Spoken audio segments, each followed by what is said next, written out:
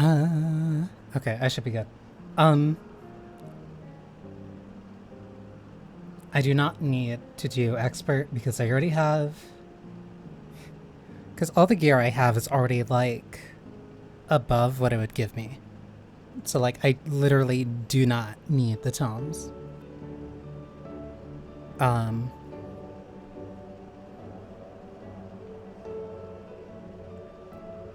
Yeah, no, it's weeklies, because I just have a...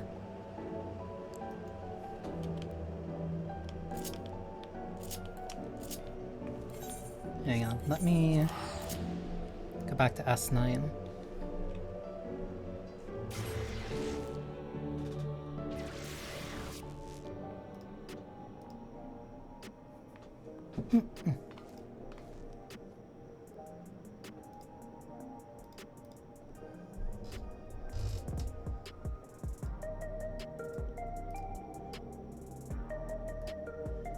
Yeah, no, I am very well set when it comes to... Yeah, like I would need tomes of mathematics, and what did they even get me? Because even if I wanted gear... Because now there's two things. Because one, I confirmed a new EX. So I literally do not need that. And the... Yeah, the mathematics stuff is 750. Like, which would be fine on... Yep, line up scratches. I liked her a lot even back in Heaven's Word, but I kind of held on to her a lot more recently. But like 760 left side.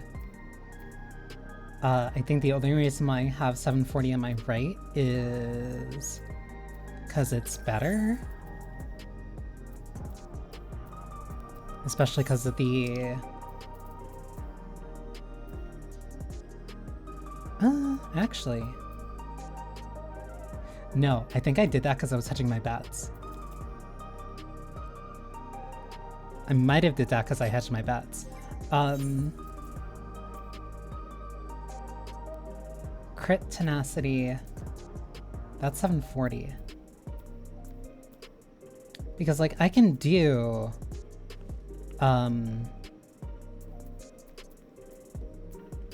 Because I can do M5, like, no problem.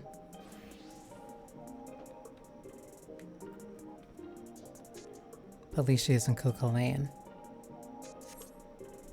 If you want an Amazon warrior, that's why you have Barbarossa. First, let me...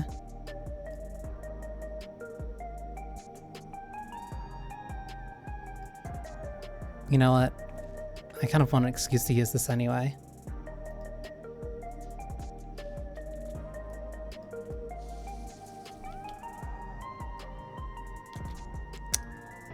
It'll have to take a sec to adjust it, but...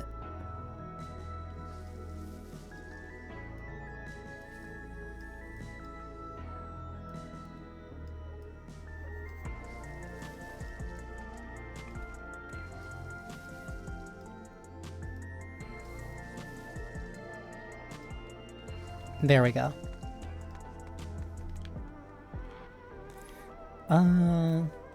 Yeah, like I'm mostly playing on tank anyway. Actually,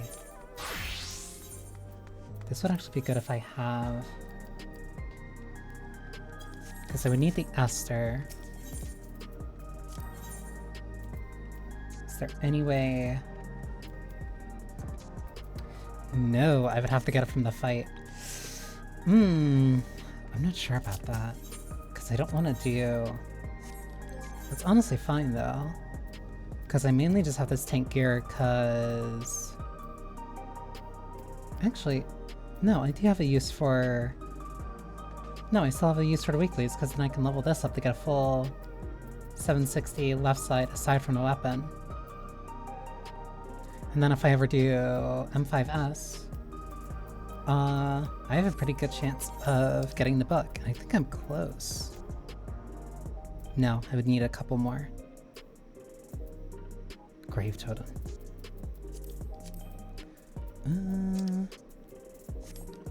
So then if that's what I need, do I have another... No, I have to have more.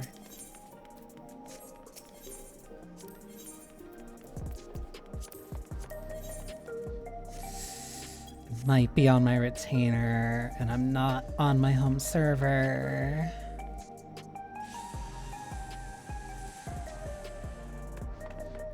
That's fine. That's fine.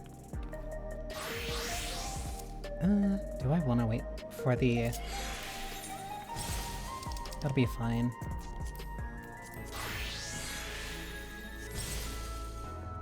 Because they're both 225. Well, no, one's 225. I need 2 for the headpiece. I'm pretty positive that I do have another token that I would need to do.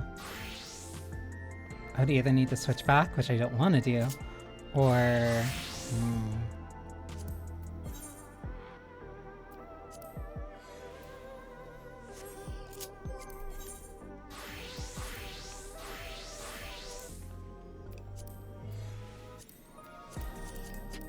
Why is there a party for this? No.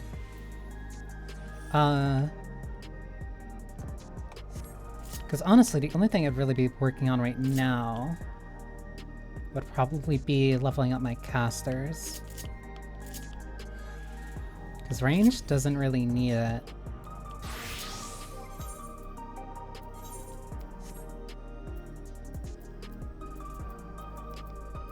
You know, rage doesn't really need it. Casters would be the one to need it. I think I need...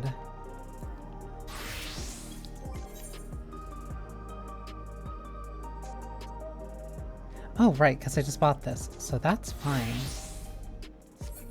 That's also fine. Oh yeah, I was basically almost done with all my weapons.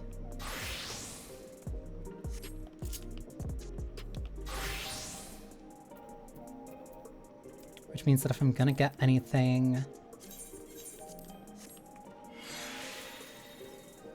If I'm gonna get anything from the... Oh my god. If I'm gonna get anything from the... weekly... I'd rather probably just buy... I'd rather either buy the striking stuff... But I already have it. 750. 740. I think striking is fine. If I want to level something, I want it to be maiming, because I want to have another... another class with stuff, and I already have almost 760 right side for aiming, so then I don't really need anything for Viper. So then if I want something as a backup besides striking and that, then I guess it'd be Reaper.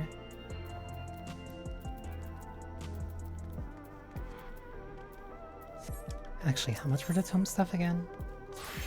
750. That's augmented. How much was weekly?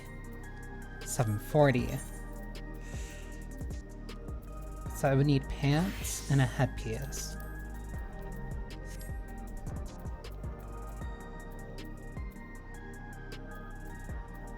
Pants, headpiece, and I would also need a weapon.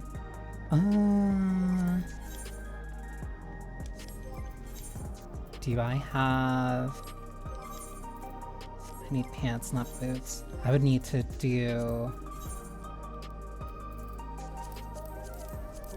I would need to do like any and all of these. Let me see. Let me see what a weapon would be like. Because my main interest, at least for right now, tanks I'm set on. Tanks I'm like 100% set on. I don't need to worry about that. And I'd only be leveling it for like next patch. I spawned probably over here. Healers are also fairly fine. 740, 760, 760, 750, 760 right side. I would probably need to get a new weapon, but other than that, no, tanks and healers are set. So it would just be my melees.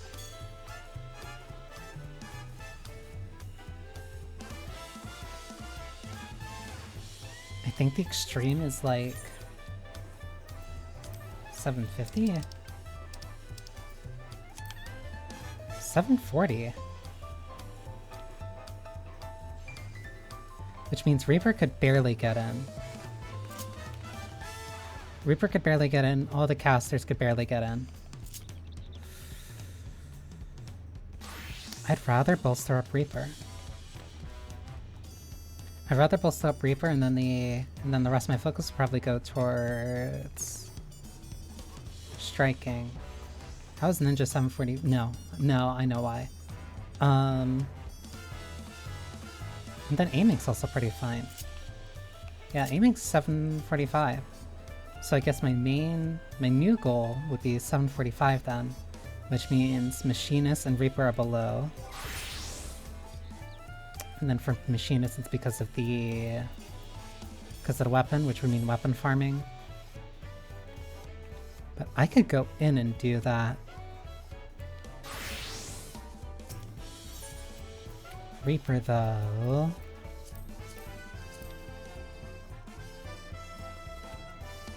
Crit Vit Dat.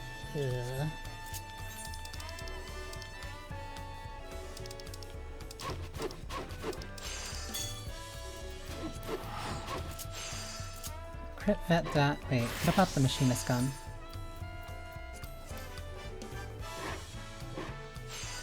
That direct hit. Don't make the weapons better.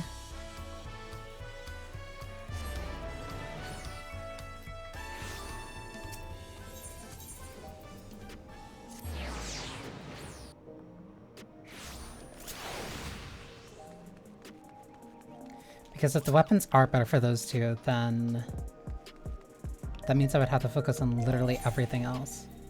740, 740, 740, 740.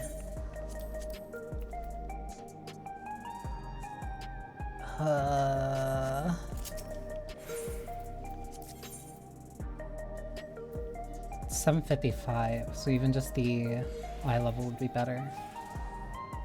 Crit direct hit, so that's one. Crit dat. Okay, so not instant. Would that mean that Tome is better?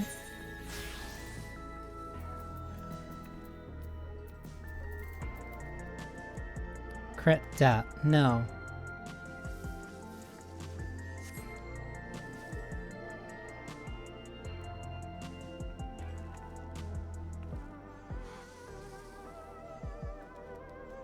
What? Wait, then...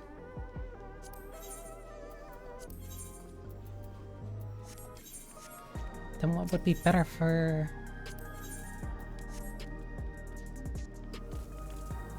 There's something I'm not thinking about.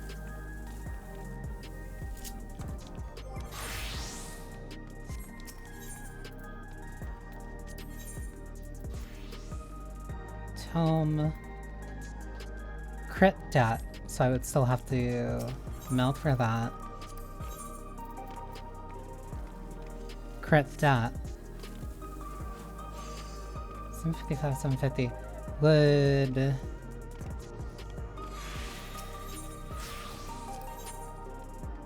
No, because I would still need the Universal Tombstone. Would that make...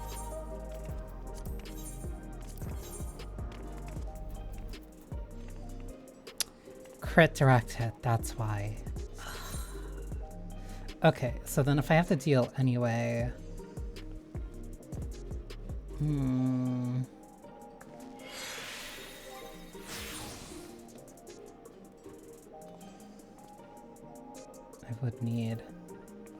I will need mathematics, because I'd be a little under 50 short of getting the weapon.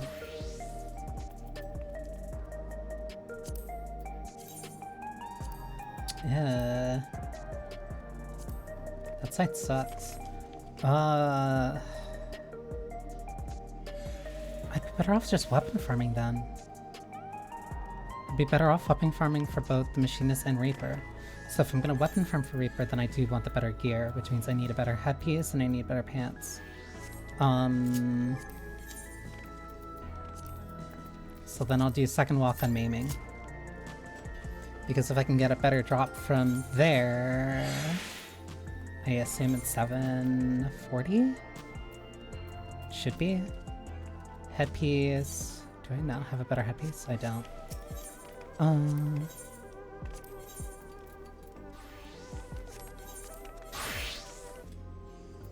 Maiming. 740. Death direct hit. Fine. It's either death direct hit on that. Wait, what about the pants?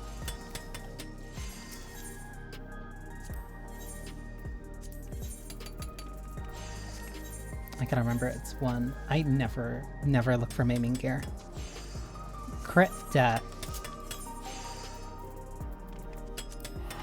Okay, so either catch-up gear is better, or maybe crafting?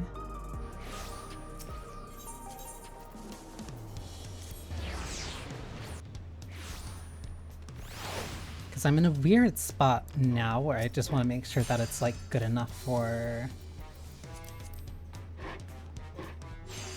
deck, direct hit, crit, I'm better off just buying the headpiece then. Actually,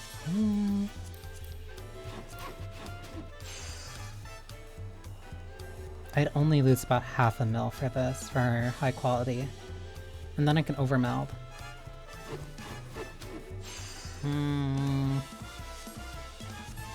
Depending on what I get.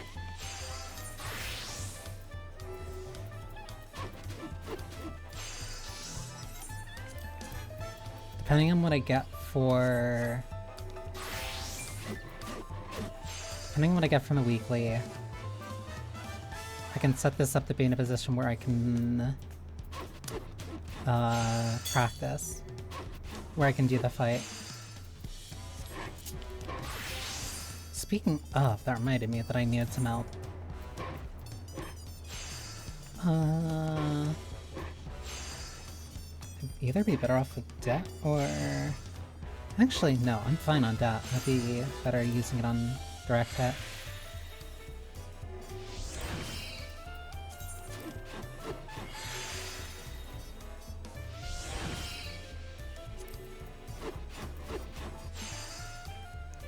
Do I even want to risk that?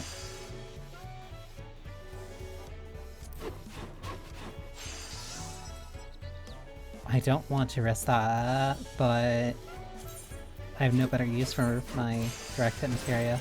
That's gone.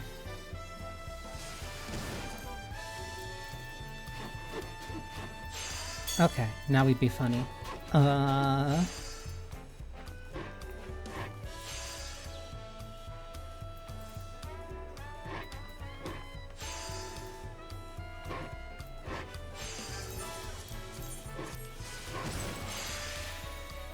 Just because I have no other use for it.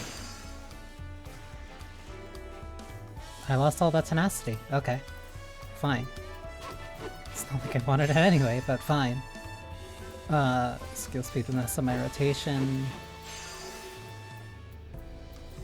So much crafting material that I'm just not gonna use. Do I have anything on my striking that needs to be... When did I get the shoes? I must have just did that and then just completely forgot. I don't have the two. There's a... Would that fit too? That would fit one and another. I would need... This would fit one and then something else. I would need... Oh, no, I'm not melding. wouldn't need to melt the face guard. I need like 5 direct hit materia. 5 direct hit materia and then, I don't know, that and something else.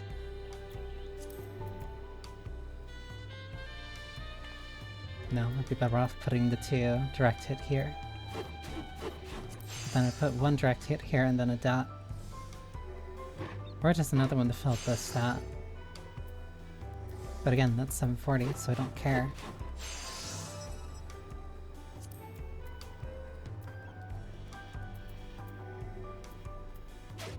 Do I even want to do that? No. No, I don't care enough. The best thing that I've developed... I have skill speed on this? The best thing I developed when it came to playing this game is simply being able to determine, like, oh, do I actually care about doing this thing this way? And if the answer is no, then I just don't do it. Like this, I do not care. I see a way of getting rid of the excess materia I have. Oh wow, that worked. Yeah, these 2 pieces of materia though, these 2 slots would be most beneficial from the direct hit, but do I have... Oh no, I have a bunch of Nova Clusters actually.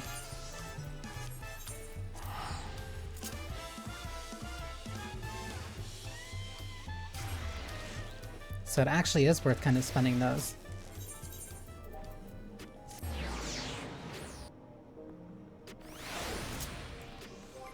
I also need to quickly do these and then grab my next and grab my Wanderers for this week because I didn't do that. Which means going back and doing... Not Abyssal Fracture, you can't make me do that. I can probably do Wreath the Snake solo. Zeravan I know I can. Bismarck I don't want to. Delta Escape I can do solo. I don't want to. Stop making me do Crystal Tower, please. Solo... I don't think I could. I could probably do that on tank. Can, but don't want to. Cast from Marinum, I'm not sure. What did I say? Direct hit? Yeah.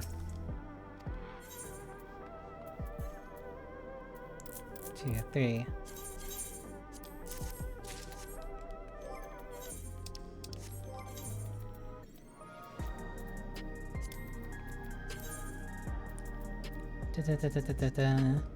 Yeah, I melt direct hit on these because that's gonna go across all of my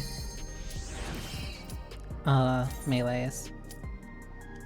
Right, I can't do that while melding. Whatever.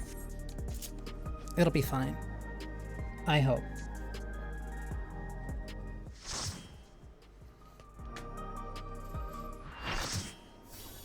There's a reason why I have...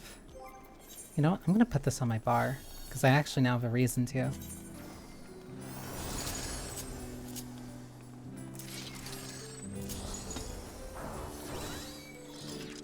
Chateau d'Origny? Is this meant to be Sandoria? The only hard part here is that I have to remember how to actually play Reaper.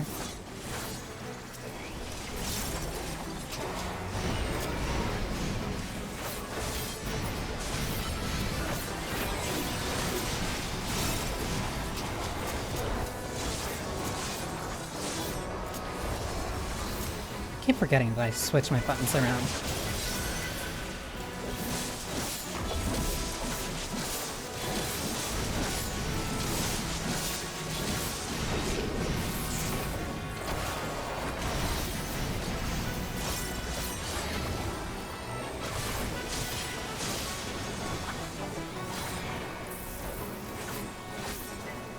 Okay, it's coming back like slightly.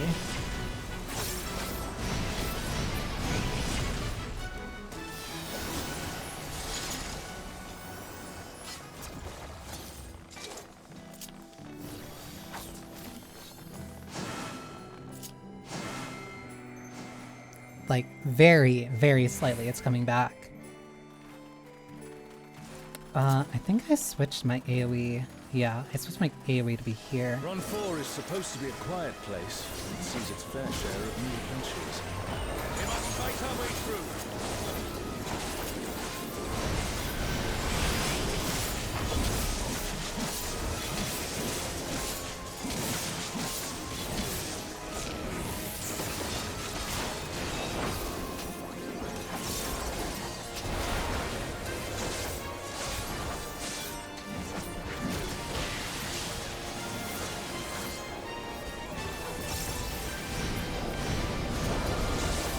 Honestly, I should probably be using this more, especially if I want to use this for the EX run.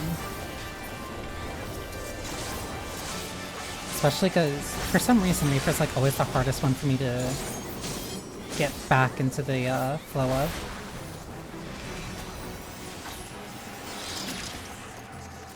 Like, it's not really mechanically difficult. A burning circle here. It's just like a slightly different mentality that I have to keep up with. Mainly because of Shadow of Death and how I should be using my buttons. We must be ready because I've also changed how I use it so many times that like it throws me off.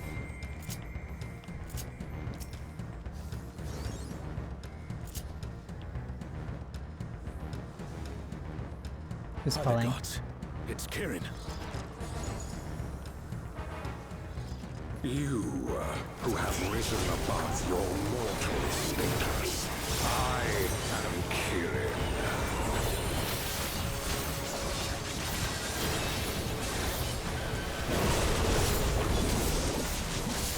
Please tell me I remember how to do this right. This surging power I bring to bear! This is no power I've seen before, but I won't be daunted.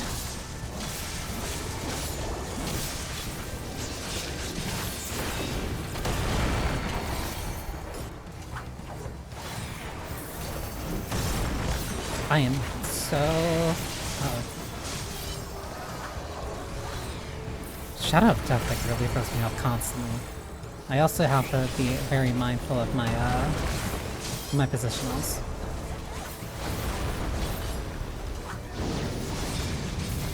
Flame. A comrade is in trouble. Someone heal them. Telling on somebody for getting hit has to be one of my new favorite consistent mechanics that keeps happening. Oh, guardians divine, lend me now your might.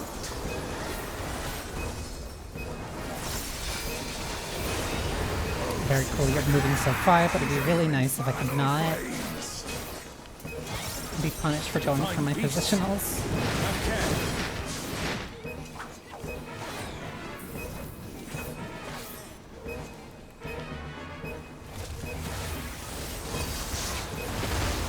But I guess that's also why we have True North.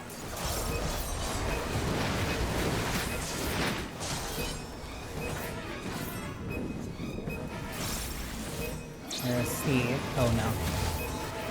Oh no. A comrade is down. Someone revive them. Okay, this is fine. If he stops moving.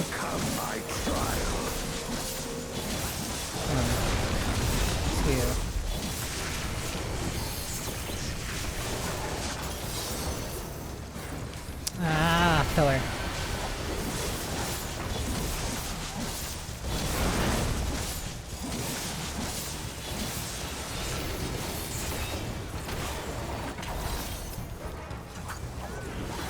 At the very least, I seem to be... That was...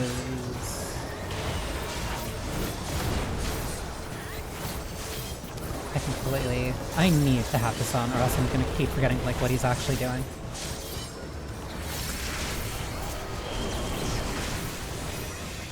Hate you.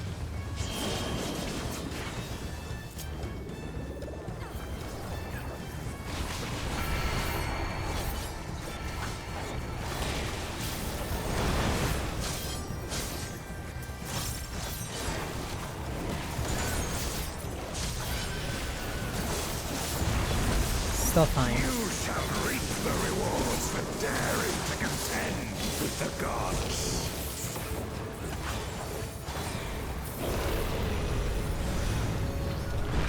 Full tank mechanic and downtime, which means I can do Tulsa. I am not holding that.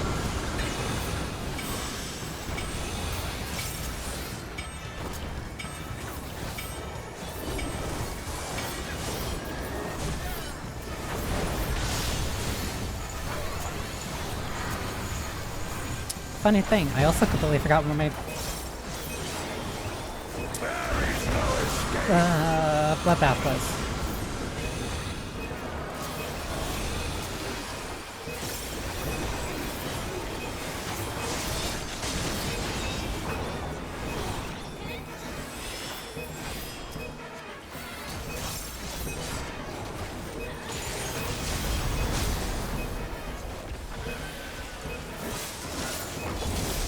Please, please, please turn around.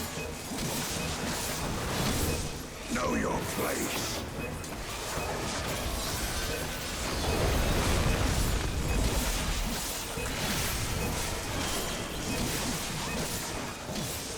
I messed up. Whatever.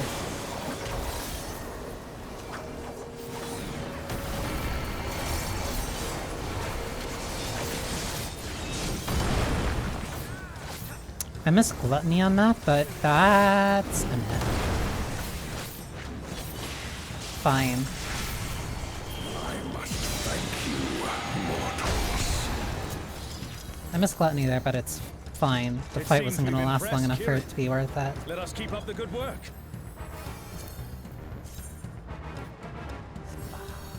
I want those ribbons. Now I have to get through this as a healer again. Even though I don't need the gear at all. I at least kind of want the ribbons for the glam.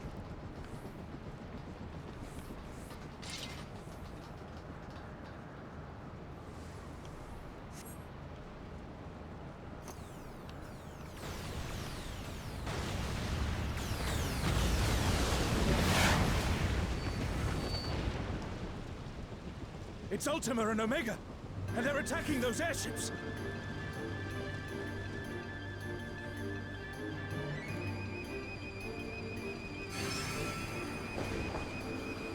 Ultima and Omega are on a rampage. You unleashed them. This part is so cool though, but I can't get over how much this reminds me of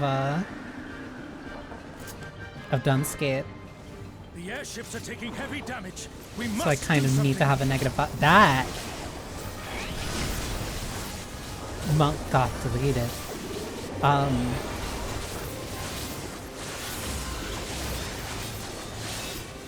Honestly though, kind of their fault. That's why. Please, please. Just nobody have an interject on their bar.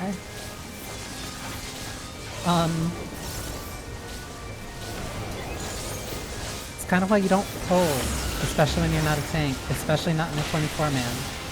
Because these mobs hit really hard. I'm glad you're safe. Come, let's keep moving.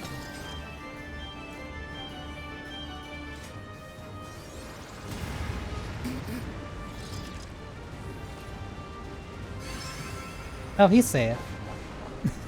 I thought he just got completely blasted away. I cannot see an easy way back, but I'm sure you can handle things without me. Love you too. One.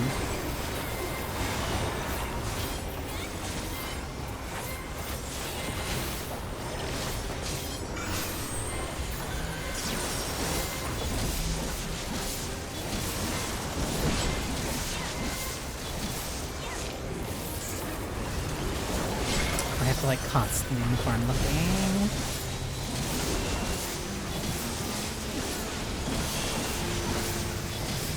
Wait, right. Store here first.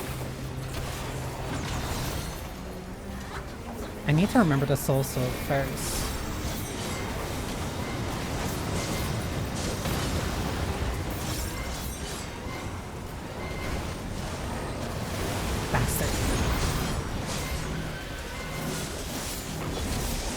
I am praying.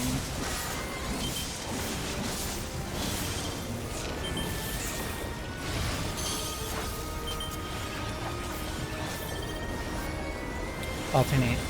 1, 2, 3. Stay mid.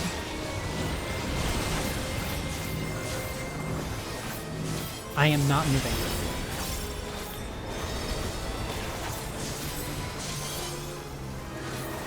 So it'll pass through there, then it'll go right. Okay. So it doesn't bounce around. That's just gonna get then. Yeah. So it doesn't refract like I keep thinking that it does or that it would. Which is fine by me.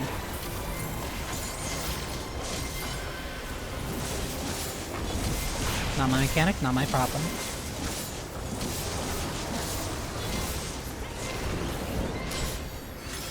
Please. 1.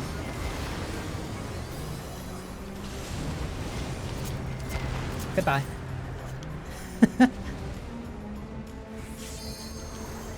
That did use all my end shroud though.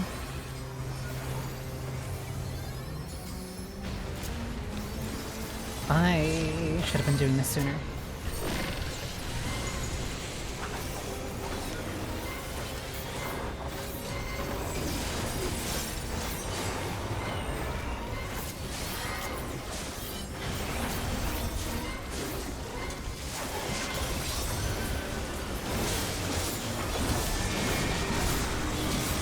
I'm getting real tired of this moving around.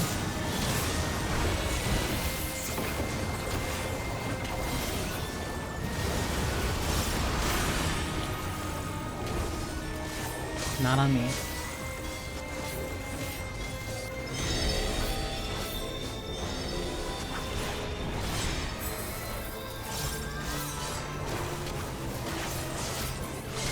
Be smart. I'll go there, then there. So upright is safe.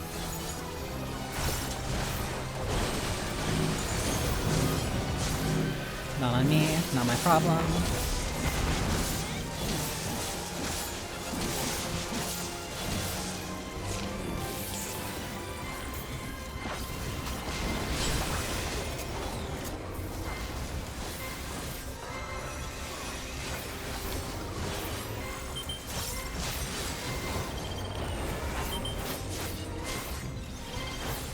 Left, right, alternating.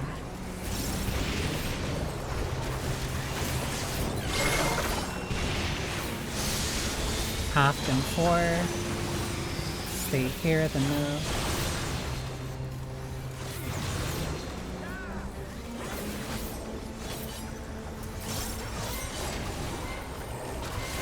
He has to be almost dead.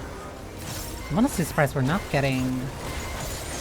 Well, no, not really surprised, especially like if a group actually has good DPS, then you don't really... Then you honestly don't really get a lot of LB3. So I'm not gonna complain about not getting it. Let me just level fill this.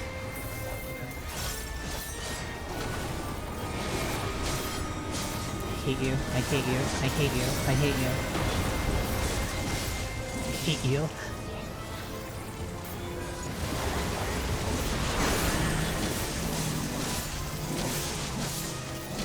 Not my mechanic, not my problem. And goodbye.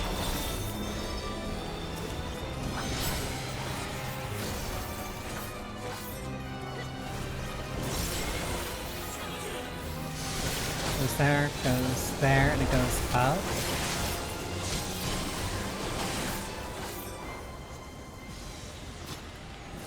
Easy. An impressive show. Hurry now. Do not keep me waiting. No, that's what I need. I'm not getting lucky at all with these music sheets. Yeah, I was right about to ask if I was the only maiming on the team. I'm like one of 2. No, I'm not the only maiming. There's a Dragoon. And there's a Ninja. I actually have pretty decent, Goodbye, Summoner. I actually have like a pretty decent spread of classes on here. Of roles on here, I should say. I'm just gonna back up.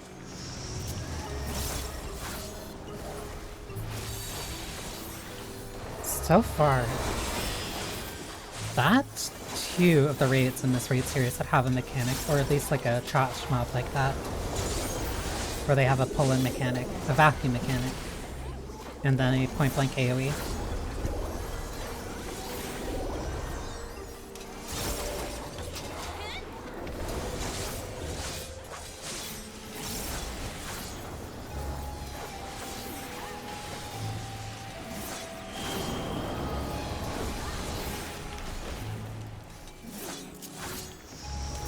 Nope.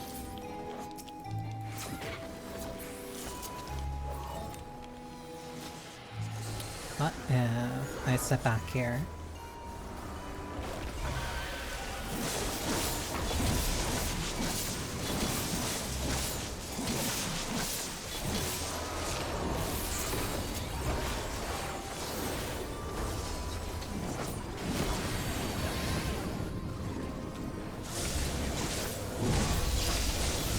For some reason, I always also keep forgetting that that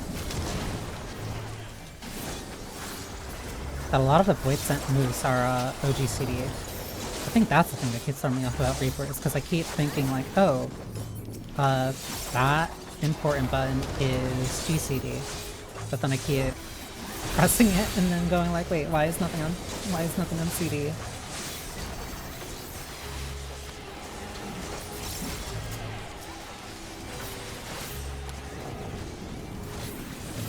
This mob pack should be over though.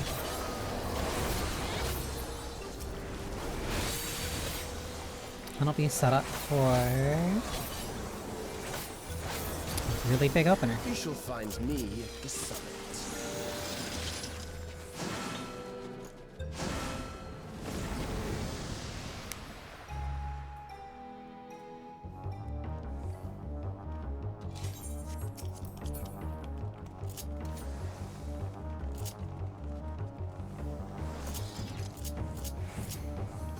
Come then, show me what your kind can do.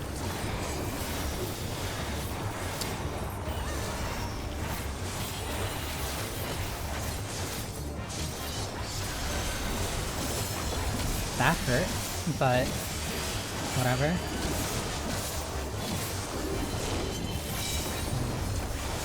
Oh, sublime Estok! Drink deep of the elements! Water. When?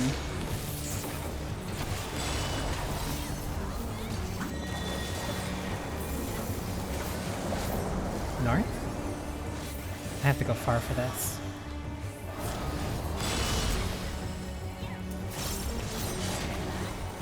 Well, that's nicer for me. Did I get a bleed? I did.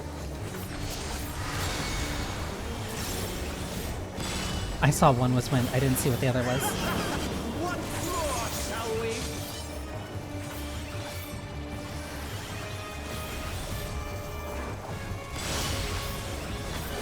Kneel!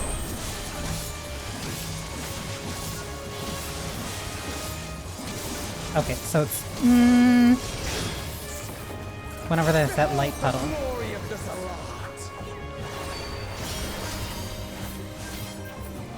That light puddle means that I can't walk under. You are naught but insects to be crushed! I thought that was max melee. I was wrong. Accept your fate!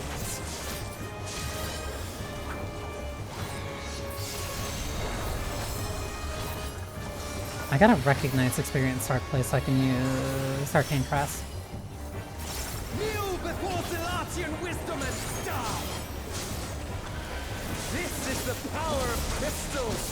Transcend! Sublime!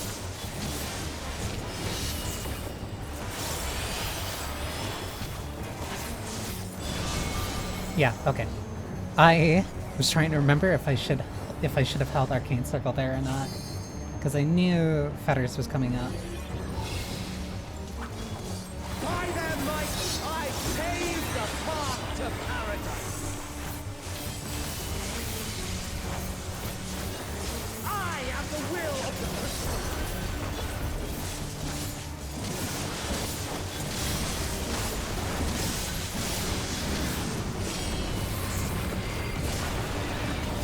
That was a lot of damage. That you should still stand. Very well. I'm not sure what's going on with this group, because either... Careful now. The face of war is ever changing. Water.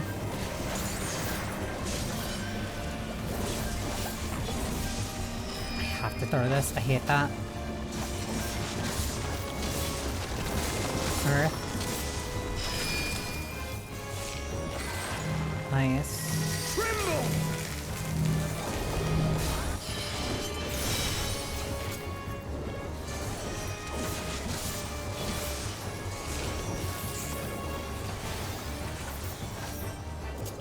Leander.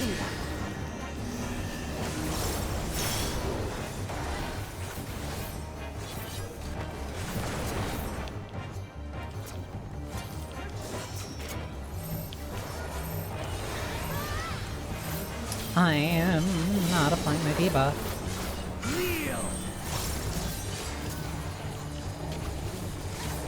Please.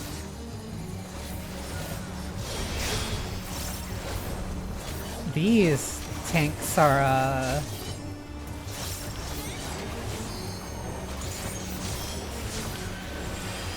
I'd say questionable. To be nice. Oh, sublime Estok! Drink deep of the elements.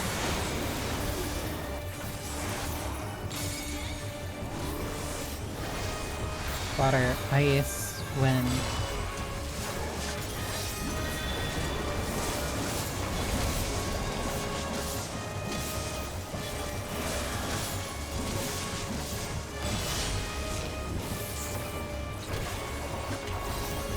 Why am I first in aggro?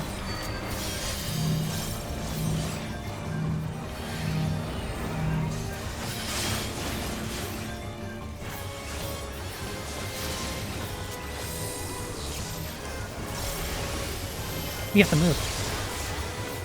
Accept your fate. Stack marker was on the wrong side.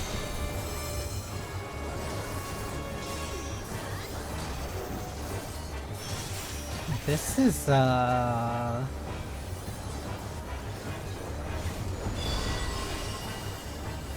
thank you for this amusement.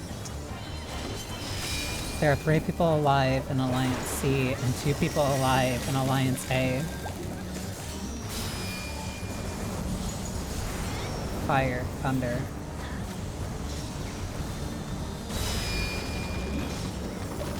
Water, earth. Insolent fool.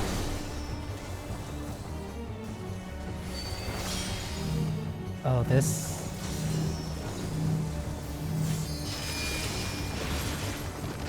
This is a travesty.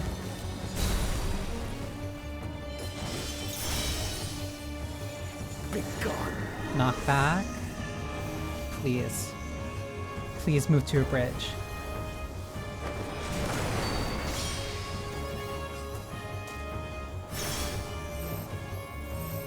There are not enough people to survive that stack marker.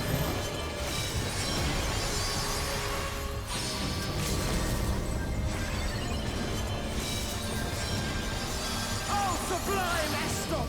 Drink deep of the elements. Fire. Ice. Wind.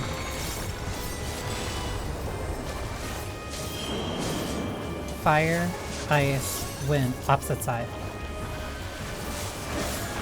A lot of people are cutting through the middle.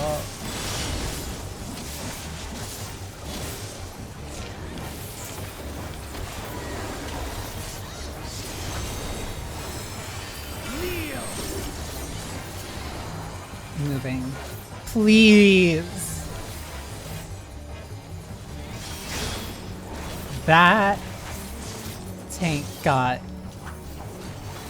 at least 4 people killed.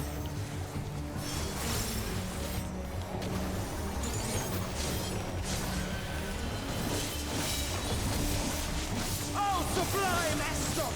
Drink deep with the elements. Wind, ice,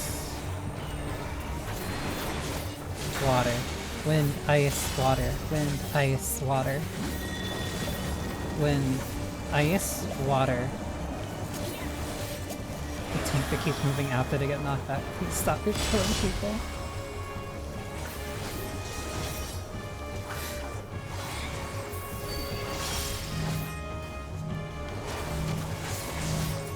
Please.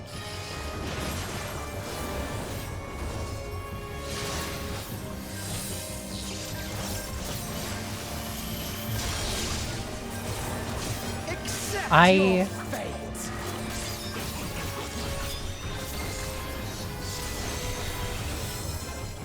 I have to keep myself alive. If I didn't use that arcane circle, I would have died. I thank you for this amusement. Fire, earth, this way.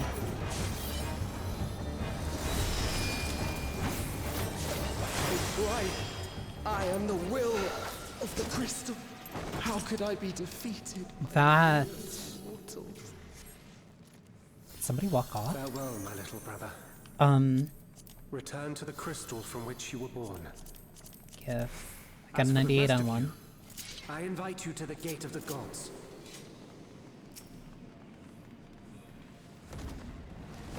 That could have been better.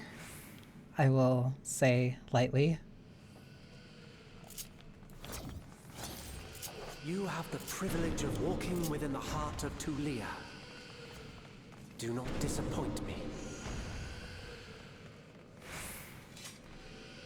As long as other people... I don't think other people can get you killed during this, but I really don't want to find out if that's true or not. Like, the first two fights were fine. I'm honestly really surprised that the third one is the one that caught people. Well, people as in tanks, and then those tanks caught people and got them killed.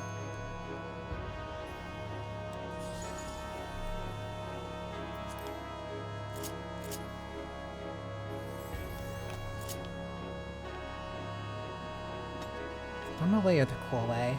I want the cool way.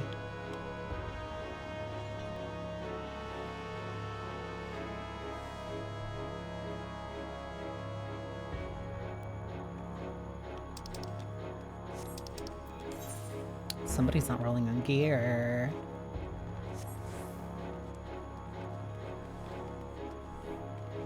Please just give me the music scroll. I guess we're going. Yay.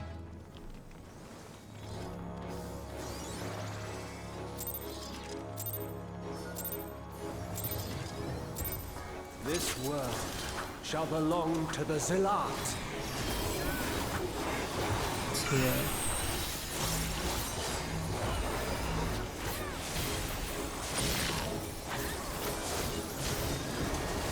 Throw. Can you escape this, I wonder? That is out.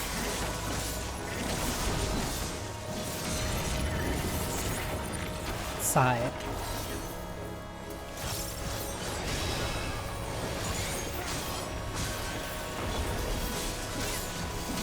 Be gone!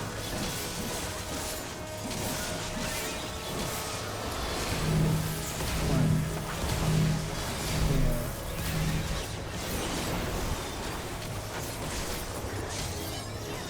Two. Okay, that actually felt really good. Round and round they go.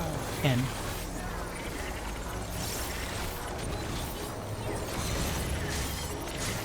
Left.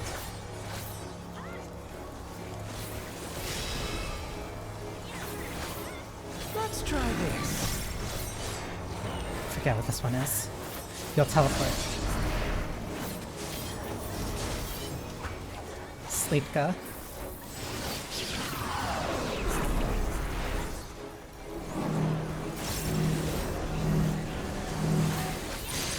Fake mechanic. My javelin pierces all. It's really... No, I actually really like that they're basically turning Exaflare into a semi-regular mechanic now. Allow me to show you a trick I've learned. Exaflare used to be, like, genuinely kind of hard. But now they're raising expectations, as they should. Have you the strength to find the answers you seek? Rotate.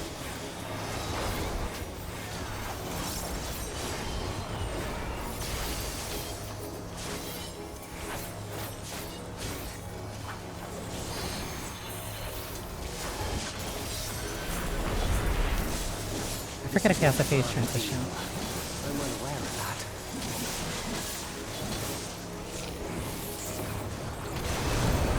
There it is. And I was just barely able to get Kumino out.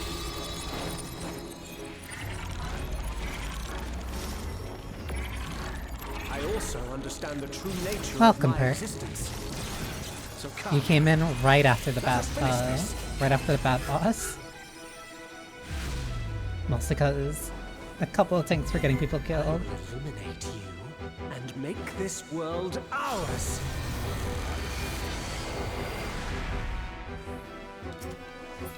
The time for games is over. Behold my true power! I shall forge a more fitting stage for our battle.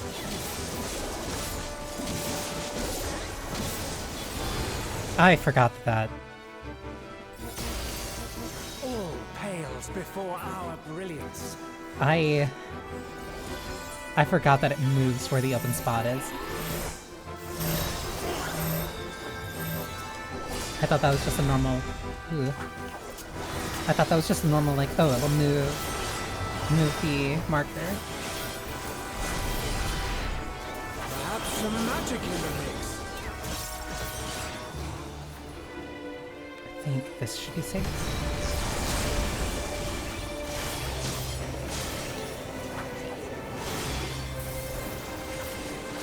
Not my mechanic, not my problem. Until a bunch of tornadoes start showing up. You fought well. But it's time to say goodbye. One. Tornado. Two.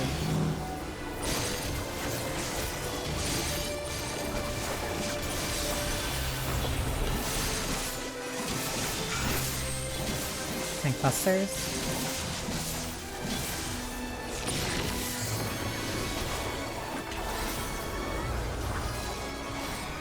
Another duplicate. Move there. You're going to swap there. Which means safe spot would be here.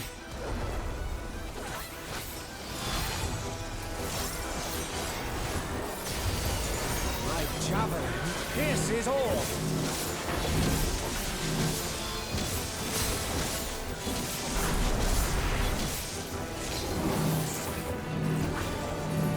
I'm moving up.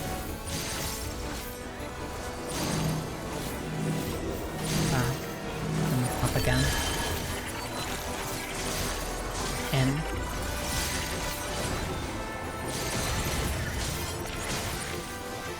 My side. Rest well, Effie. The matter is that you enjoyed yourself while you're here. I appreciate all my customers, no matter how short their visit. Stack.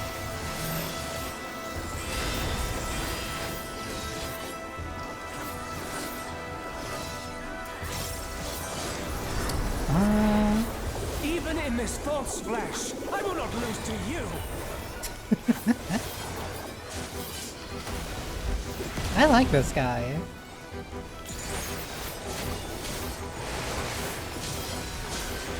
Like, I may be a shell of my former self, but I'm still...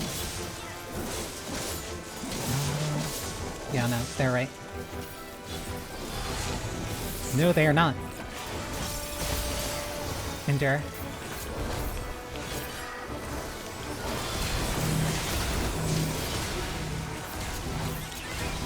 Let's try this. That was so much damage. I really... I really like that idea. Oh, that is real sleep. You have to assume that.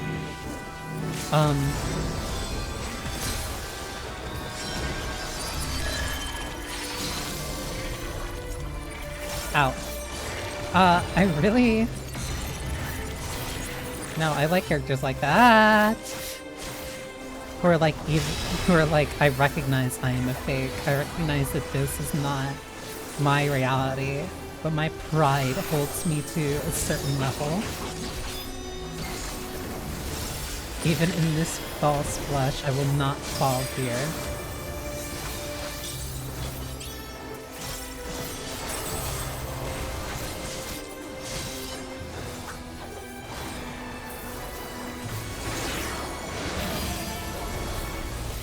That one's moving there. Can't move there. Yeah, that means this far. Downtime then.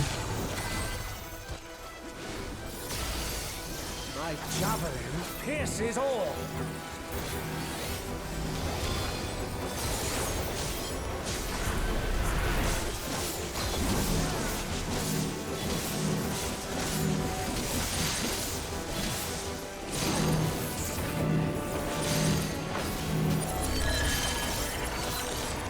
Fuck me.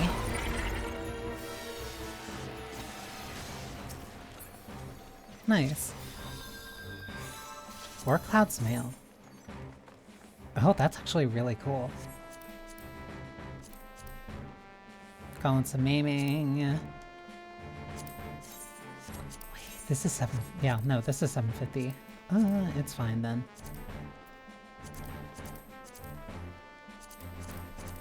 $95. I did not mean to greet that. I got agreed on a 90. Whatever. Pretty sure it was you that cast the heal LB multiple times.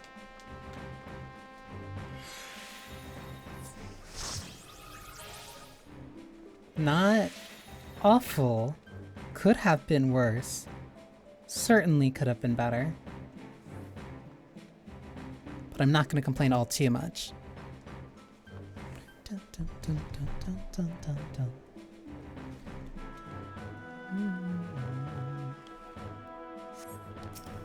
Damn, I lost on even in the 86.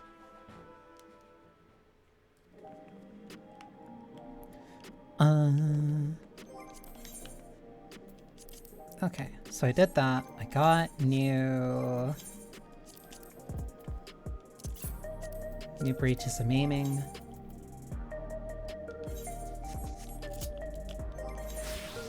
Which means now I need a headpiece.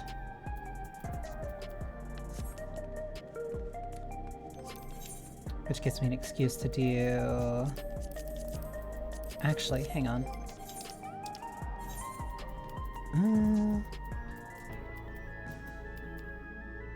Because if I get 9 sales, I get a map. I'd be better off doing these now, because I just need 2 headpieces.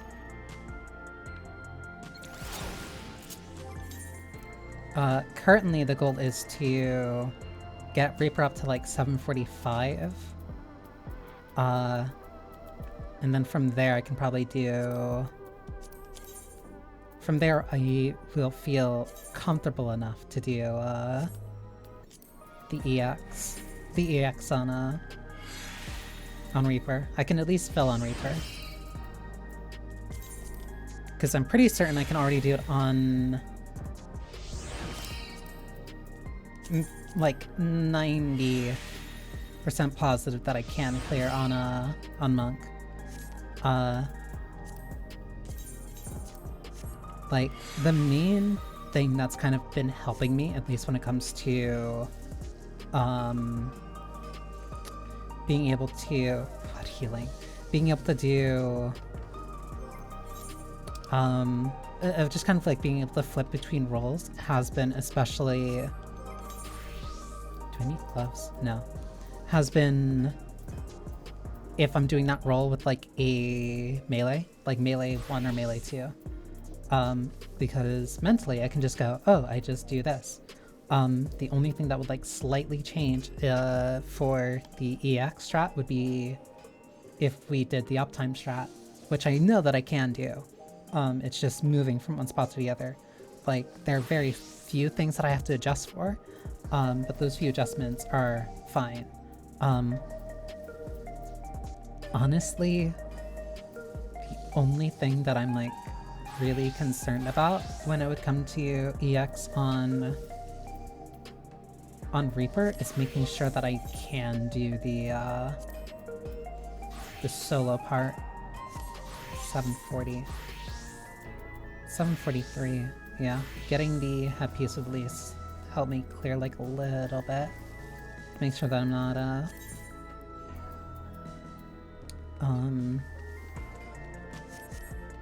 like too under.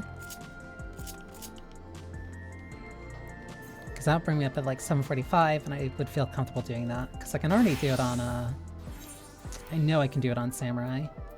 Samurai even also has a 730 weapon. Actually, now I'm curious.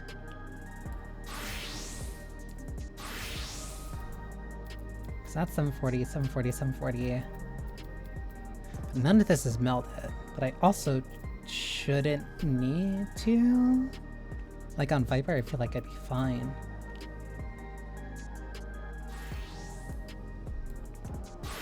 Because for aiming I don't need anything, I would just need my gun. So depending on the party, I'll just fill then. I can fill, get my weapon, and be fine. I should also probably do the EX. Expert. Well, I was gonna say experienced. Should do my expert so I can get because I'm probably gonna need to quickly cap on tomes. So I'll probably get my headpiece, do expert, clear what I need for my Wondrous Tales, and then look for an EX party. Oops.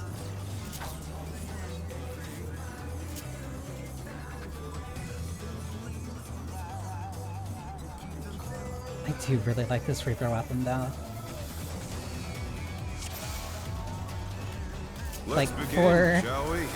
for a class I really don't ever use, this is probably one of my favorite glams. Mostly because it gives me an excuse to use the Taoist set.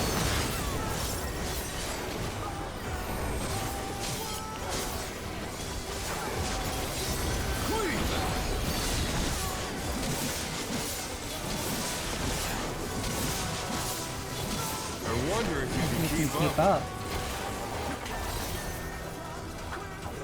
One. I'm not messing with that.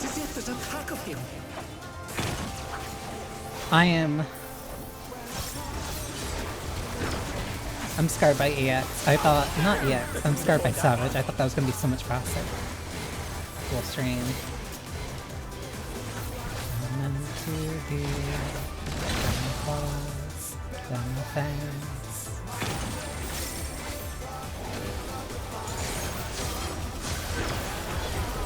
One. Two.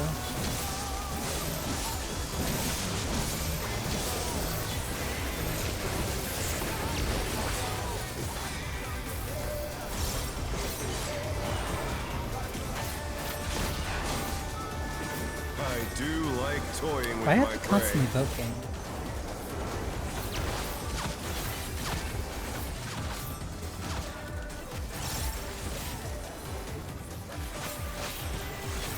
This one's just gonna be moving counterclockwise. Goodbye, machinist. Can you fend off a pack of wolves?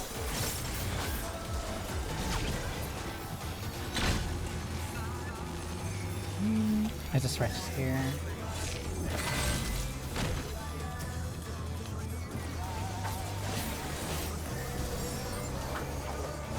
Fly true! The earth earth is mine to command.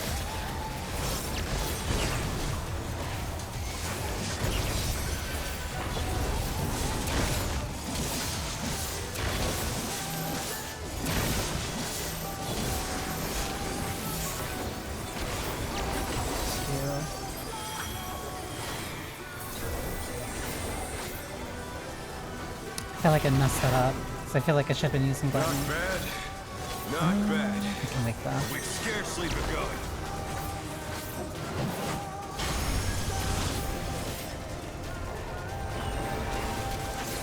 I'm stupid.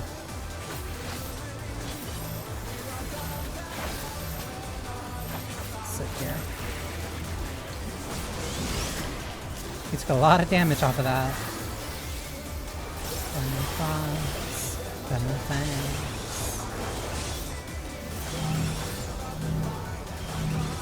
Please.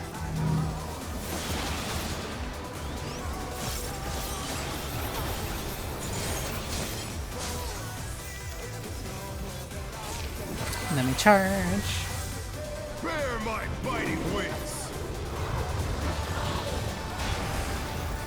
Press the borrowed time.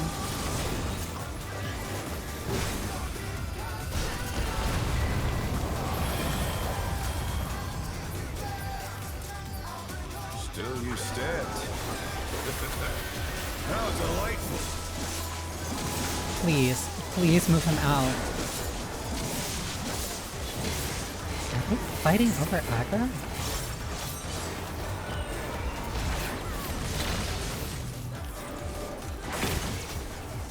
Like, that's the only thing I can surmise as to why they keep poking back and forth. Fenrir's power can be I'm not wielded seeing in the shirt. surprising ways.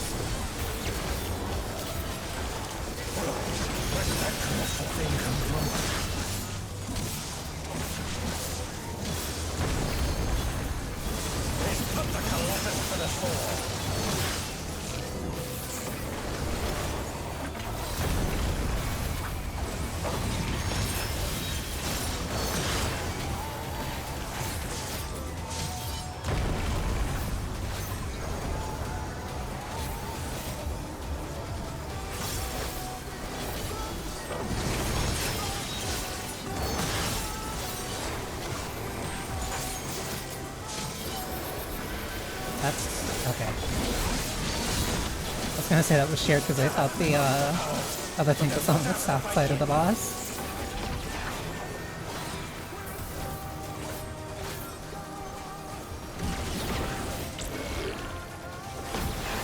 One, two, move.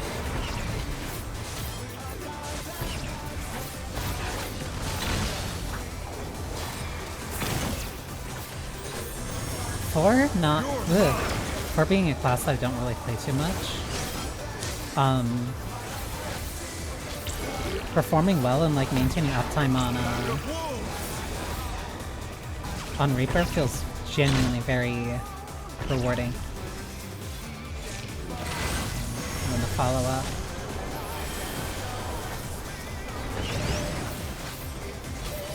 Like I actually feel like I'm doing really.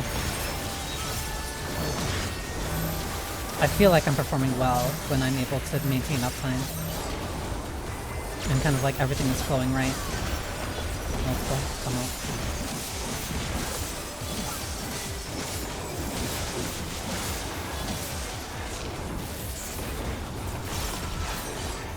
Let me. Try this.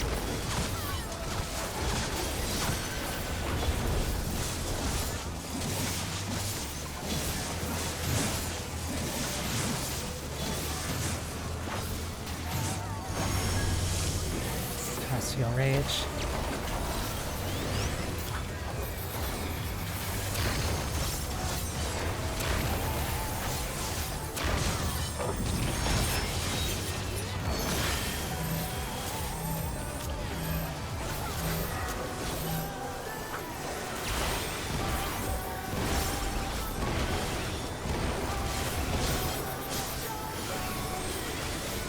Break the 5, we move.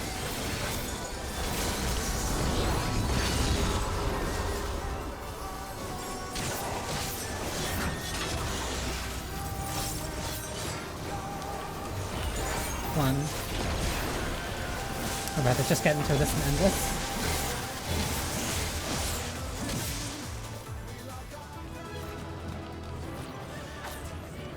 It's all over.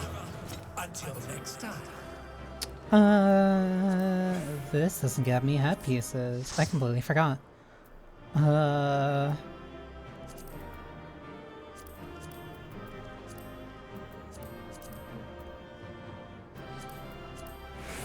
mean... Okay, I guess. I probably shouldn't have even wasted my time and did that, but whatever.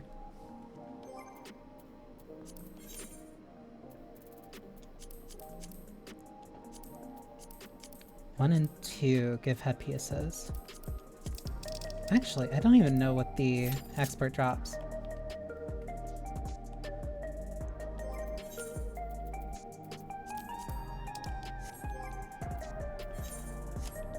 Because honestly, doing that... Actually, let me even determine if this is worth it. It is still one. Maiming gear. That crit. That's not... No, that wasn't crit. I promise I can read. That direct hit.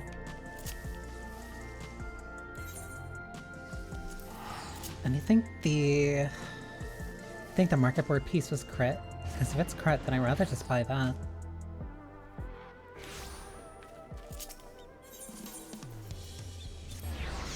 Because I have enough gil where spending it isn't a problem. Or at least for a little bit. I don't have like a lot. Not like a lot. Crit death. Yeah, so this is worth it. Especially because I can just overmelt.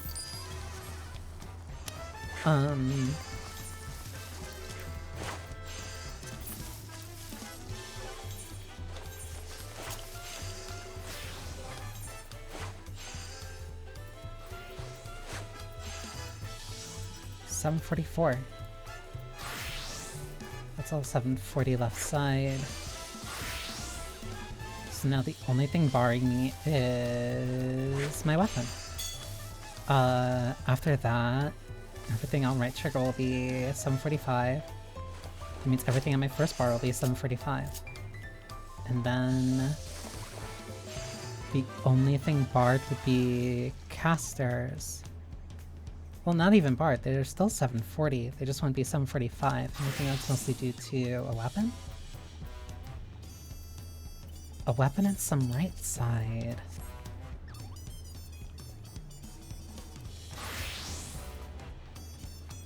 Because those are Queen's Knight weapons. So then I would have more incentive to use them during the weeklies.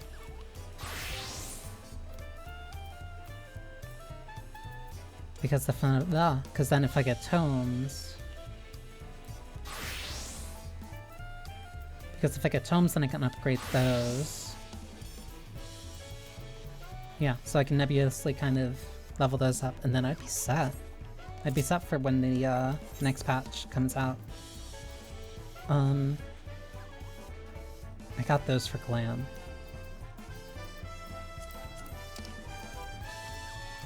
Yeah, I'd be set, and then anything that I buy...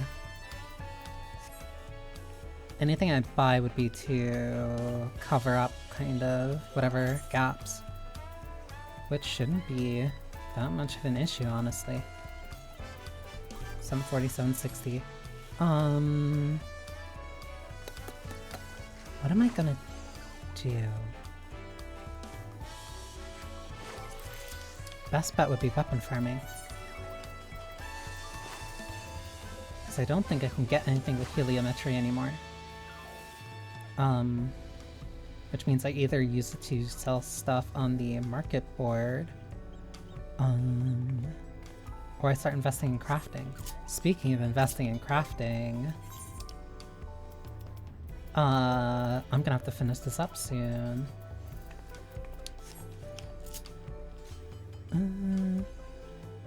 There's still the Cosmic Exploration too, so I would still have that.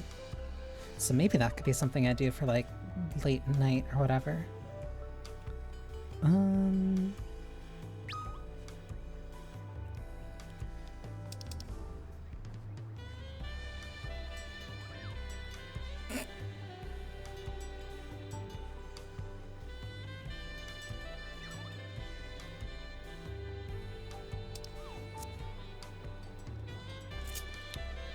Mostly working. Thank you, Kay, and welcome.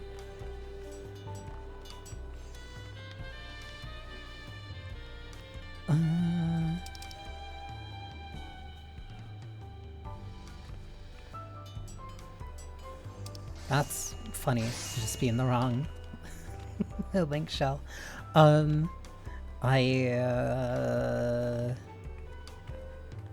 need to think. Because all the gear I can buy is 750. Oh, because I just got that. What should I meld onto it? I can mold. Nah. I can meld 1 crit, 1 direct hit. That one required 2 direct hit. I'd rather just meld double crit because it's not like I'm using it for anything else anyway.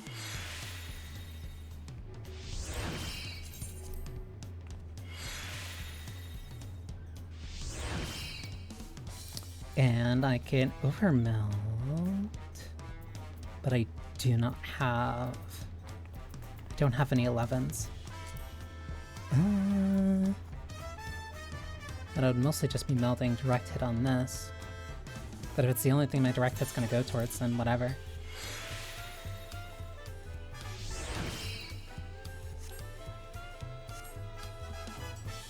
So then, okay, if there's no real reason for me to use... There's no real reason for me to do normals, and that means the most important thing for furthering gear is either doing my re-clears or getting my tomes. Which also means that I have more reason to do Wondrous, because if I get aligned then I get mathematics. But if I can't, I can either get money. No, I'm getting a treasure map, which would help with money. That means the only thing that I would really have to level would be crafters. So that makes me wonder what is in... People are still doing chaotic?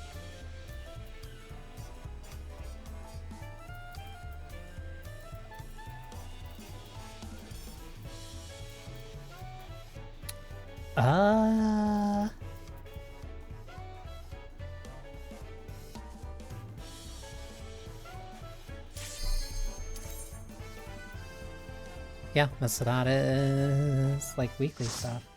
Nobody's doing Necron? Why is it like whenever I get on, there's like never anybody doing You've come. I'll begin by wearing it's like nobody doing Necron.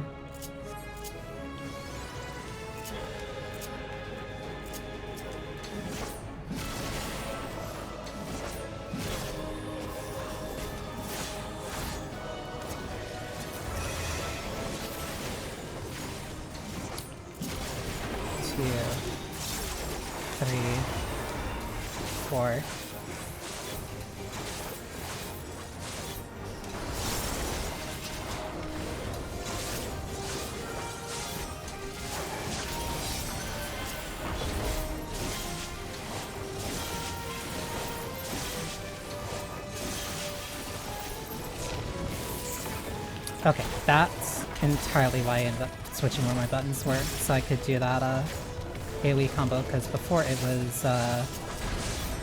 just a huge mess for my fingers. I also gotta remember I can do Harvest Moon a lot more. Not all are warriors, but they will follow orders.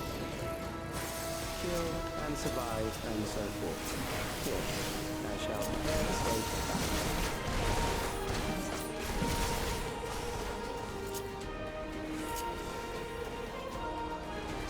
This Dark Knight actually knows how to do pulls. Oh, come on.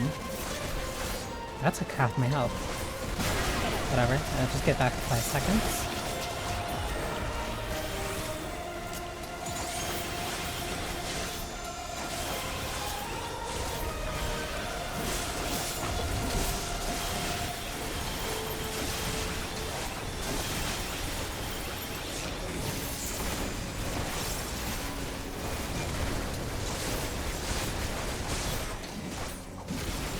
Dark Knight, you okay?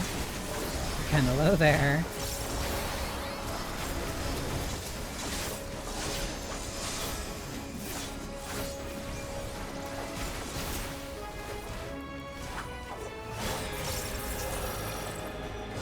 Okay, easy. The memories of a physician. One who saves lives should be reluctant to die.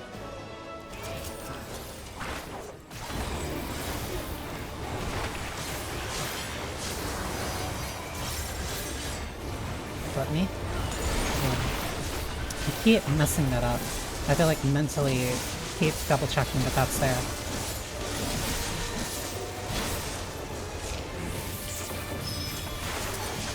Knockback first.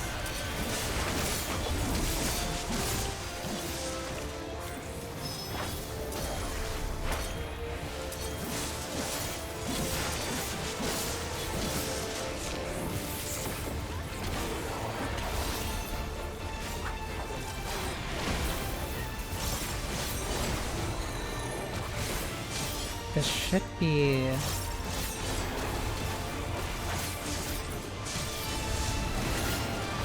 sensory deprivation. This is the true one.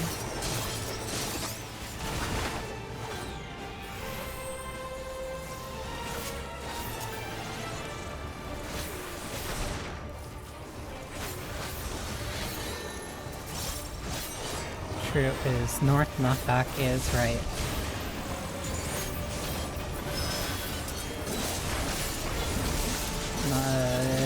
Space first, then knockback.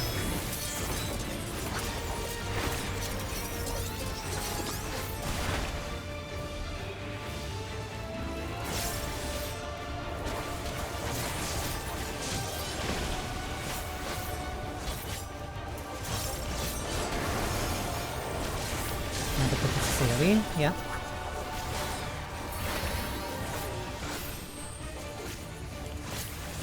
No feint, so that's just raw.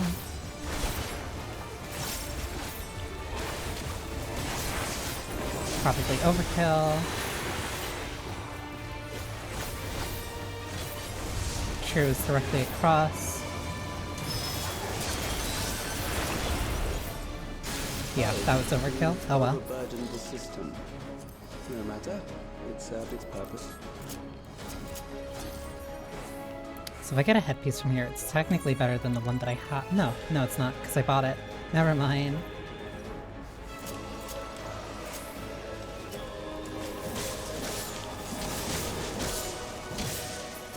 It's better off if I just do this.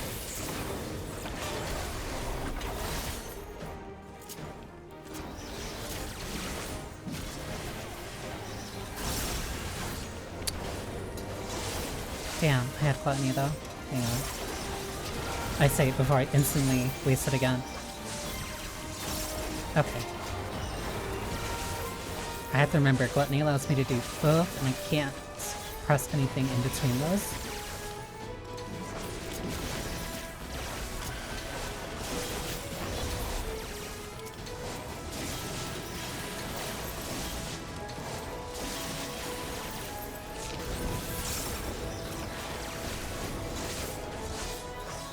I wonder if that's a DPS came on too. Next, we visit the prison of sinister repute. I need not compel them to fight.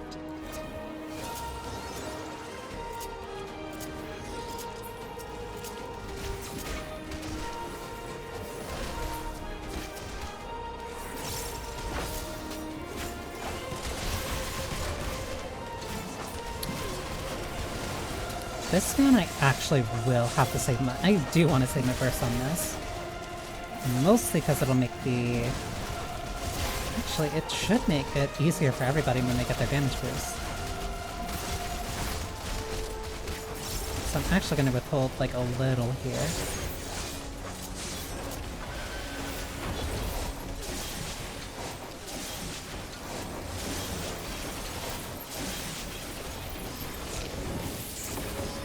Even though it's not really going to make like a super big difference, I still want to like help my team a little bit.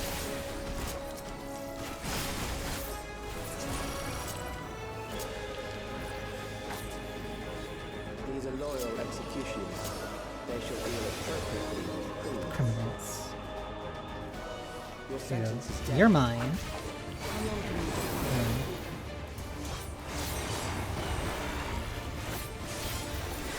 Exploding roar.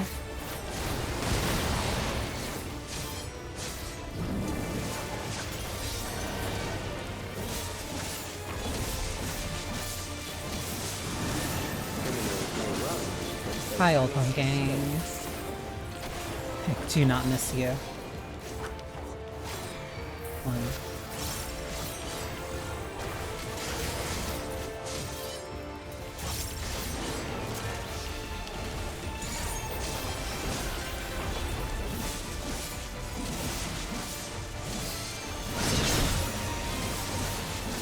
For some reason, I keep interpreting like the edge of this arena as like electric, which means I can't touch it or else I'll take damage.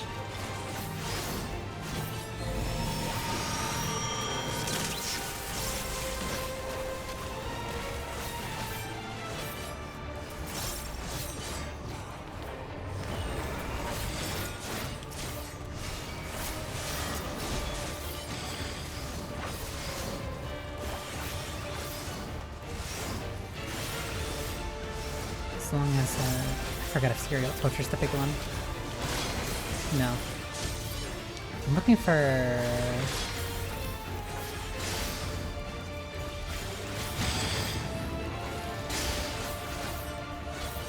Squishy.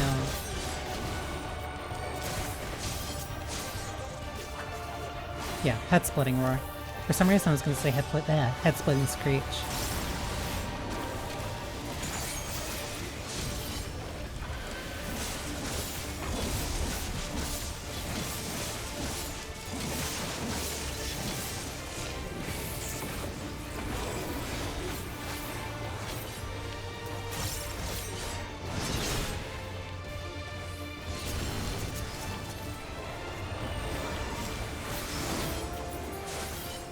Easy. We all did, actually, pretty decent. Damn. Nobody's dead weight.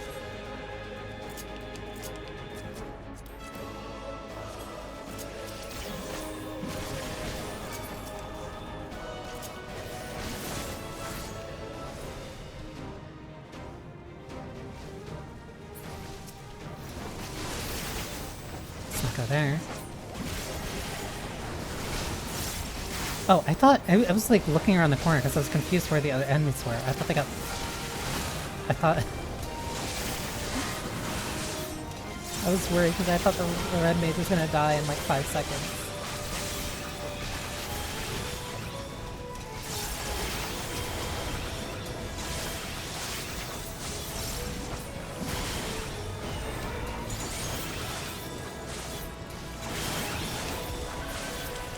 Let's do single target, because that should get rid of most of the stragglers quickly. Yep.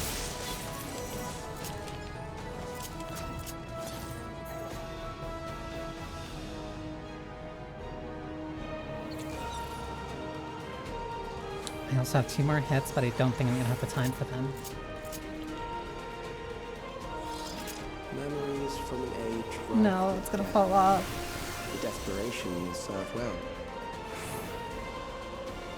The enemy is at the gate. To arms, good soldier. Whatever. Protect your kingdom.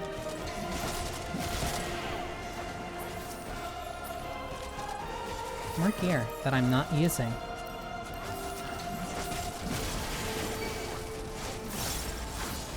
One.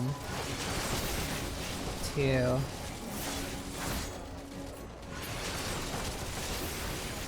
So annoying. Whatever. They're close enough to dying anyway, just burn through them.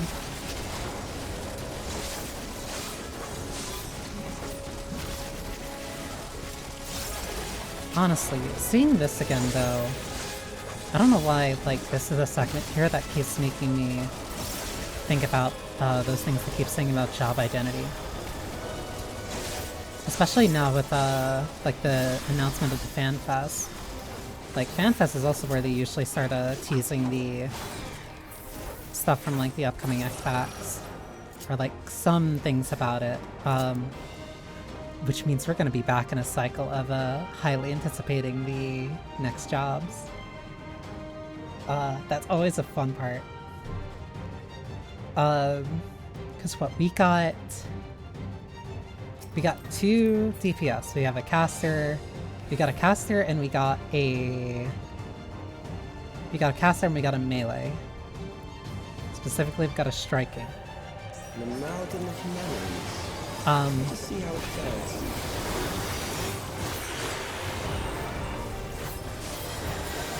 I hate that I'm like so in this now. We got a new scouting. Scouting, aiming. We have a new hardcaster. And the other... Because last time we got a new Fizz range was Dancer in Stormblood. So like, if we're gonna get another... I'd say if we're gonna get another DPS, it'll probably be a Fizz range.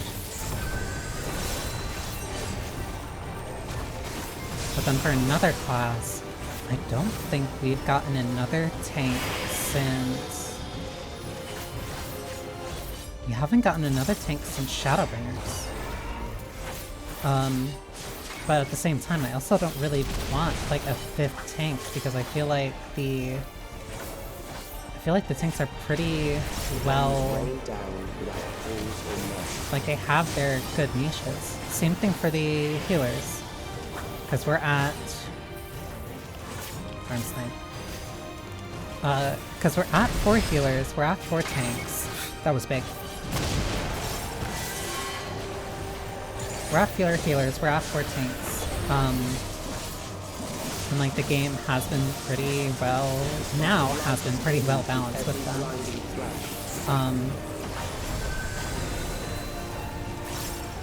So like I'd be fine with another Fizz range, and I'm not sure how I feel about like another tank. This side. Or up for uptime. Or weave in and out like me, if you're good.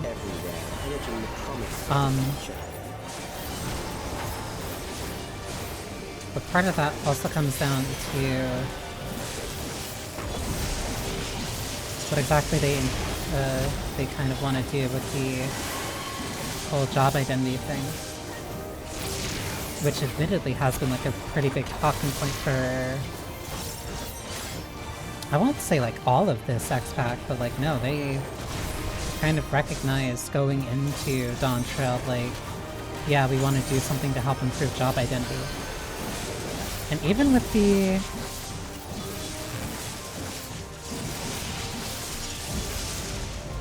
And even with the stuff in MSQ, like they've been kind of leaning into that a lot more.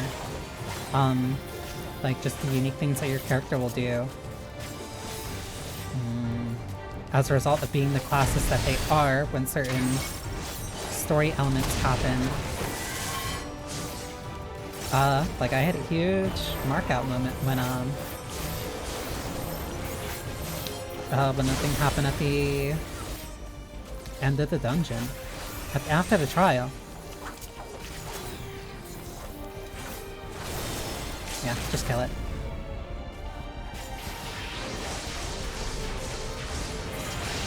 Because if they do something that makes job identity more, I want to say, like, secure, I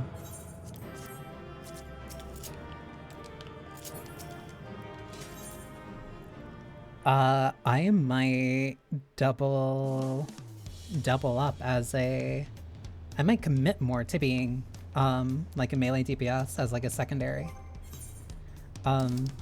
Whatever I'm quote-unquote maining or primarily playing for the X-Pack, which this X-Pack has switched between Gunbreaker and Scholar. I kind of want to go back to being a monk main. Like I really, really do. I want to go back. Fresh to clear. I don't want to clear party.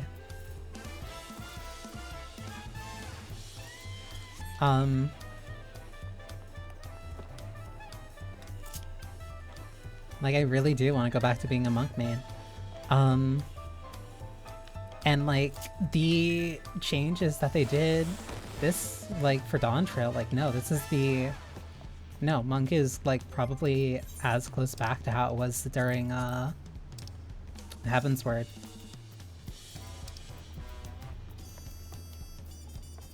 When it comes to the other classes, though, they could probably use a little bit more. Especially Black Mage, because losing that timer did kind of result in them losing a little bit of their job identity. Not like entirely, like you're still mostly the class that would very much prefer to sit still and be able to cast, and like you still kind of want to cheat mechanics. But I don't think it's nearly as much as it was before. Like, parts of those elements are still definitely there, but it's not, you're not exactly a turret mage anymore. Which did have, like, its own... Like, it had its own... I don't want to say problems. It had its own...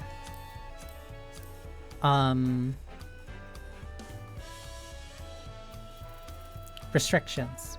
Because I was going to say limitations, but that's not entirely correct. It had its own restrictions, but those restrictions, like, played into the job identity. Same thing for Monk. Having to keep up your Grace Lightning and doing the positionals. A lot of that, like, very much contributed to your job identity. 3, 2, 1. Whoops, I hit that too soon.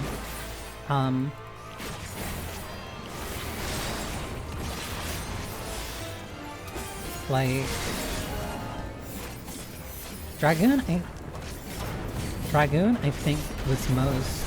Because now I'm thinking, like, what would be, like, them at their most, identical? Which feels weird to say. Also, it's not gonna die until half the phase transition, so I can just sit here. Or... Because, like, for me, it's probably gonna be shifting around a lot. Like, Dark Knight... Heaven's Word, that is all I'll say, because I'm constantly saying that. Paladin, I think, had a really strong job identity around, when it had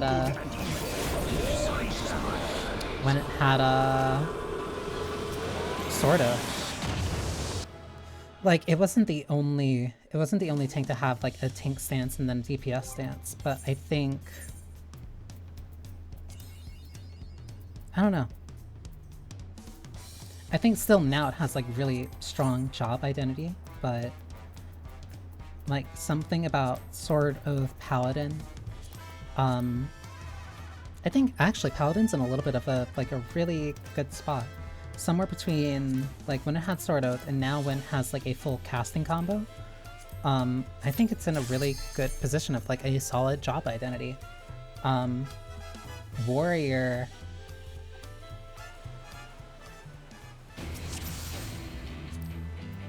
Warrior, I think before Inner Release, when getting, like, the triple fell cleave combo was legitimately, like, a skill thing.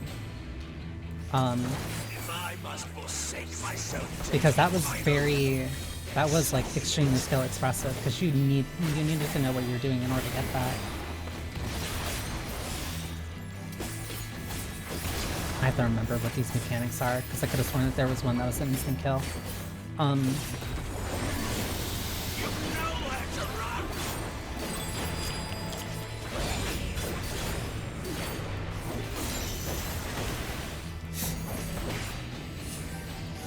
feel like Gunbreaker has consistently been in, like, a pretty decent spot. My only lament is double down not costing 2 bullets. Because, like, it changed a little bit of how you play, but not, like, a lot.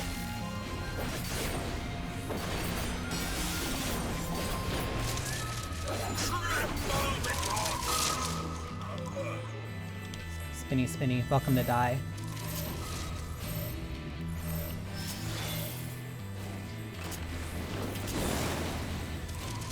I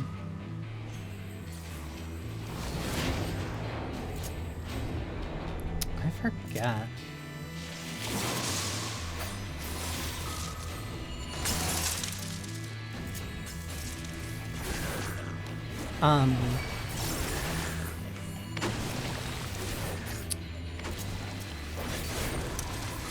Monk, I will say... I don't even want to say this because I don't want to give them, like, wrong ideas. It was definitely distinct during Stormblood, so distinct that I didn't want to play it. But that's because, you know, no, I think that actually does work for an answer. Reese Lightning. Reese Lightning was easily, like, the most distinct part about Monk, because you wanted to upkeep your combos so that you would get faster. But then there was a change to how that entirely worked, because attack speed changed dramatically.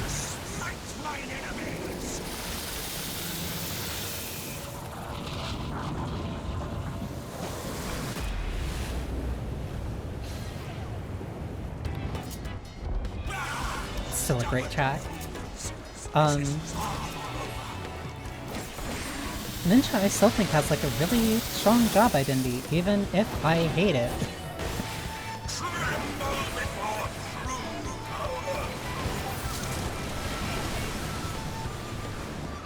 Like, I might not like really gel with how it plays. But no, the use of the various different,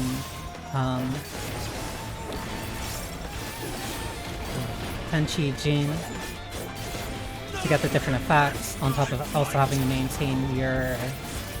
On top of also having to maintain check attack was really good. I'm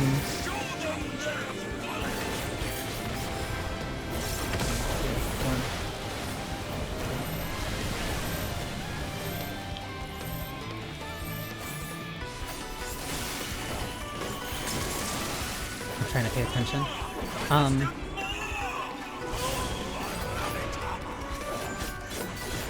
I forgot how cool this fight was.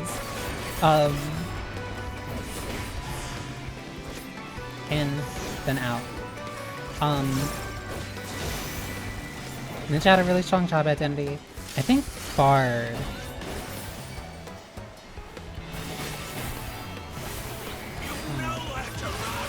I think Bard is...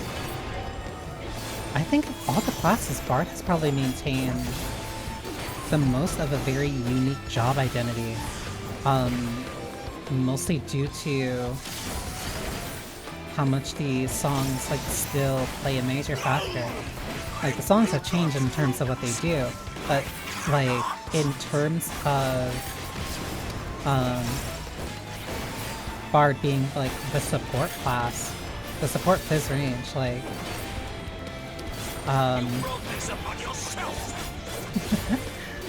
I think it still maintains that, like, very uniquely. Snick.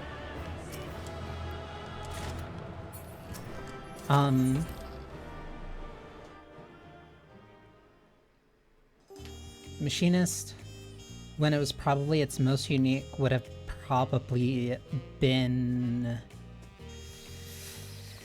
I want to say Stormblood? Heat Mechanic. Like, I think how it operated was flawed. I think how it operated was flawed, but I think the heat mechanic is not inherently a bad idea for Machinist. Even now, I still think that it's like a really cool idea for the class. Like you're causing your gun to overheat, but when it's overheating, you do stuff that causes it to deal more damage. I think that's still like a really cool and solid idea. how you get there and how you stop that from just being, oh, this is my ranged spell cleave. I'm not sure how you kind of remedy that. But like, no, the idea that, oh, you actually... The idea that you would start a fight with flamethrowers so that you can increase your heat faster, like, no, that was a really cool idea.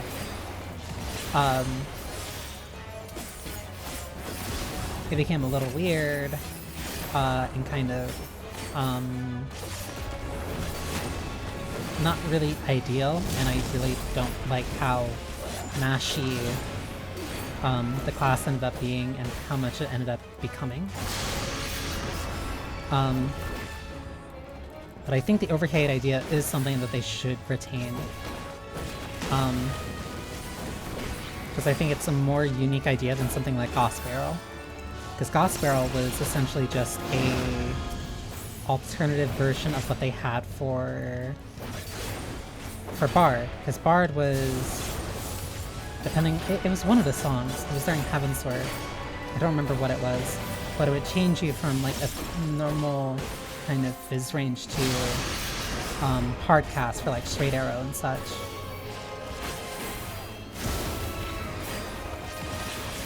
But also the game worked very differently then. Like we still had TP then. Twin Bolt.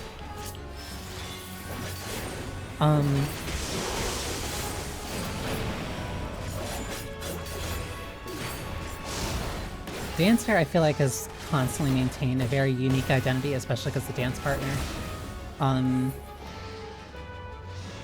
So long as people know to put it on.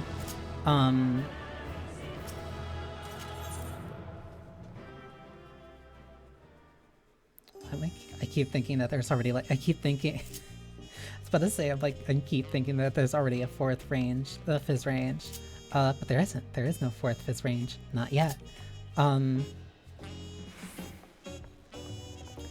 Dragoon, I think I was when it had its most unique job identity. Because it turned it into a very different type of melee. I think the idea of I is cool. Again, implementation was bad because you had to like manually select, which meant that you kind of had to macro that button. And like you absolutely had to, because if you didn't, then you were losing a damage buff and somebody else next to you was also losing a damage buff.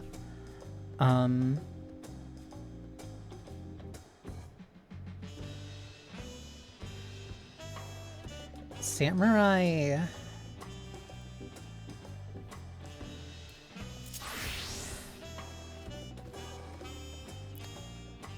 Samurai feels unique.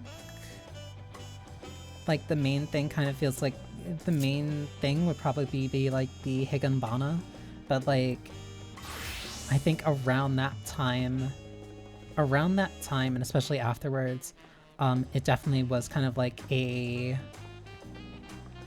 There's no way of saying this. It felt like a Diet Coke version of like Monk, where like, yeah, you build up for your unique thing by doing all your normal moves, and then you can cash it out with something. It did that in a slightly different way. I still think it's cool, and I still think it's different enough that if somebody likes Samurai and doesn't like Monk, I can understand that. But I don't know. It never felt really super unique to me. Viper also doesn't really feel... Can I ever talk about Viper without bringing up like launch week Viper when it had its debuffs? Like I never can do that. I can never bring it up. Viper was its most distinct when it had the initial debuffs. Now it's just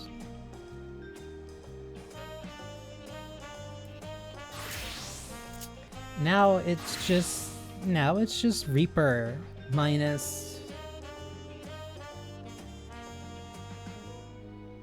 No, it's just Reaper minus the utility.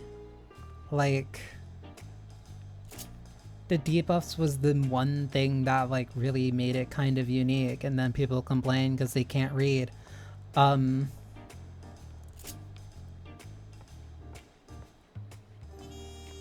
don't know. I think Viper has like a lot of cool ideas in it, but especially like I think now Viper and Picto are probably the two that suffer the most from like the lacking super job identity part, aside from like visual aesthetics, but even then Viper doesn't really have a very strong visual identity to itself, I think, because it's just like Rogue's cooler older brother. White Mage, I think, eventually got more of a unique identity, especially because of Lilies. But that also kind of like changed how like you play White Mage now. Like I think White Mage of all the classes has probably grown and changed the most as the game has developed. Scholar, I think, kind of regressed a little, partly due to the reduction of the importance of the fairies. It definitely was its most unique during Heavensward, or at least even when you just had when you had Selene, when Eos and Selene did different things. Like it required a very specific skill set in order to utilize both fairies, especially in the middle of the fight, but especially because you only wanted to use... Scholar is kind of like a good example of what I think probably... Why are you going over there? Scholar is probably like a good example of like how things kind of got a little messy, both between developer intent and player intent, because like where are you?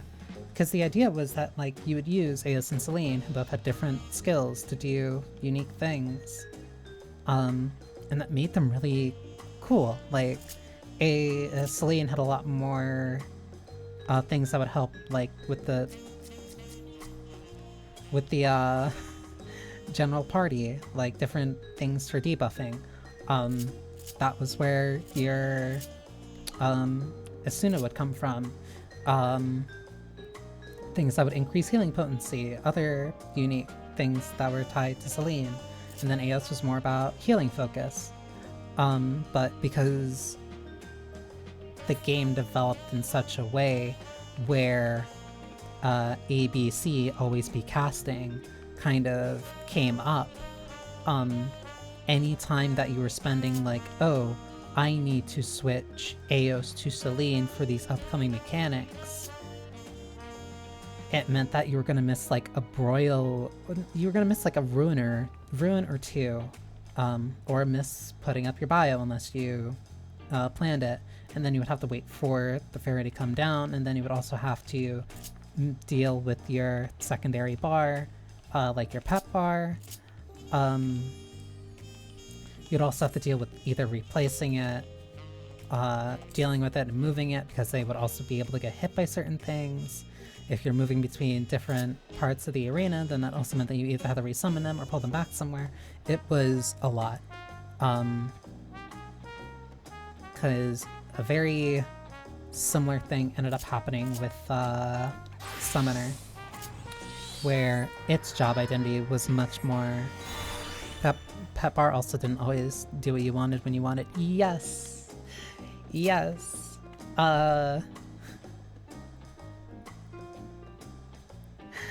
The amount of times I've had scholars in my group yell at their Selene or Eoses for not doing what you wanted them to do, for not doing what they needed them to do because it messed something up.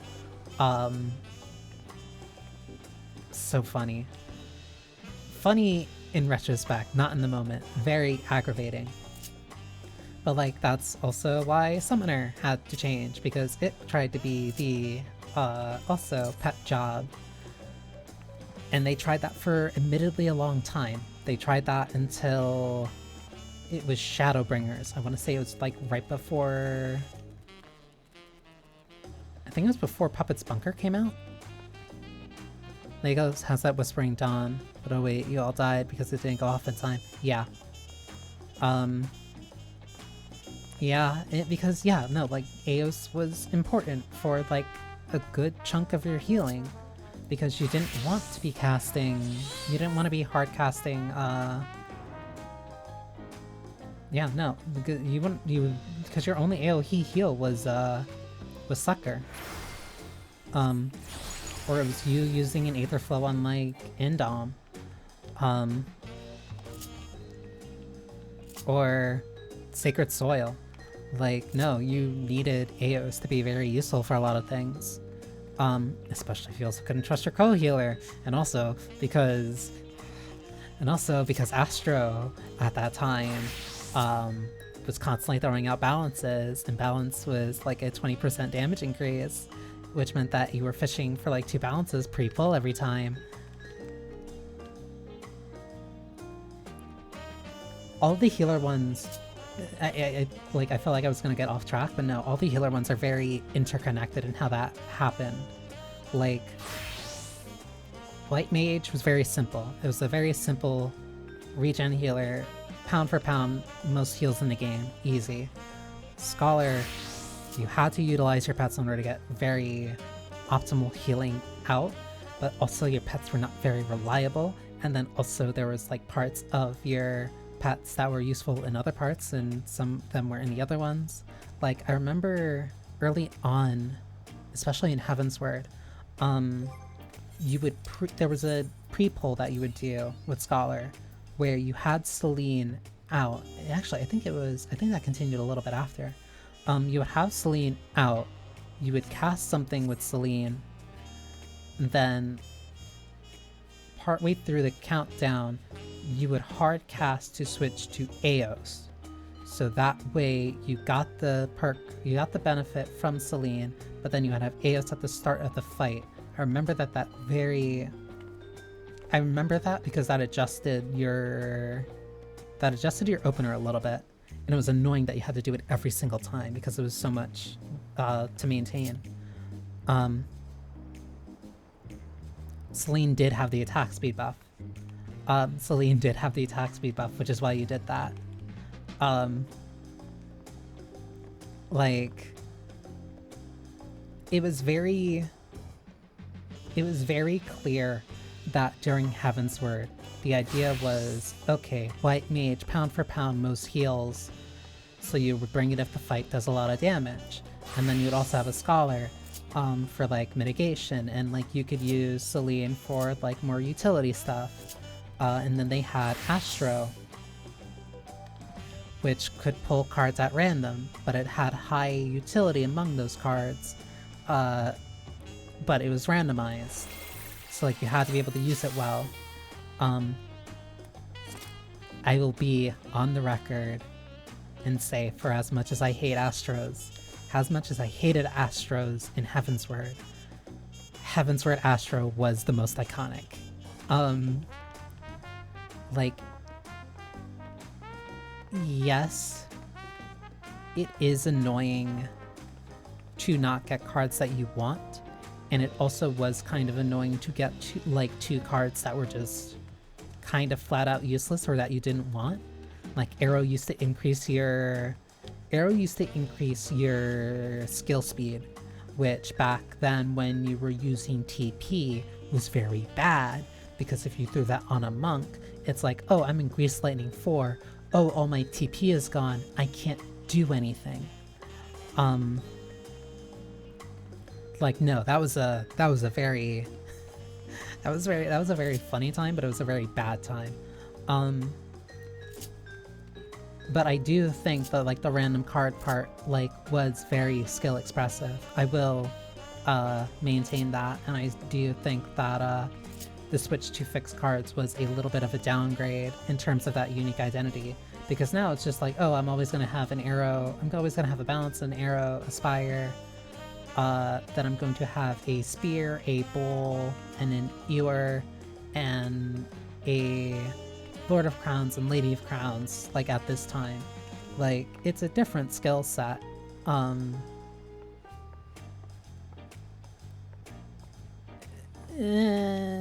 don't think it's like... I don't know. I've always been, like, very mixed on Astro. I think it has parts that I really like. I really do like the idea of utilizing the cards to maximize your potential with your healing and all the other abilities, but I don't like the more static and kind of boring nature of it now. It's more consistent, I can definitely say that, and it's definitely still like the utility healer. But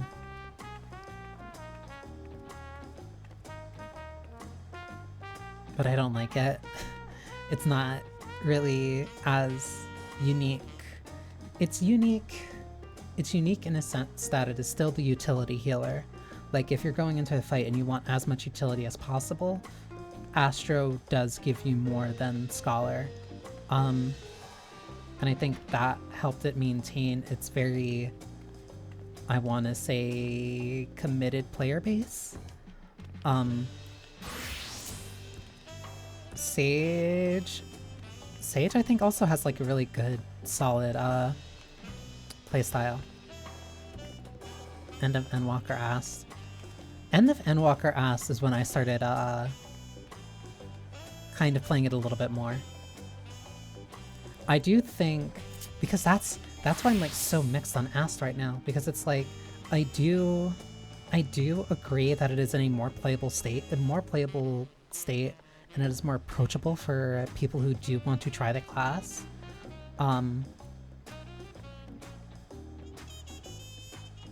But I feel like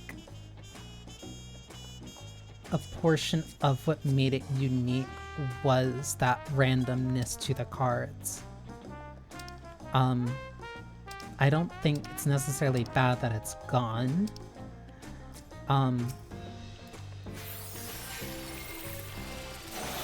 But it's so much more linear now, which doesn't feel as rewarding. Like, that's not...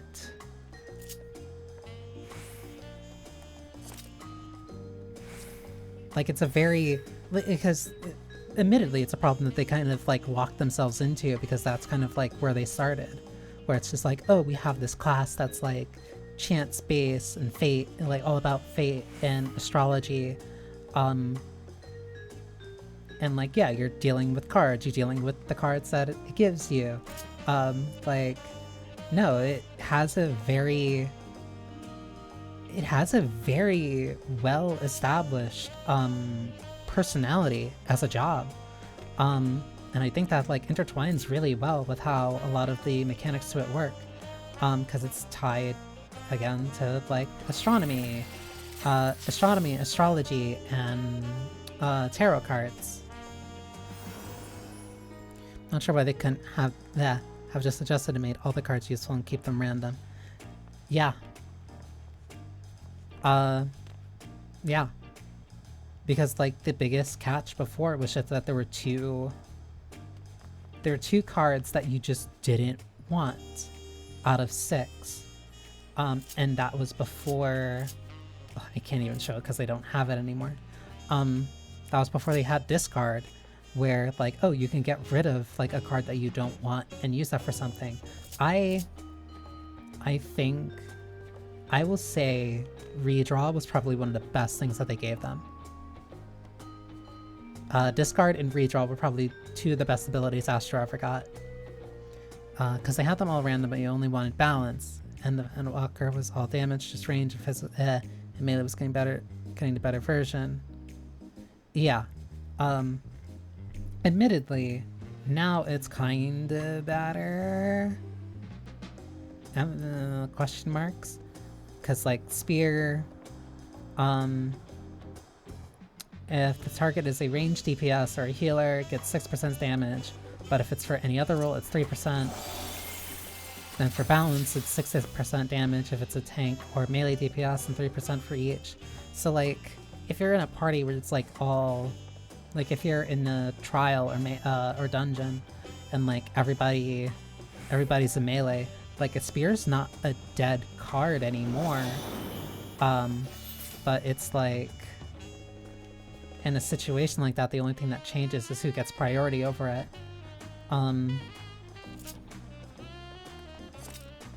Like I think if they were like a little bit more,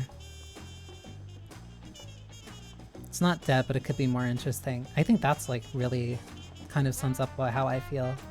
Like, I think it still has a very solid job identity, but I think it kind of pulled a little bit back from its own identity to be more approachable, which is kind of like how it's kind of what happened to literally all the other jobs.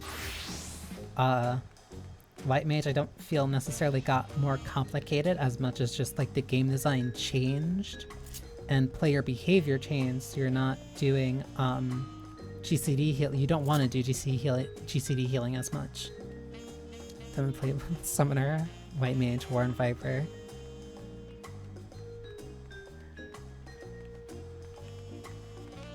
I think, because this is like a tough line to admittedly kind of balance. This is admittedly like a tough line to kind of balance, because it's like, I think if you have an interest in playing it, I want people to have complicated jobs that want them, but I don't need that. Yeah, that's kind of like how I feel.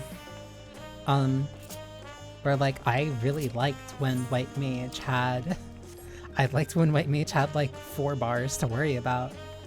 Not because it's like having more bars inherently made the class more difficult or interesting, but it's like, oh, these are like all unique tools with very specific uses.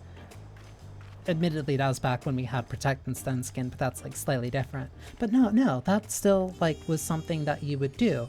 Like, the applying of Stone Skin to tanks during certain phases, making sure that when you res somebody that you also apply Protect again. Like, you were doing more than just pressing the attack button or whatever your OGCD heal was. But then Sage, kind of like, as an example of like how design has changed so much, is so much more just DPS focused. Like, you have your single attack, you have a resource that you get whenever shield breaks, you have Phlegma, which wants you in like a specific range. Psych is just OGCD, big damage. Pneuma, for like big heals while also dealing damage. But then you also use your, what is it? Adder Skull? I believe it's called? Yeah. You use your Sacks of Adder Skull, like a scholar would use Aether Stacks, but it builds in a different way. So it's like, it's a tweak on how Scholar kind of plays, but in a more aggressive style where you are still more proactive, because there's no reason not to throw out like a free Dirchel. And especially because like you want to throw out the Dirchel because you always want something coming back, so that way you can keep up your mana. Like, I really like Sage because of its a more aggressive and proactive playstyle. Like, you want your shields to break because it gets you a Toxicon. But you don't want to be spamming them because like, again, the MP cost, which you would just get back by using the Dirchel. And like, you get to a point where like, okay, I need to heal people while we're moving for this mechanic. Philosophia, use that. Everybody gets your Cardia. Phlegma while you're moving, more damage. Psych for your OGCD. Toxicon while you're also moving if you have the stacks. Use Euroksha, throw on the Dosis, and then kind of just keep your damage up. Like, I think it's a very interesting idea. where you're maximizing your healing output by maximizing your damage and kind of stacking that together. Like, I think Sage has a really strong job identity. But then Caster, like, Black Mage, I feel had a very strong job identity when it had its timer. But when it got removed, the difference... I want to word this right. I feel that the difference between Black Mage and Picto became a lot smaller when they took out the timer. Like, yeah, Picto has like its own buttons. You have to find downtime for your motifs. And you're like switching between Holy and White, Common and Black. Holy and White, Common and Black. Palm Muse, the Striking Muse, Starry Muse. But if you close your eyes, your hammer is just triple cast Fire 4. Your Common and Black, Holy and White, that's just Xenoglossy. Your Starry Muse, that's Ley Lines. Like, even the... Where is it? Because I know it has a... No, it doesn't. I thought it had a dot. It doesn't. Like they're too... Black Mage and Picto are now, like, too similar to me. Good day. Welcome, Tyron. Like... The timer, I think, was the most unique. The timer definitely was, and probably still is, like, the most unique aspect of Black Mage's design. I understand why they kind of got rid of it as game design changed. But I feel like it still kind of needed... I feel like it still needs something to kind of maintain its unique identity. Like, right now, I would say that's probably Paradox. But Tricked You Again, it's just Holy and White. I'm doing well. For some reason, I started talking about job identity. Red Mage I still think has like a pretty decent job identity. It is very supportive. I think it's just very linear with the procs. I think Red Mage is really weird because now it's closer to how older Bard worked. Where very old Bard and Bard in Wanderer's Minuet, where it's very proc focused. Since I've never played this. Basically, there has been an issue, like, slowly as the game has gone on, where, like, what we're at 1, 2, 3, 4, 5, 6, 7, 8, 9, 10, 11, 12, 13, 14, 15, 16, 17, 18, 19, 20, 21. Not counting the 2 that were added this X pack. The game has had a slow issue where the 19 other classes have kind of lost various aspects that made them very unique. And so the developers, especially during this X pack, have brought up, hey, we want to work on job identity so that all the jobs feel more distinct from one another. And then that ended up steamrolling into me talking about my experiences with a bunch of the various classes since I've been playing this game since... When was started? Like 3.2? Hospital police warning. I hope you're okay. Hospitals are never really a fun place to be in.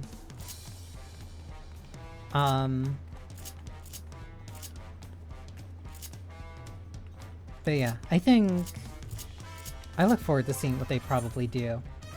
I look forward to seeing what they do for job identity, mostly because, like, I like when the jobs are unique and have, like, a distinct identity and personality, because that helps players, like, actually feel like a sense of how do I say it?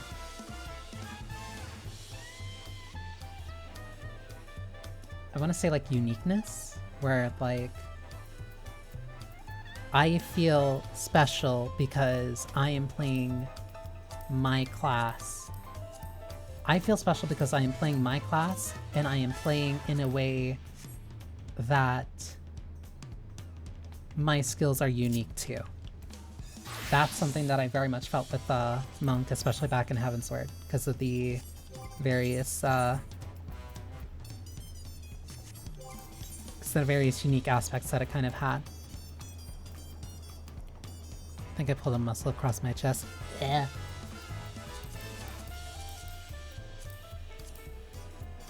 Get well soon. Like, yeah. Pulling muscles always sounds like horrible to me. All that matters, the best way is simply to rest and try to take care of yourself.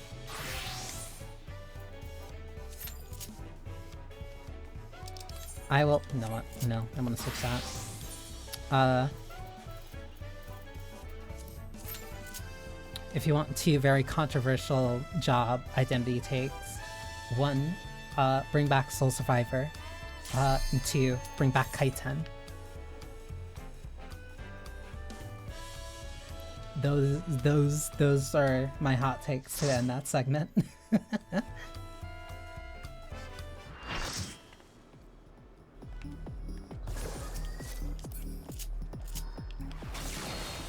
You're not gonna rip aggro from me. Most great sound about class or build. Default rogue duel. No, that's not weird, because like whenever I play whenever I end up playing like D&D, I end up like instinctively trying to make a rogue first. I've gotten better at not doing that. I don't think Kaiten's a hot take. I'd argue against that.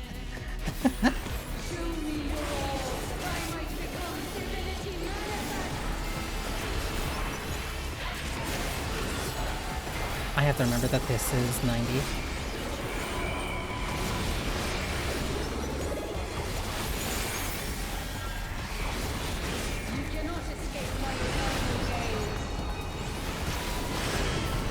Alternating. No, move and then stay.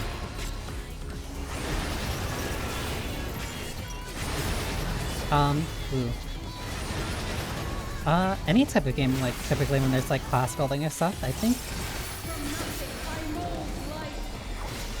I typically go for, like, something that's more, middle of the road, or, semi-caster focus.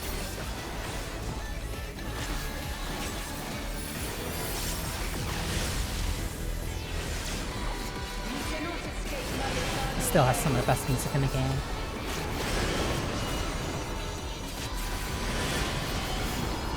Second verse, same as the first.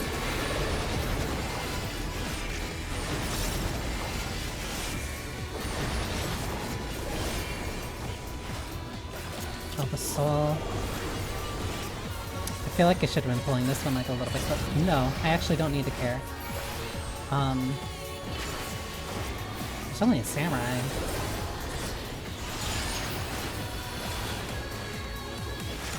I'm pull this, because I think she's gonna move either to the middle or... No, Zipper Chain. Yuzora has been asking for Kaiten back since it was like... I say bring Kaiten back to be annoying. Even though you only really use it for like 1 to 2 different things. But I still think it was like a really funny skill. Nice playthrough change. Just 3 here. If it's late, then I will not... If it's late, then I won't complain if you have to sleep. But if you can't sleep, then you're more than welcome. I think that's AoE. Or knockback. Ah! What's soul? Hang on, I have to make sure other people stay alive. Okay. I want to move her a little bit to the right, but I'm too scared. Is there a big one? Yeah. Yeah. The best I can... That's the... Okay. The best I can offer is at least some good music and maybe a little bit of Final Fantasy. Even though the good music is coming from Final Fantasy. I need to move.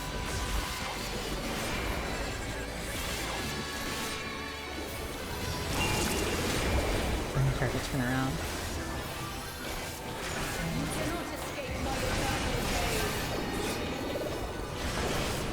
Left, right. I think that's improving, but a lot of people just play the more button better. No, you're right. You're right, which is precisely why I keep asking for Gaiden back. It doesn't fundamentally improve anything. That's why I thought I'd pop in here for a bit. Customers are always welcome to shop whenever they choose.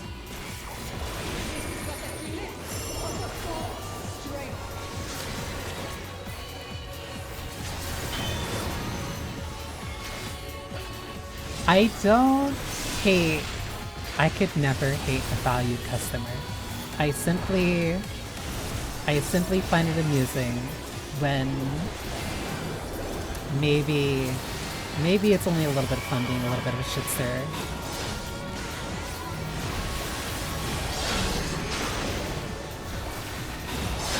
I forgot how hectic this part flying into this gets a little.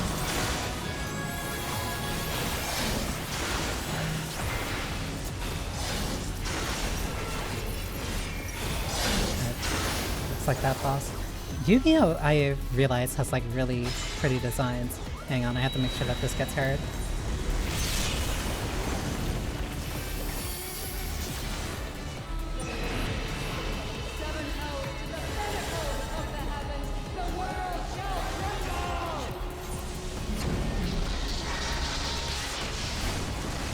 For some reason, it is endlessly entertaining to me when she has that line. Because it's the thing you heard when you were level 50. It's the thing that her husband says.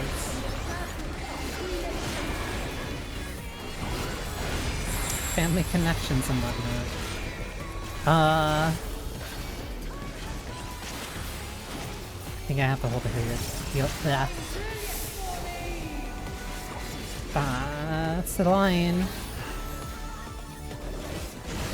Okay, we're good.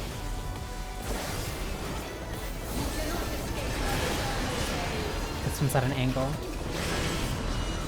Right, left, right. So staying here.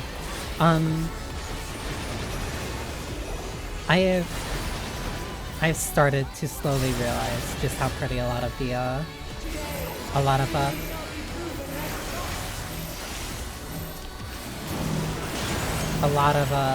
Yu-Gi-Oh! Card designs are. For some reason, it took me until the...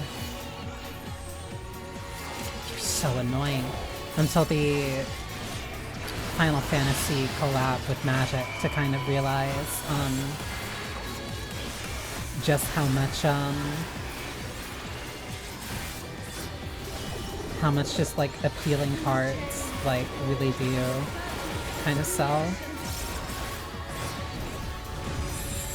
Some amazing and some like taking at the time. Art giveth and art taketh sometimes. I have to make sure I'm not in the wrong platform. Ooh, somebody was. I should be taken, I think. Goodbye, Picto. Oh, the so is Ailey. Reprise.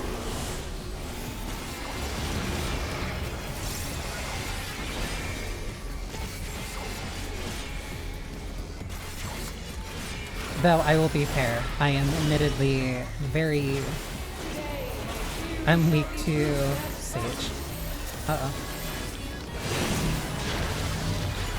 I am weak to any design that has like a very pretty thumb on it. Even if she's a bad mother.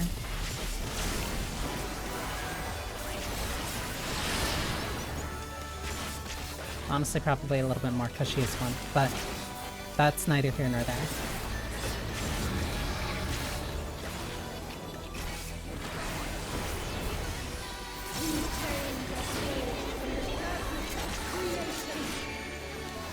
I'm using aggro a little. I think they have. No.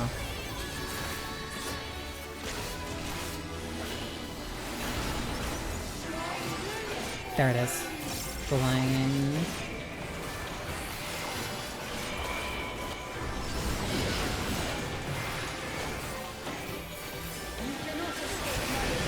Trinity.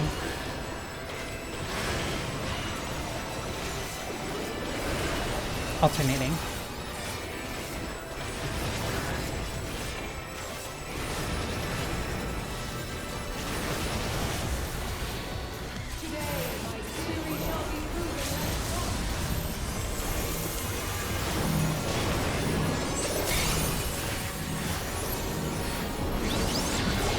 Easy.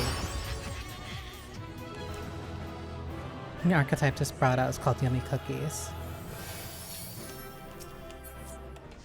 Yummy. The only thing that I know and that I can process from Yu-Gi-Oh! Is the pretty girls. Anything beyond that is like...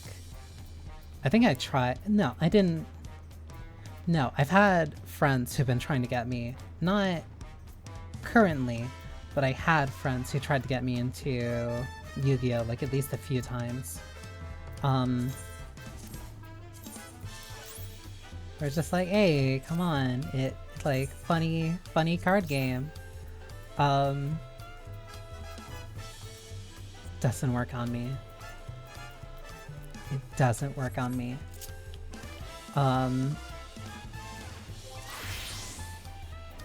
I can't do card games. I can appreciate the art, but like something about it just I don't like the potential. I don't like the potential of losing just because I drew the wrong cards, and I don't like the potential of ever losing because of bricking. Dragon Maids I've definitely heard of. I collect the card, but I played Master Duel. That's also a thing that I've heard. Yeah, that Master Duel is what got like a couple of my friends trying to get me to play it. But it's like that's... At a certain point I can respect it for keeping up with like, oh, knowing what certain cards do in certain decks and like the reactions between that. I can't keep up. I'll have an unfortunate level of knowledge when it comes to my knowledge, when it comes to like League or Final Fantasy, or like a bunch of other stuff. There's still people jumping up there. I can't do it with card games. I tried playing Gwent a little bit, like really early on. I tried playing Gwent and I tried playing Shadowverse. Shadowverse I ended up sticking with like a little bit, but no, the longer I stuck with that, the more I kind of realized that it was not for me. It's like more anime decks over meta decks. Play decks that they find fun. Yeah, no, there's... That's a good mentality. Ooh. Welcome to Sugar Riot's Gallery of Mirrors! Stick with what you enjoy over mainly chasing meta.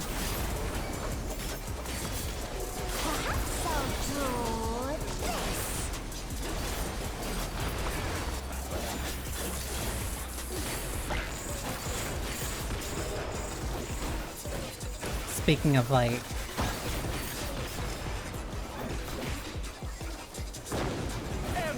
muscle reflex kicking in.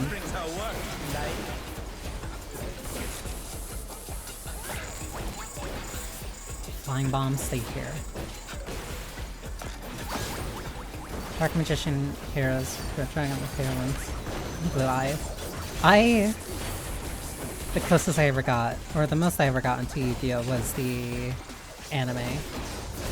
And like, specifically like very early. Like when Yugi was the main protagonist, like very early on in the anime. I think I watched a little bit of the show after that, but I never kept up.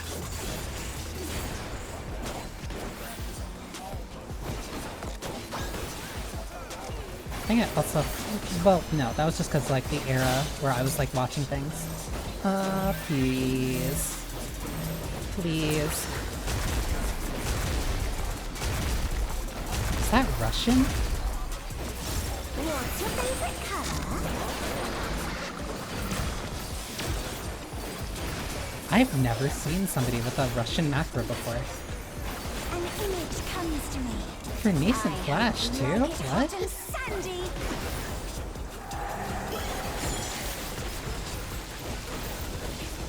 That's crazy. Okay, let's see how much of this I remember. I watched most of them, but I can't do into the bath. I just have a bias. Like, I always thought the, I always liked that personality of just, like, the, of, like, the main protagonist, like, being, like, a, like, kind of chill and nice guy. But then he has, like, this really intense ruler from, like, a completely different era, that can sometimes awaken within him. Come on. I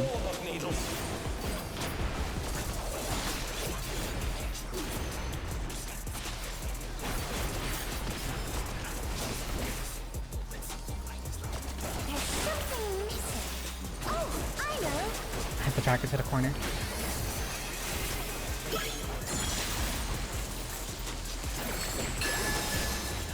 I don't know why I'm doing this like I'm playing M6 still. M6 ass.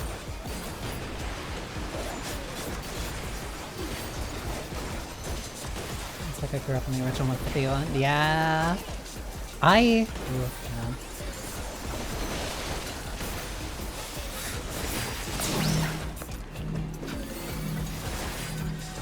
Oh my gosh.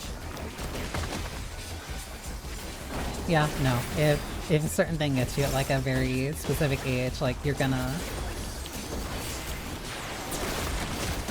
have that as like a very specific bias for a reason.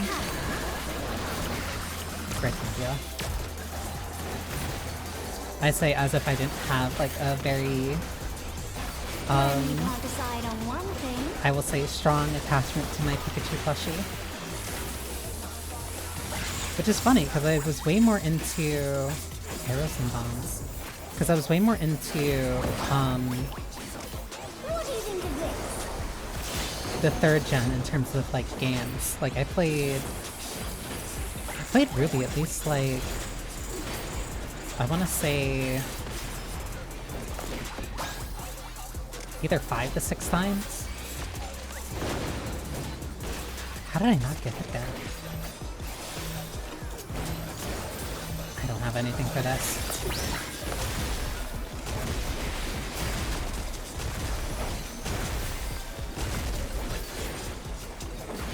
What do you say to a refreshing Like everything after Pokemon, like 3rd.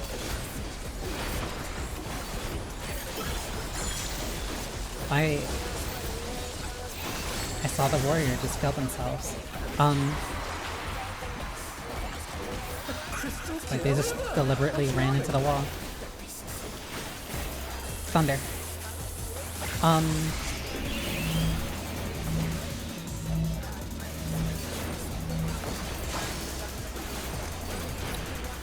Well, no, that's not entirely true, because I played...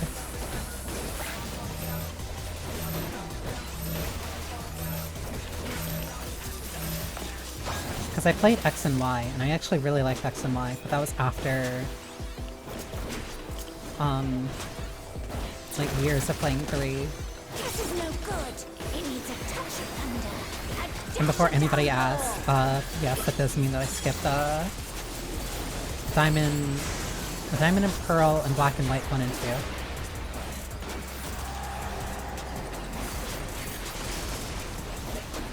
I'm like trying to look at chat like every few seconds.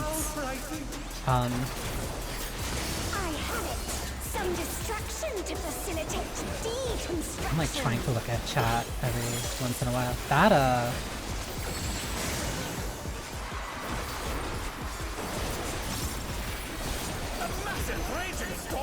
I hate you with your parasols. I have no idea what's going on with that warrior.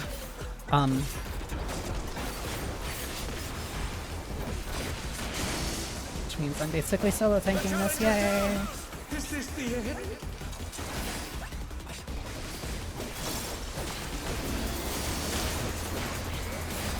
Oh no, that was too much for the challenger.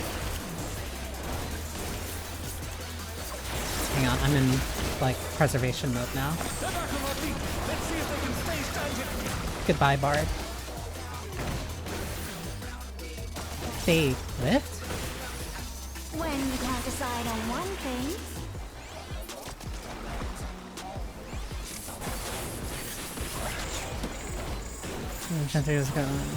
If I could, but not then. Hang on, I have to read that after I stay alive. Finish my sword and shield, but it didn't like the old Gigamax. Gigamax felt weird. Still no rev? What are you talking about?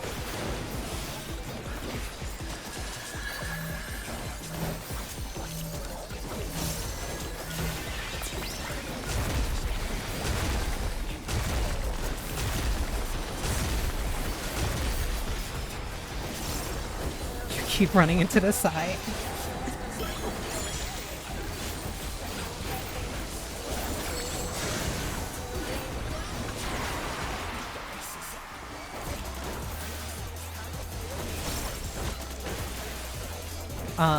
Taste of Thunder move. The challenger rises again. Can they turn this around?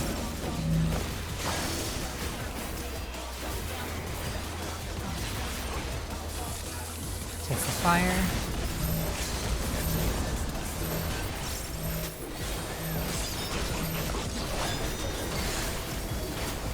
What power? Looks like someone isn't holding back.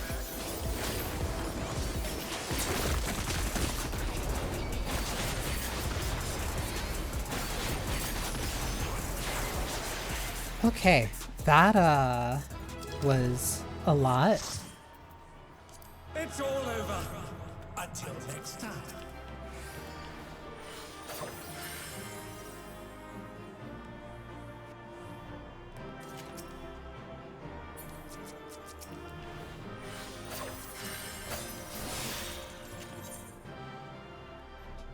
I don't know what's going on with that warrior.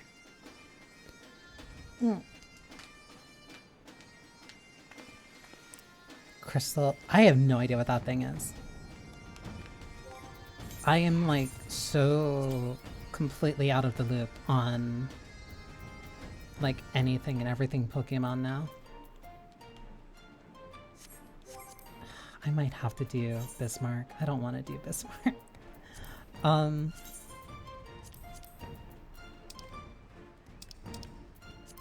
Like I know that it's been like a new it has like a new craze, but that's more I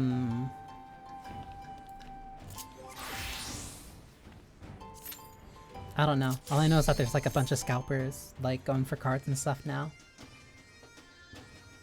Which feels weird for people like now to do it.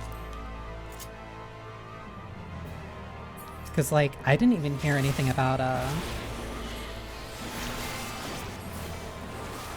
about, like, people playing the card game more, or what? Like, it's just a bunch of people who are just scalping the cards.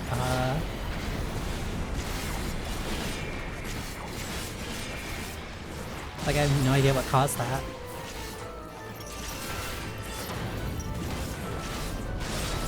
Last Pokemon to switch types, so you can make a fire become a water type. But it moves won't change, but it's the same type and power boost, and that's it. I have no idea.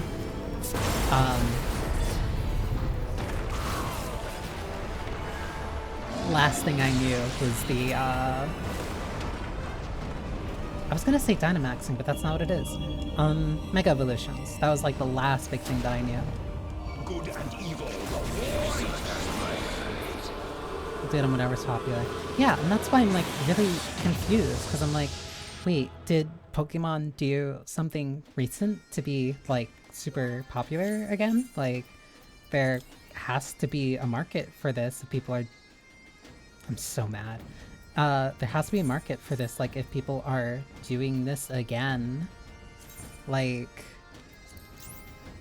please, like, yeah, like, am I missing something?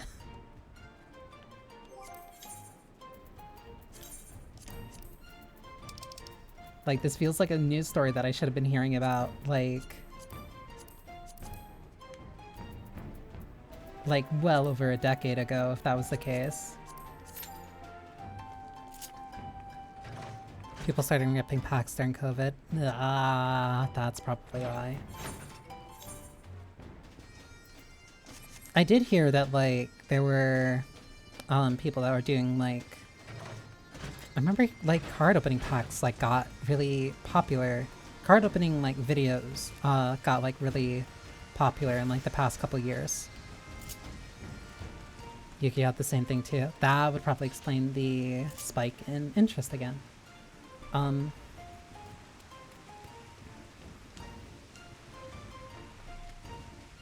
don't know. To me, it feels like oddly timed. Not like it's suspicious. It's just like, now again, of all times. Like, I don't know. But like, I also never really got into like trading cards. Like, I never even really understood the... Like, no, that's not true. Because like, again, I only really understood the appeal of like collecting them for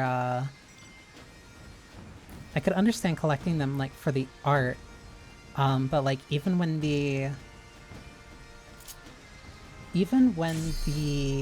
collab with Final Fantasy and Magic happened, like, yeah, it's cool seeing Hades on a card and seeing like iconic things from Final Fantasy like being represented in a card game. Like, I think that's cool, but like, I'm not spending like $20 to $30 for a single card for Aerith for a game that I do not play.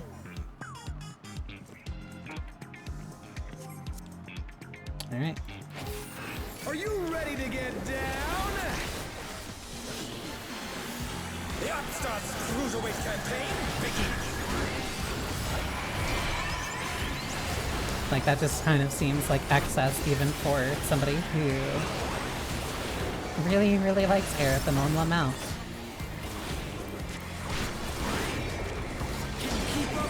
Two snap.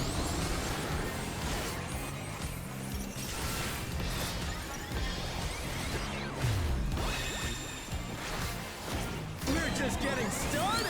Four snap. Groovin', baby!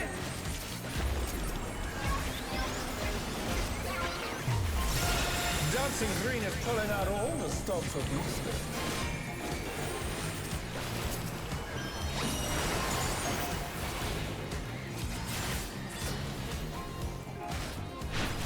Though, I will say, because like I only heard about like in passing, VP's like apparently a problem, which is really funny, of like all the cards like to cause like an issue on a competitive level that it's the adorable little VV. Especially when like FF9's getting a lot of love again. Quick note. 10 seconds. Quick note, that's first came out. Same Yugo and stop both and just start to you like a year ago. That no, something's happened like that. Sometimes that brand of gun that you like really does come back in style.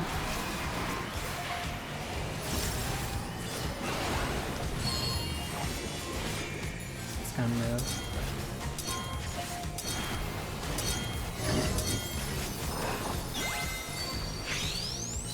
Which is funny, because I actually had like a good times.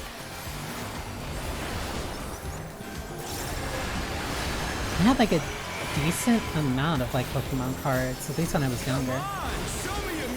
Right the ways. Why do you have to be over here?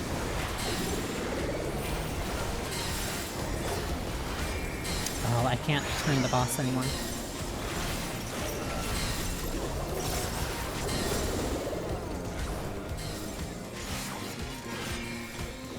Gonna jump towards the middle soon. Force Snap. Played Master Duel. I know Magic has like a digital card game that, again, like a couple friends tried to get me into.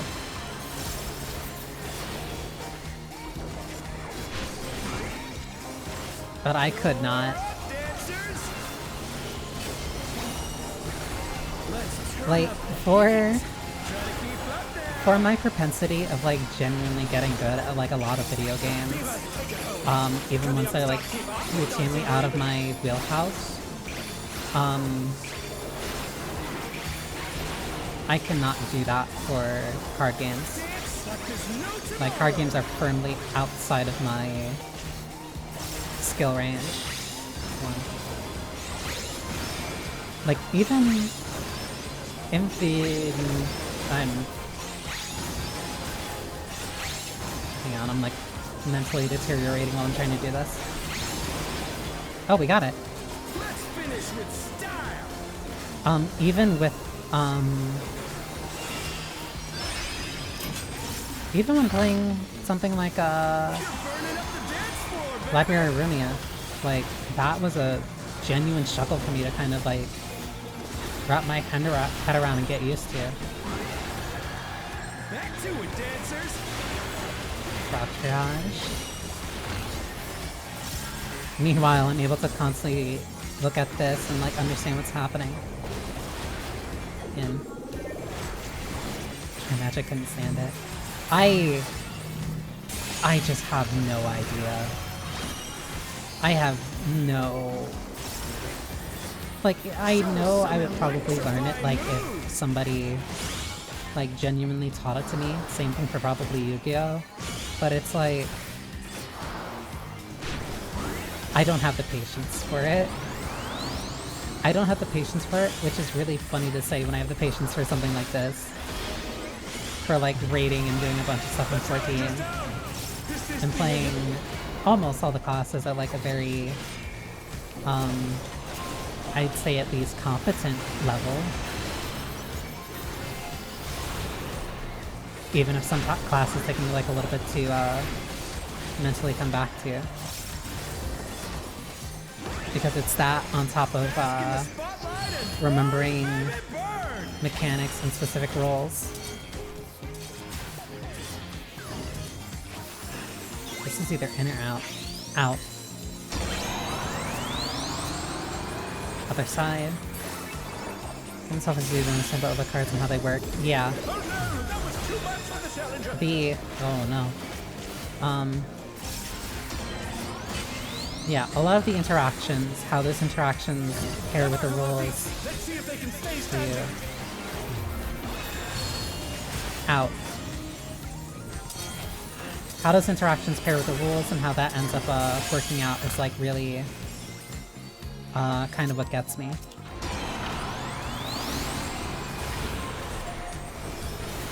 It's like, okay, like, oh, this is how these rules work, this is how this works, this is how this works, but if this card is introduced, then this rule gets completely turned around. The Shadowverse did the same thing. Where... It's funny that that still tracks. Shadowverse had like the same thing, where like it would change... Well, no, I guess like all card games kind of do this.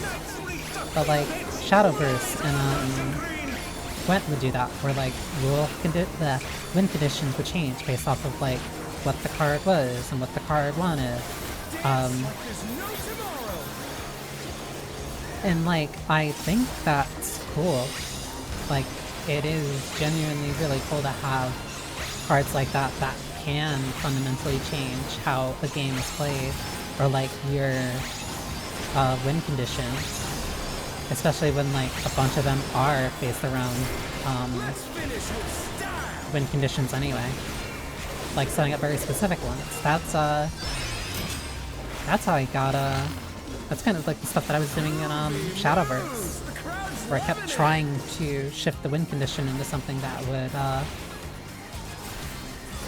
help me win. But like, that's so much extra stuff. And then the other person's also trying to do that too. It's all over. Until next time. I'm not gonna complain about passing all these. I should have done that before. And somebody else got the scroll. Damn shame. Best thing to do with Yu-Gi-Oh! Is find a deck you want and just stick to it for a good while and learn that in and out, then maybe look at another. That's kind of how I ended up approaching Shadowverse and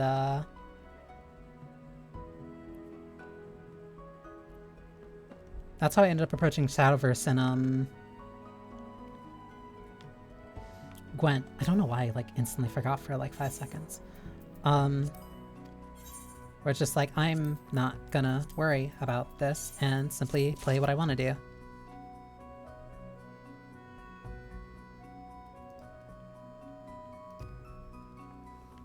Ah!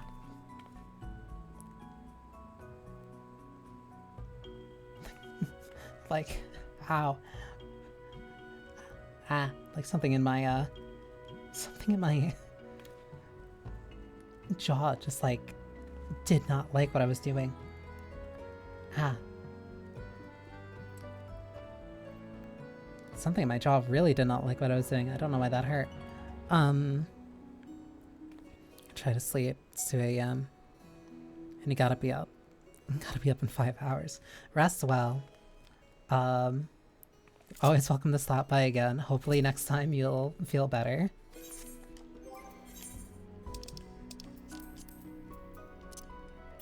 I already have an Athena card.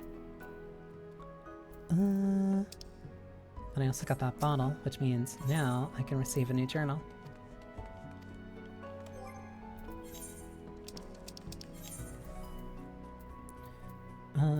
Suzaku Thornton 3, 4, like right after I did it, sure, but whatever. Only halfway of getting my mathematics. I don't know. I still have like a good time before maintenance comes too. But the question is, do I really want to grind to get them? Because they're useful, but at the same time I don't really need to like go super hard into grinding for it. Like, it's just an alternative to my other stuff. There is nobody doing Necron. It's clear for one. And that's 750. If...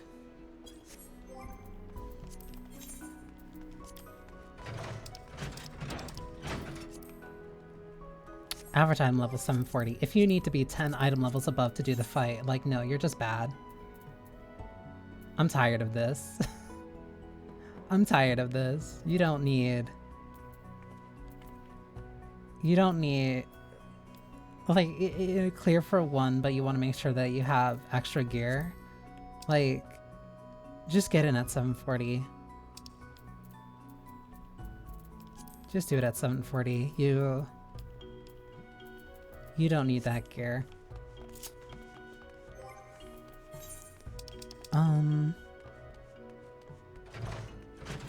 Damn, there might not even be much for me to do.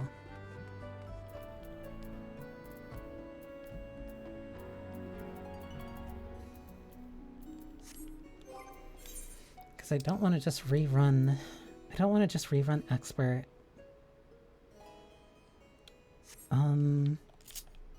Actually, I might need to do... I might need to do,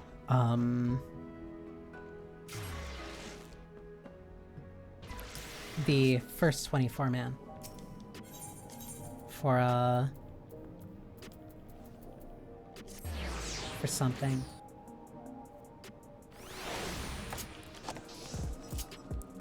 For the other... Is that the wedding dress? That bottom looks different though. It's Tycoon tights. Summer tide formal dress. That's actually really cute.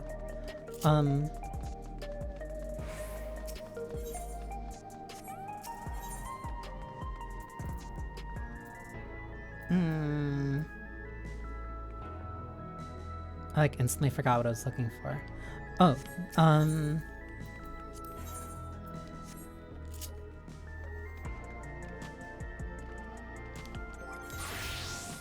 750, 760, 760. Yeah, if I get the...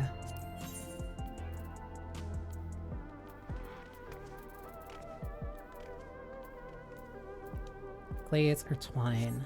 If I get... If I want to upgrade my headpiece, I would need twine. So I do just need to do the 24-man. At least first walk.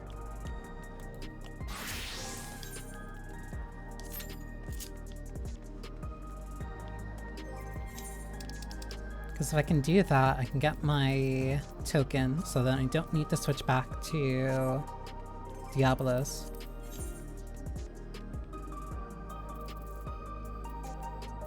This makes me so mad. Why is there like nobody doing Necron? What are even people doing in here? Abyssal Fracture.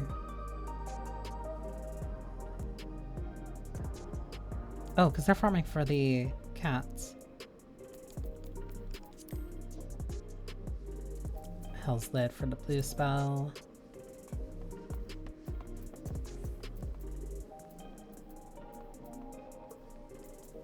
Blue Mage, Unsynced. Sepulture? Why are you... what?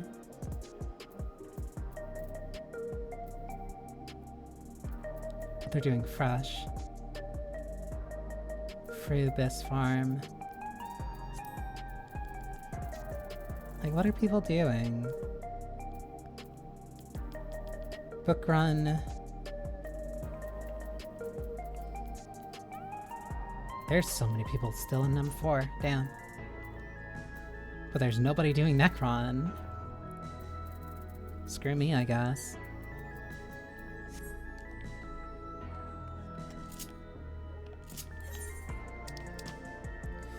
Whatever. S9. It gives me a chance to practice.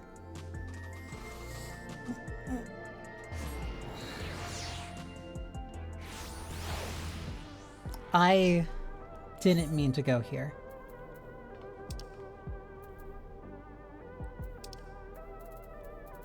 I meant to go to Living Memory. I was trying to use the striking dummy.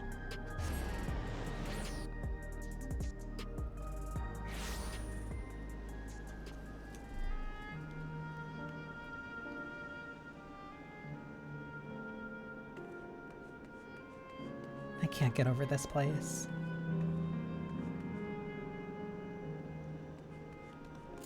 I'm glad that they're striking dummies here. Like, genuinely. This... I keep gushing about it. I keep gushing about it, so I'm not gonna gush about it. Every time I go there, it's always daytime. I love the mix. I love the mix. Like, I don't think I'll ever get tired of looking at this place. Like, it's so gorgeous.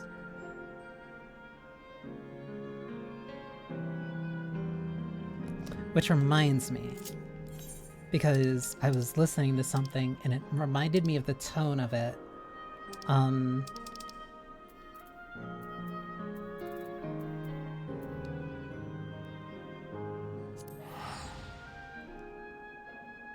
Living Memory Housing one. We will never get it. We will never get it, but if we do get an apartment in...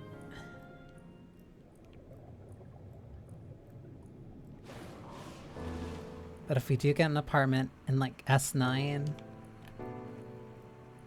like any type of housing in S9, like no, I'd be so for it.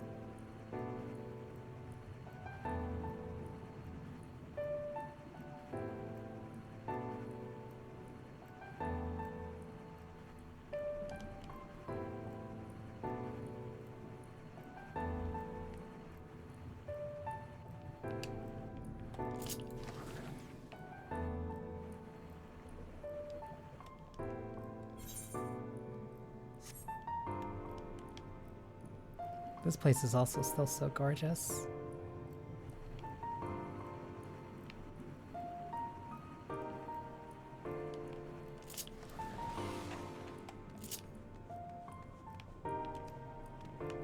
There's so...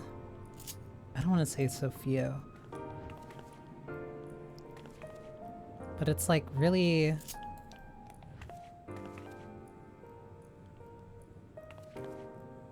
There's not a lot of there's not a lot of games that like really make me I wanna say fall for like specific zones and locations. But like every time I end up thinking back of like Amarat especially.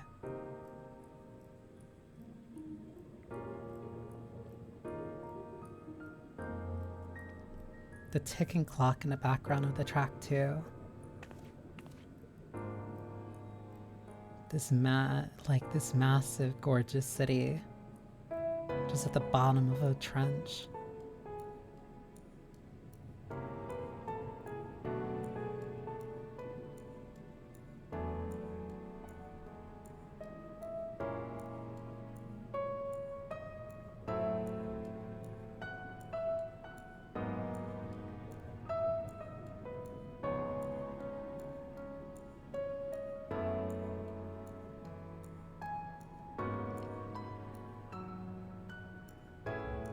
Like there's so, I don't want to say so few, but there's like only a couple of zones that like I keep coming back to, like routinely.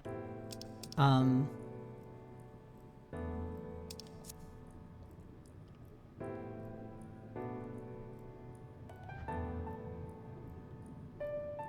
like, because of that one song that I was listening to, which reminded me of it, or at least like the opening, like the few opening notes. Like, is it possible to get nostalgia for like specific zones or like places that like you could always go back to? Because like nothing's changed about this zone in like the 6 years that it's been. Hang out in Old Charlian and used to be Kagane. Charlian's like a really good place to hang out. Like, I like spending time in Old Charlian. You can feel nostalgia about anything in the past. I feel so cruel to say about Amarat.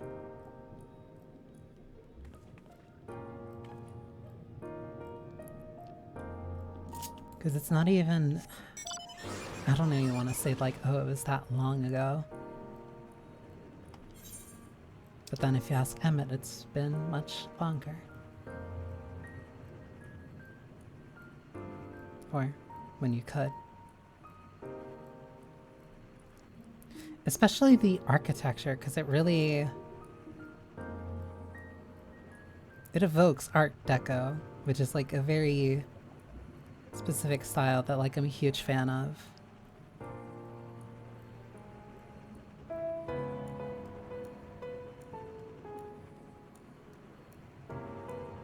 And like it's such a stark contrast, especially for everything else that like you've been through and things that you've seen and the places that you've been and the things that you've done. Like it really does feel so foreign, but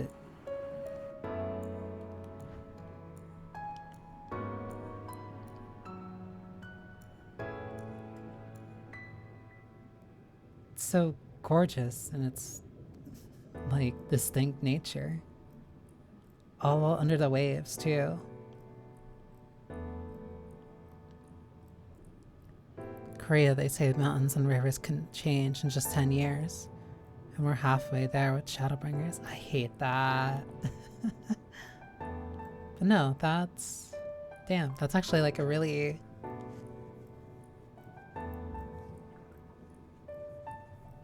That's a very philosophic saying, or term of phrase, I'll say.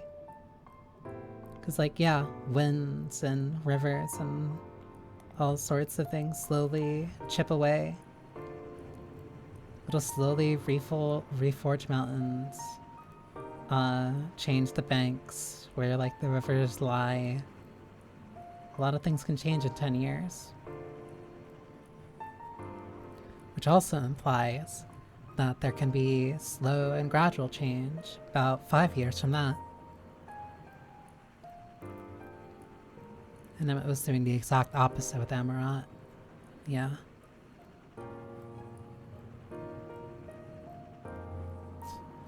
Even the fact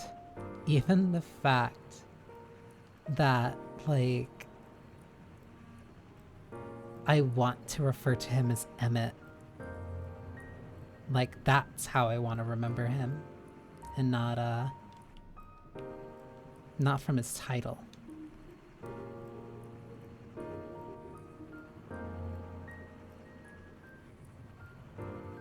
Even if, like, one of the lines that, like, constantly brings me back to thinking about him is, I do not consider you alive, ergo it is not murder if I kill you. No, I miss Hitler days. Yeah.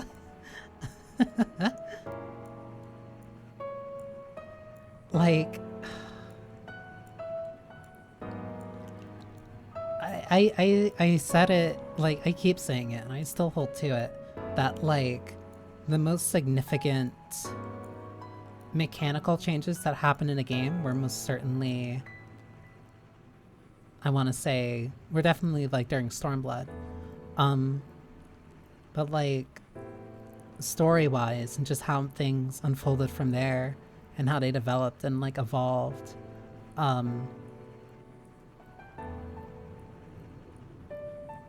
like, I feel like a lot of people took the story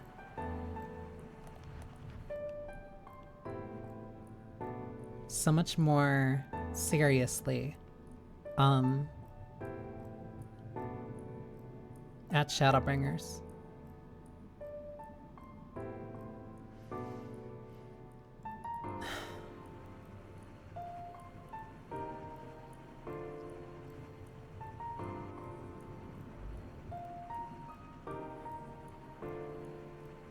And like, it really, really did left a mark.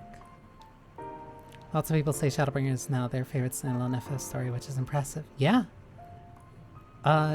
Yeah. And like, I can't disagree. Like, it's... I feel like the standalone part is very... I don't want to say it's like necessarily overstated, especially because so much of the stuff that's set up for us, even like being here and the significance and stuff connected to the Ascians, were like all stuff layered and introduced in ARR. But no, like the way that it builds upon that concept, the way that it expands upon that, all while bringing us into an entirely new setting, like Shadowbringers does like really dislodge us from a lot of the stuff that like we did before. It brought us into a completely new setting. Like, it works incredibly well as a standalone, and the connections that it makes to stuff from before, like, are really, I don't want to specifically say like they're integral to making it work. It's a lot of what's the good word? It's like structuring. A lot of this stuff is structured. But like all the time with Emmett, all the things that you end up doing, all the new lessons that you end up learning, all the ways that you deal with these problems when you're so far from being like this champion of Eorzea, you become this warrior of darkness. And like only now are we getting back to kind of like, oh, right, this is there are multiple worlds impacted. Multiple other shards impacted by like all this stuff that's going on that we've been dealing with.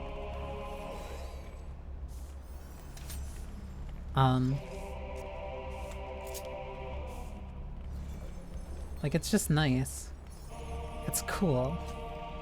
And it works so well on its own. And then at the same time, over there in the corner, there's a collab with Nier Automata.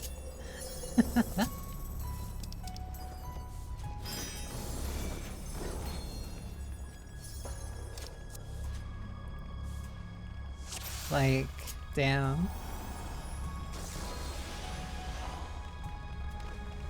And it all fits so tonally together too. Like, it's crazy how well it fits together like that.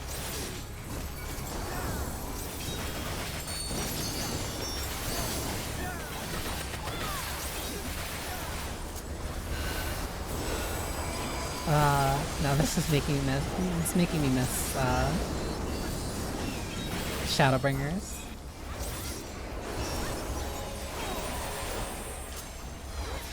I especially still think of that final cutscene a lot. Doesn't make as much sense as anything else Yoko Taro involved in. That's what I love him for, baby. Careful. That girl is stronger than she looks. That's my goat.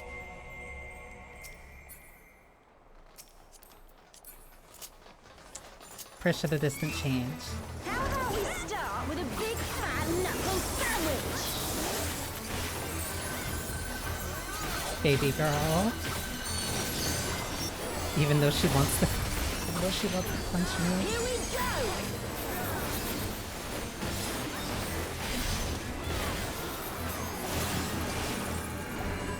Wait for it. Wait for it! 2. Only 2. Is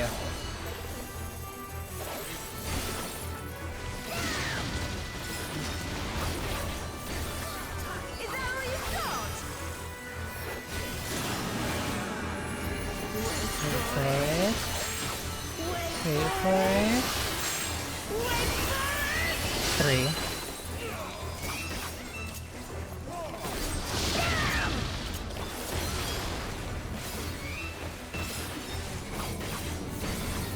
Nothing drop kick. Why were there only 2 tanks in that? Wait. No, there are 3.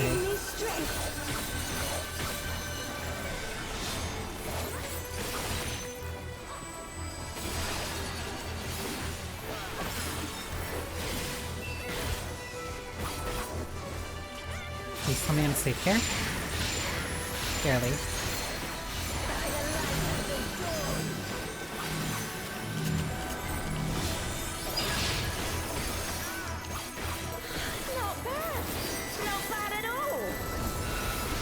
That's something I actually remember how to do the later fight stuff. I only remember Push because she's my favorite.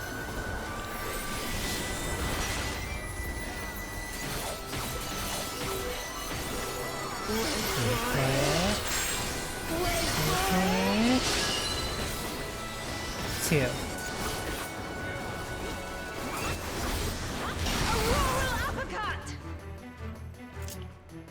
And then I wait.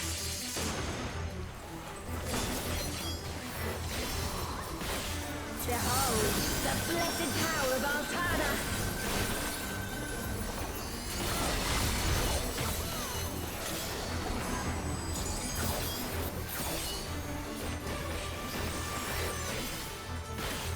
Uh-oh, I messed up. 1, 2.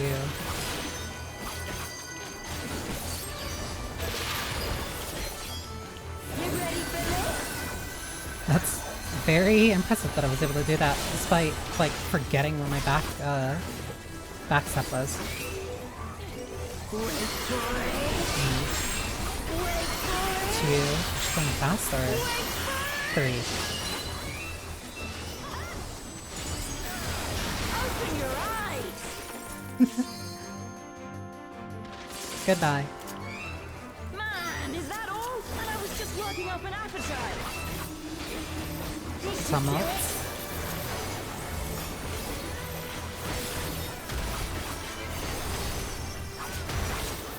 Take this and that and one of these.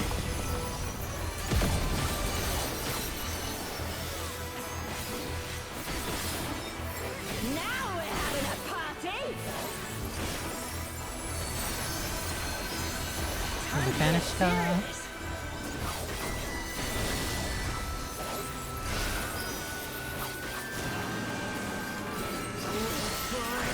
This one I have to be careful about.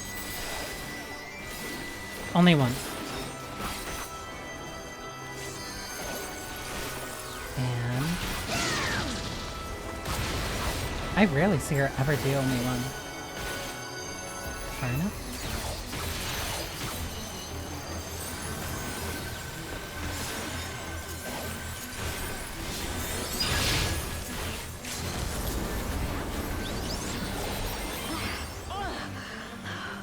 This wasn't how it was supposed to go.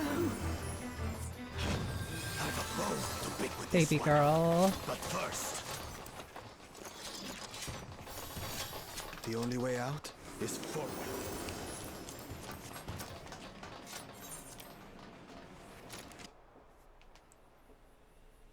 A forest, huh? The more I think about it, the more impossible it is for them to like finish this raid series without including Shankota somehow.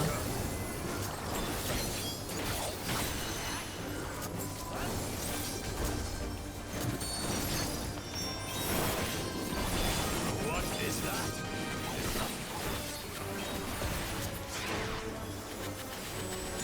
Like she has to. She has to. Especially because I've been playing Dissidia Duodecim again. Like,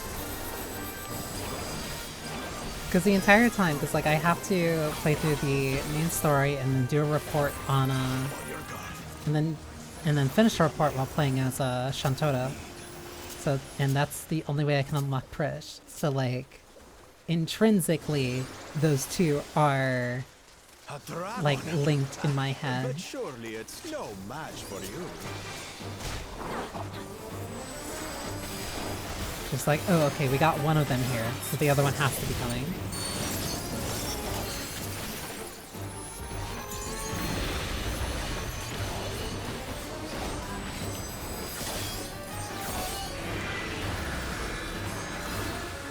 I forgot how tail works.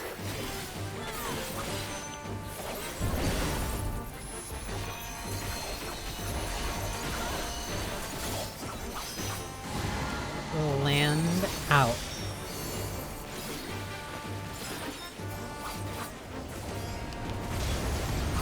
I could have sworn it was like a hair too close.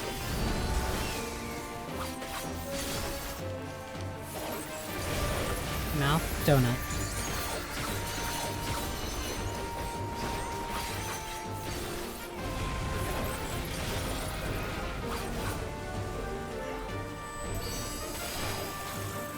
Whoops. I messed up my rotation a little.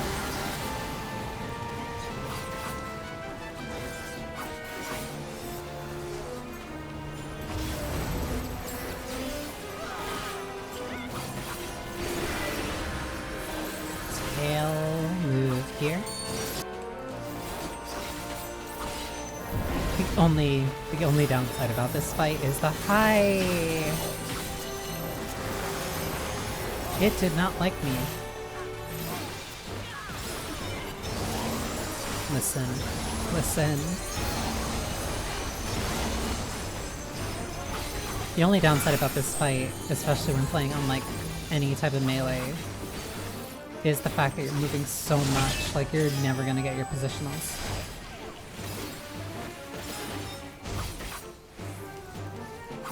Like there's a monk all the way back there with me.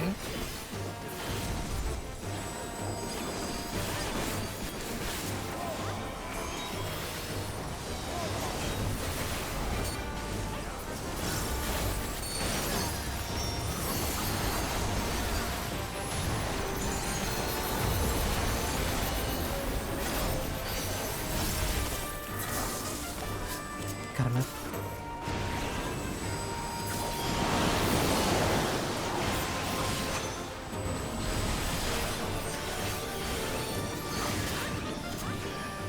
Also, this segment's a lot on melee for people who aren't used to it.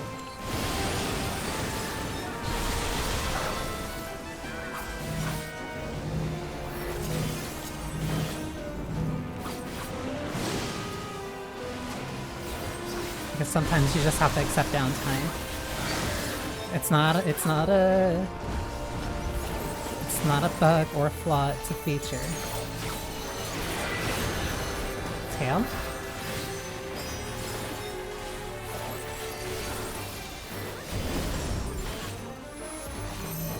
Also, the dragon's like really big, so it's a little hard to see sometimes.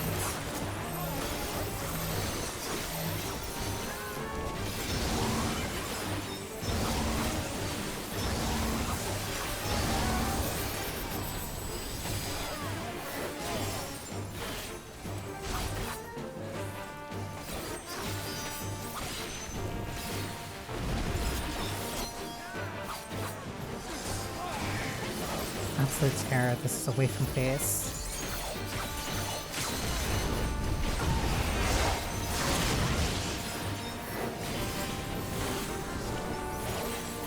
Burn it.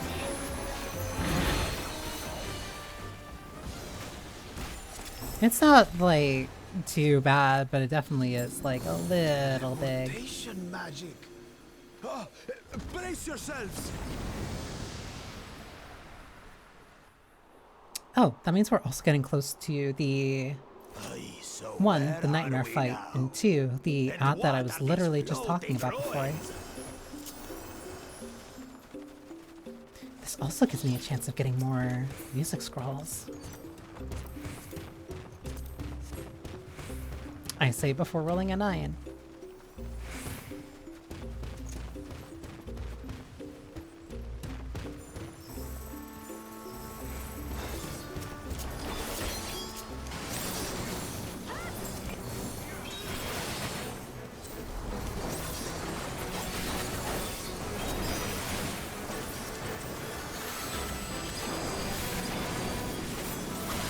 Do not look, do not look, do not look.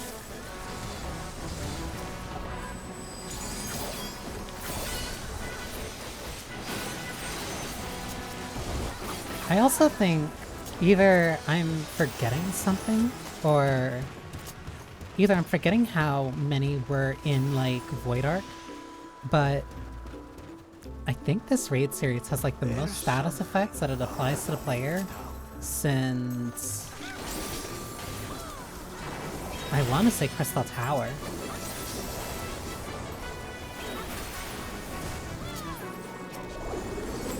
Like, you do not get a lot of, I have to back up.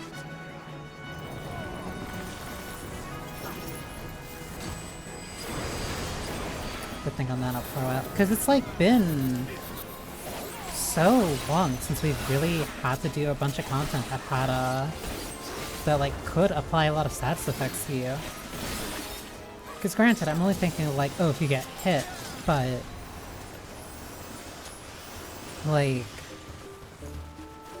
I mean, aside from the mechanic in Void Arc where everybody can get, like, poison and, like, toxin on it,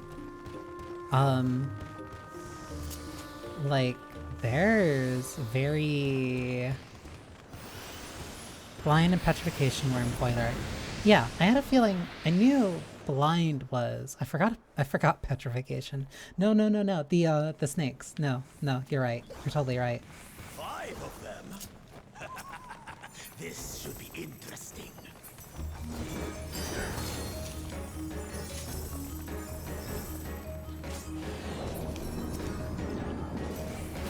Cuchulainn had poison. Yeah, I remember that much.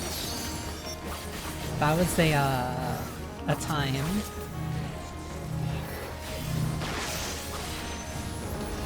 Fun perhaps is not the definition I would use, but it was certainly was a time. So the Marbros was the one that I was like mainly remembering. That one had a lot. I don't know if I'm safe or not. Like, that one had a lot of very unique status effects that, like, you really had to manage. Oh no. I knew I was gonna get hit. Consumed by the cowardice that binds you. Somebody was fast with that interjack. The tree boss could... Yeah, it could. I didn't forget about it. Yeah, I remember that one. That one was really funny. That one... Okay, funny loosely. Because if people did not know what they were doing, boy were there a lot of trees.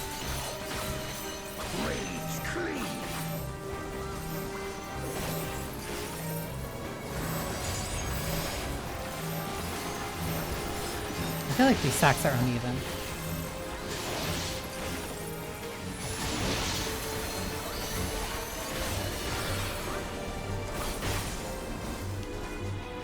Please, please. They're not making it. Oh no, one was coming back and I messed up my button.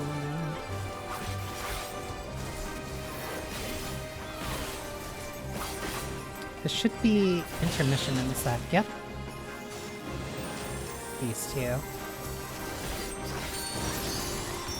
shall be smothered by the arrogance that consumes you.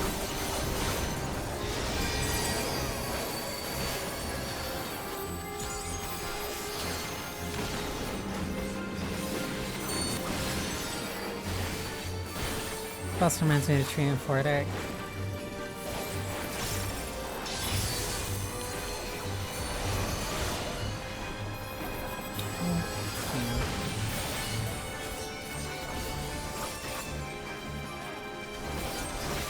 Holy.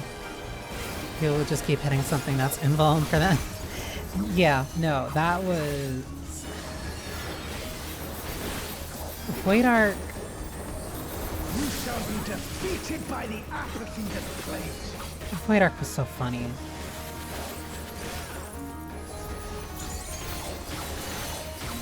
Like, I think I've lightened up on it over time. But like, a bad Void Arc raid feels like one of the worst things to ever exist.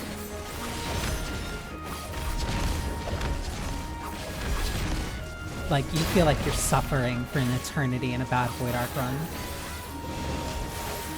Cowardice dismembers.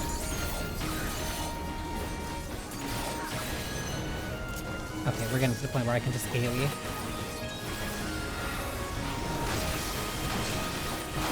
It's a DPS game.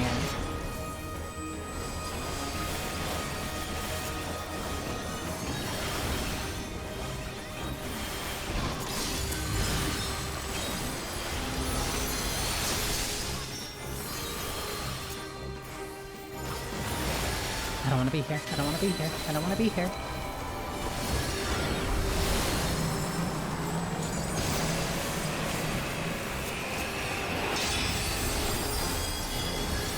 Let me have to move immediately. Consumed by the cowardice that binds you.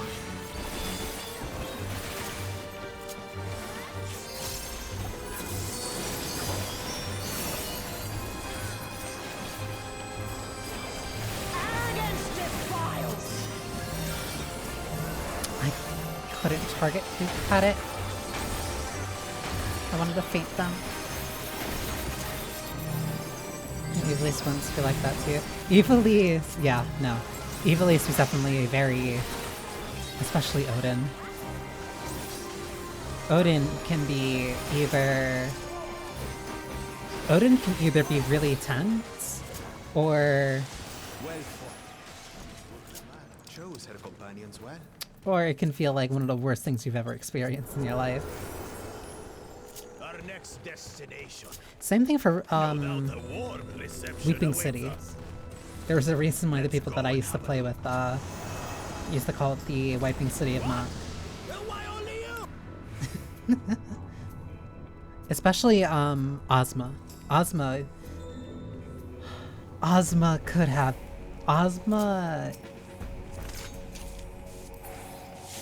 Ozma would either be like genuinely really smooth,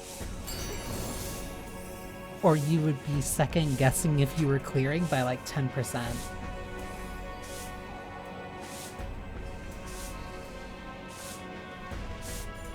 Ozma and Thunderlord from Evilise. Like, that's why, like,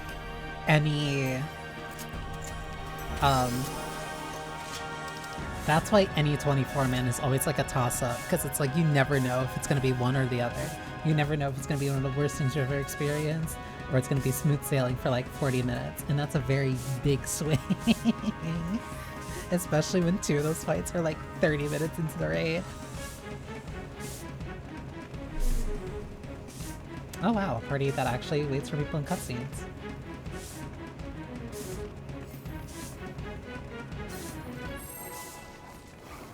Yep, I think we're all set. Oh, and then somebody pulled. Oh well.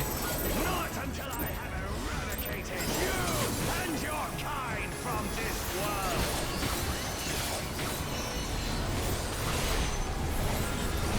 world. Right. Left.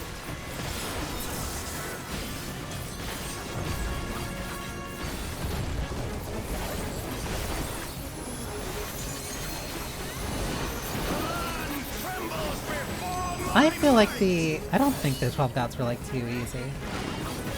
Like they felt... I'm trying to find like a right way of describing it, because I never really... I don't think I ever put my feelings kind of like into words about that series.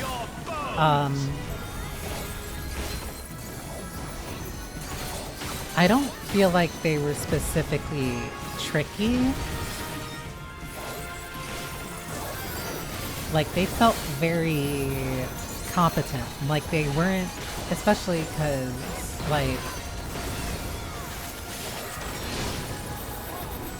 I feel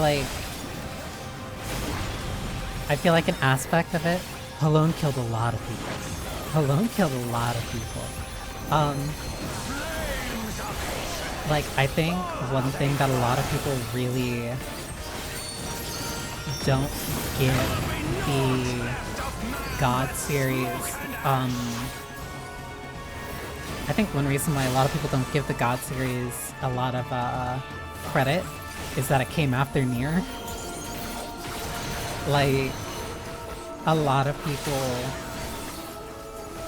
have very selective memories when it comes to the Nier raids. Like, they'll remember Copy Factory. Copy Factory is not bad. Puppet's Bunker Week 1 was one of the most deadly raids I think I've ever seen in the game.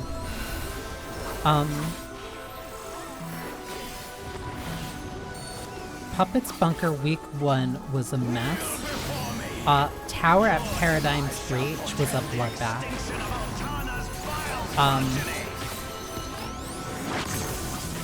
Like, those raids, there's a reason why people were avoiding those. there's a reason why people still avoid them. Like, and I'm not, and like, I'm saying that from a very biased perspective of like, those are my favorite raids in the game. Those are my favorite raids in a game for the exact reasons why most of the player base wants to avoid them. Like, I love that raid series, and I will never be able to play it unless I'm like specifically in queue for it. Like, people cannot stand that raid series, and it's not even that bad. It's not that bad now, especially now that like people are definitely better on gear and mechanics. But yeah, no, going from what is still very easily the hardest raid series in the game to one that was more, I want to say, because Evilise also took, Evilise was also complained about. Not like a lot, but like there was some fights in there that were definitely like really tricky. Especially for a first time. I still die to the red go more than I like, but I also never get it, so it's always, yeah. Like, part of that, left, right, back. Yeah, like, some part of that is because, like, you're not getting it nearly as much as, like, Crystal Tower. The gear level for it is slightly higher, so you can't just, like, base roll through it. And it also did a lot of tricks that, like, they still really haven't done since.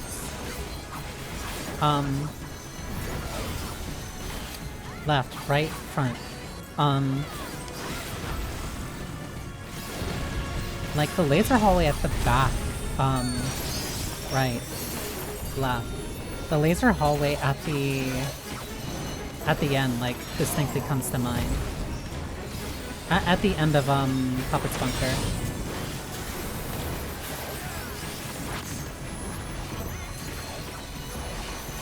I'm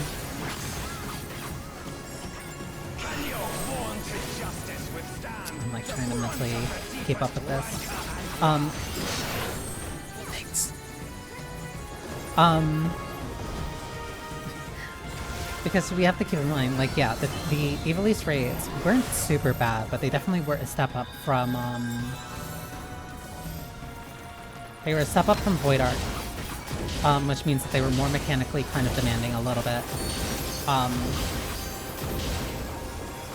And then the near raids were a step up from that.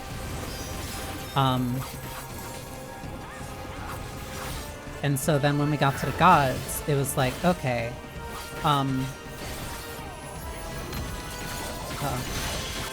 we had dealt with progression. We've dealt with like two very notable instances of just like game design progression. On top of players also just generally getting better. And because Orbs and Near, I was still I was so happy when they showed up. I was so happy when they showed up. I'm like, oh, Taro. This is Taro's hand. I see him. I see him smiling and kicking his legs like a little girl.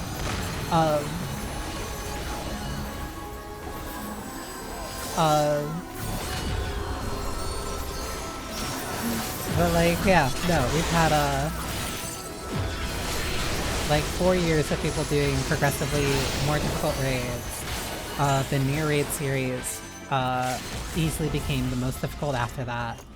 And then it's like, okay, we can either keep like kicking it up like this constantly, or we can ease back a little.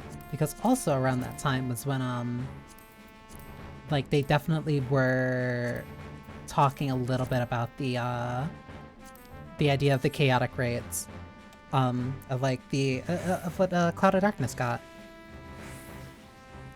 Based off of Dawn Trail so far they're not using up. Yeah, and I'm really glad about that. Like they're finding a good they're finding a good balance. Where like I don't remember, because I'm trying to because like my memory, because there's two parts of this. One, my memory is kind of partly flawed because I didn't really raid during Endwalker. I did like the first 2 turns, I think, generally, but I also mainly skipped like a lot of them. Like it was kind of like during my quote-unquote like retirement era, which is so funny to think about. Yeah, no, that was during my raid retirement era. So like I kind of stepped away from raiding, so I didn't really raid during Endwalker. But the few ones that I did do, like, didn't feel too bad. Which also means that I didn't do Phoenix when it had the very bad colors. But like the raid series wasn't that bad. There weren't really too many difficult extremes. Like that was also when they gave us 2 totems if a fight was too long. Like that started with Hades, and then they kind of kept doing that for some of the fights. Now they're kind of better at realizing like, okay, either no cutscene in the middle, or if the fight goes on for 10 minutes about, give them 2. Which I think is fair. But like, I don't remember Endwalker really being that difficult. But then Dawntrail, like, no, they kicked up the difficulty a little for the 24-mans, for the general dungeons, for some of the trials. Admittedly, first tier of the raid had multiple issues with it that were mostly related to the damage numbers, especially because of Picto, and then buffs that went out to try to mitigate that difference, which completely threw off the expected DPS. It feels like they got a little bit better with that in Cruiserweight. It feels like they generally got a lot better with that in Cruiserweight.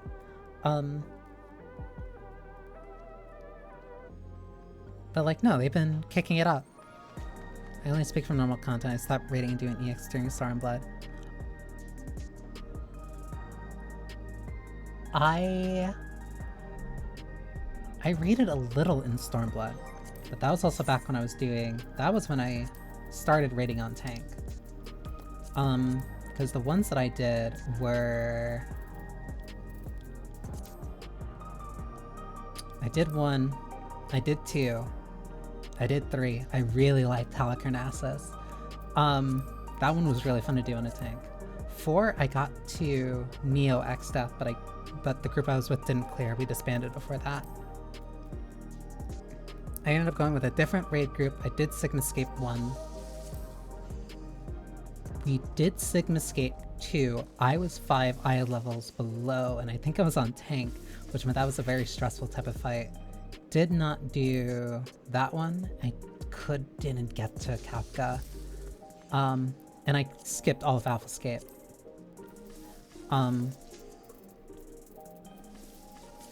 Shadowbringers was when I raided on Scholar. Eden was fun. This one was also really fun. I really liked Descent. Indignation was really fun. Sepultura I really liked too. I rated from 2.1 to the first Elfscape and Stormblood, then burned out Static Drama. Yeah. I tend to just do EXs on sync. I think EXs are like a really good kind of like halfway point. Like it's really, I don't want to say it's easy, but like, because when I was in my quote-unquote retirement era, I feel like EXs like really, they keep you kind of on the level. It's not like, they're not as hard as like Savage content, and I don't think they should be. But they're enough of kind of like a kind of warm-up of like something to kind of like keep your attention up. But then also, you're also kind of having to deal with people in PF.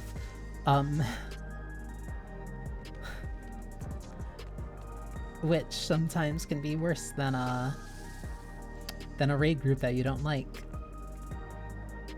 But that's, yeah, no, there's a reason why a lot of people tend to have issues with raid groups in this game.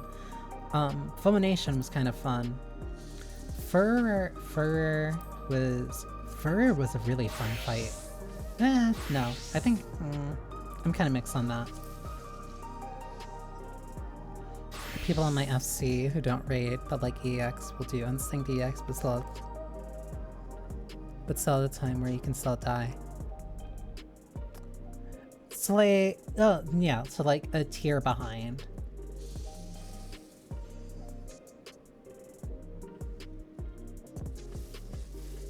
I can understand that. Iconoclasm, the birds. I really like that fight. I'm really part of the reason I really like Rabbit and Steel is because it just steals this fight. Yeah, so they still have to learn most of the mechanics. That's what they found that works for them. And people who want to step up from that, they always have the opportunity of either learning a more modern fight or engaging with that at whatever their pace is. Refulgence. Refulgence I did not clear because the raid group I was with disbanded. Light Rampant, very funny. Umbra I didn't do. Litany. No, I think I have. Okay. So this is. I know I didn't do Eternity. Anamorphous, I know I didn't do, but I have memories of doing Litany. But I have little, if any, memory of doing Umbra. I don't think I did Umbra, but I think I either did Litany or I'm remembering normal. I got really consistently into the habit of like doing the first 2 tiers and then skipping. Yeah, I think after Eden's Verse was when I was in my retirement era. Because then I didn't do Promise. I did only the first 2 turns with a friend in Endwalker. I did only the first 2 turns in Abyssos. I think I did Night Circle. I didn't do 10 or 11 or 12. I like completely skipped Anabyssos. That was my retirement arc. And then I came back for this. And then I got to the last fight of this. I got like 2 Enrage, but then the group I did that with disbanded or for different reasons. Cruiserweight did all of these. I'm up to 4.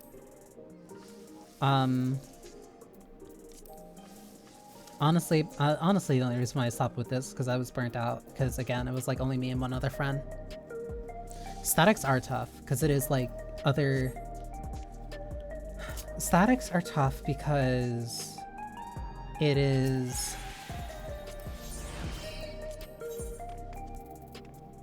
like it's a very difficult balance. Like you have to like there is nothing wrong with people who want to just like play in a group of friends and like do that casually. Like some people use it, like some people raid as an excuse to just hang out with friends. There's nothing wrong with that.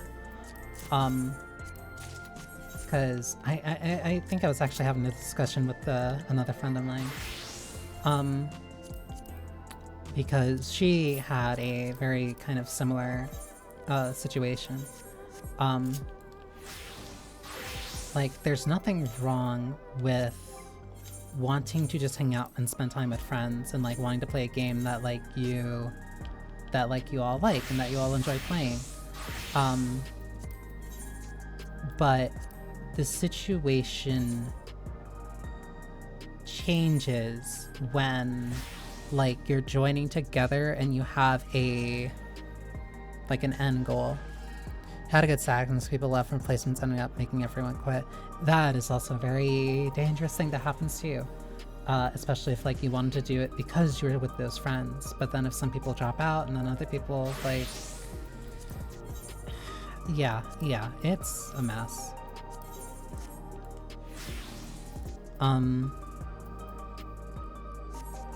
Like, especially because like,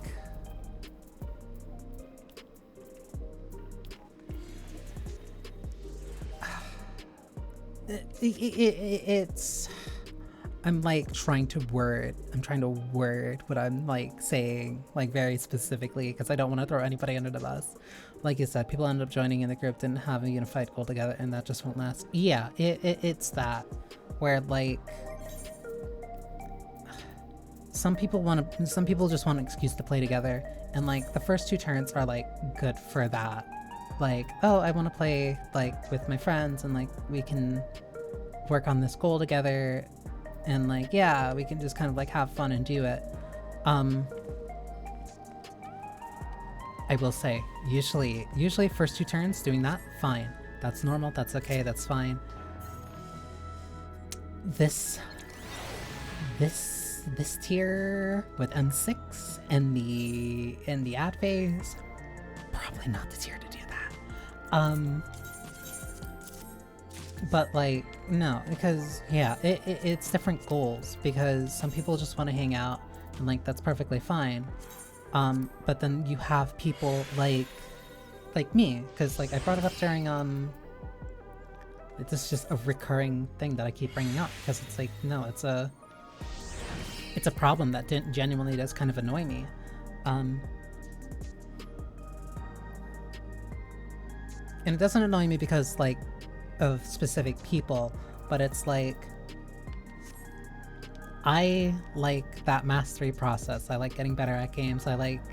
If I like something, I want to put effort into it and get better at it.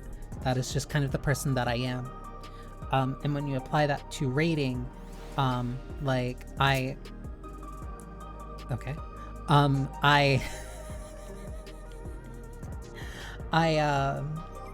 you apply that to rating,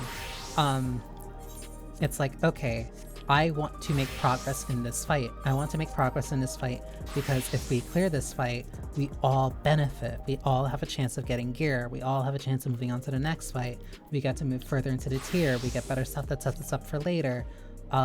If we clear this fight, we can get better at optimizing it, which means that we do it faster, which means that it takes less time. But if you have people who aren't like as serious about that, or who don't want to put that much time into it, or who don't want to just get better at the game, like they just want to spend time with people, that's too very... It's not initially a clashing mentality, but in time it will be. I had a friend who got removed from her raid group, and like that really hurt like her motivation to play, because like, yeah, no, she wanted to raid and wanted to spend time with like her friends, but a majority of the people in that raid group wanted to clear the raid. They were trying to do an ultimate, and like that's a depending on the ultimate that you're going, that's a really hard thing to do, and like you need to be able to perform at a certain level of skill in order to do that. And if there's somebody, especially now with these raids, like I keep saying it because I do mean it, I really do like the increased personal responsibility mechanics, because like you shouldn't expect to be carried through raids, you shouldn't expect to be carried through ultimates, but when push comes to shove and like you're trying to get those certain goals cleared, when there's somebody in your group who's actively holding you back, like they're the ones that are making the most mistakes, they're the ones that like are the reason that you're wiping, or they're the ones that are often missing when you're like, when you need a body check, it gets tense. Like it gets really tense because you're trying,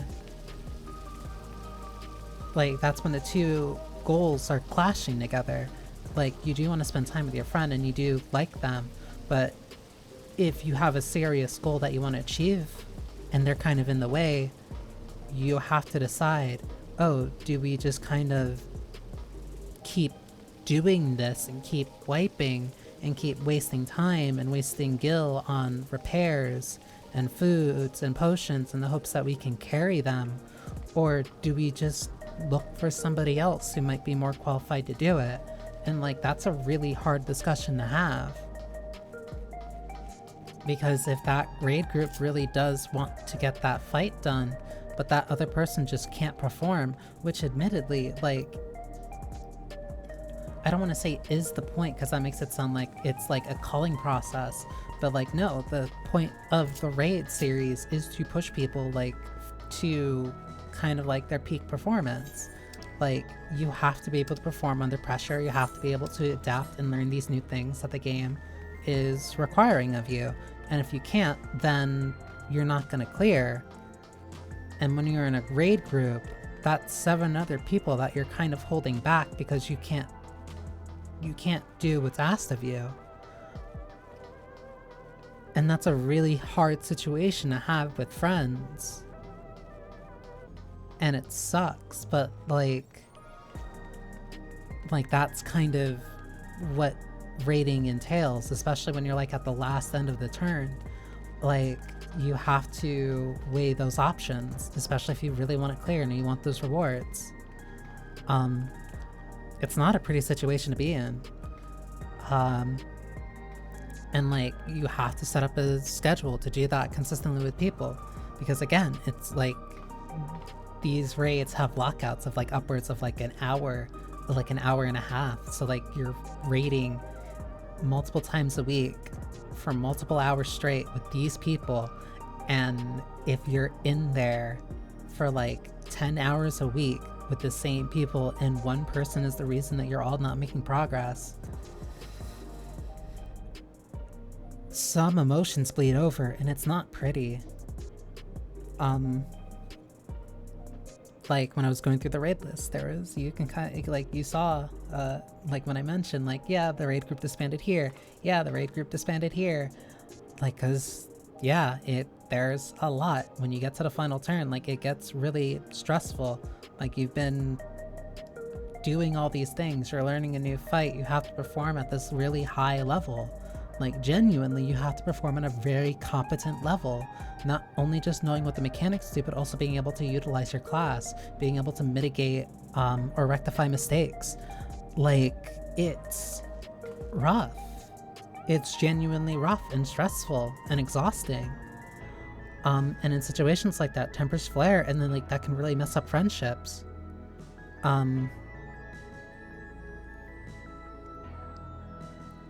And like, that's when I keep running into problems, because I don't want to be in situations like that with friends, and then I also don't want to play just like a game kind of... I don't want to play a game... I keep trying to word this because it keeps happening, and I keep trying to word it in a way that isn't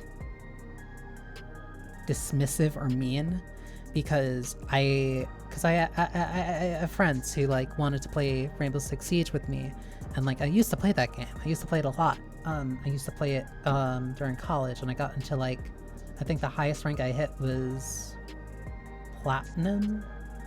I think I hit Platinum during Parabellum. But like, I did that solo queue. That game stressed me out.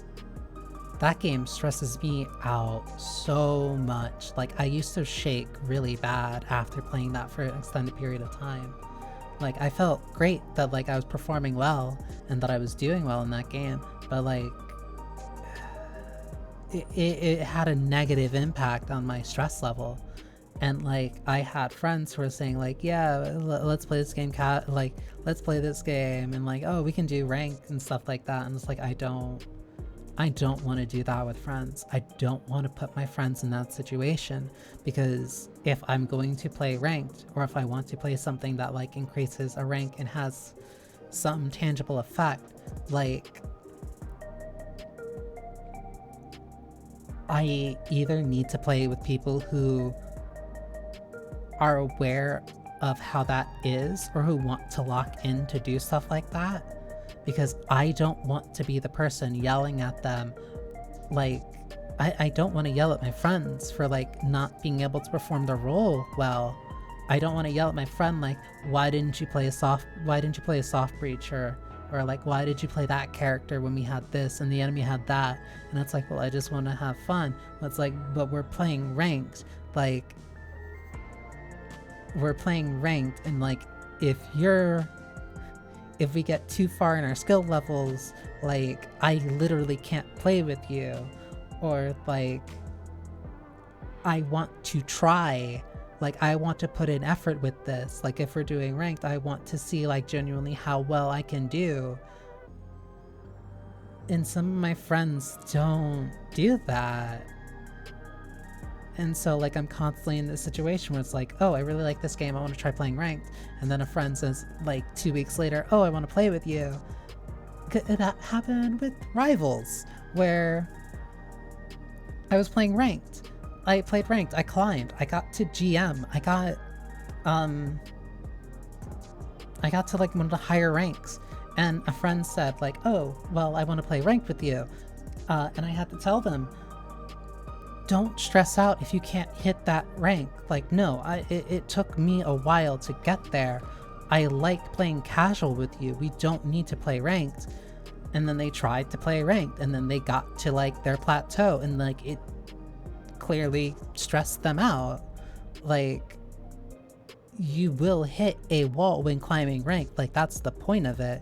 You're supposed to hit those points where like it gets harder for you to improve, because you find where your limit is, and you either work around that and get better at the game, or you plateau.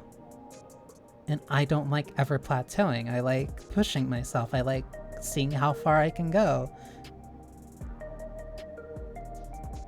And I have a lot of friends who don't, and that's fine. But like, I can't, like, those are two fundamentally different goals that are constantly contrasting. Whenever a friend says like, oh, I want to play this thing, or like, oh, I want to do this thing seriously, or like, oh, I want to play this ranked game. Like, yeah, it sounds fun to climb together when we can, but what do we do when either one of us outpaces the other, or one of us or both of us hit a plateau? Because like, again, if you're duo queuing and you're constantly losing, or you're constantly losing a fight because one person in your group isn't up to snuff, or like they're not able to keep up with what's happening, you have to determine like, okay, is it worth this stress? Is it worth like potentially yelling at my friend to make them like realize you need to put in more effort to get better at this if you want to improve, so that we can do this thing together? Or do you just scrap it all together? Which is why I just say, no, I'm not gonna play ranked with you guys. Or like, oh no, I'm not gonna play ranked with friends. Not because I necessarily don't want to, but I don't want to get to that point. I don't want to get to that point where like there's going to be an argument, or there's going to be a fight, or like we get to that point like it gets so stressful that we start yelling at each other because some of us are just going to take it more seriously than others. And naturally, I think like a caveat to that would be like saying, well, why don't you just not take it seriously? And it's like, okay, the way that I don't take it seriously is that I don't play ranked with those friends. Like, I like having fun with my friends. I don't mind playing casual games. We don't need to play ranked.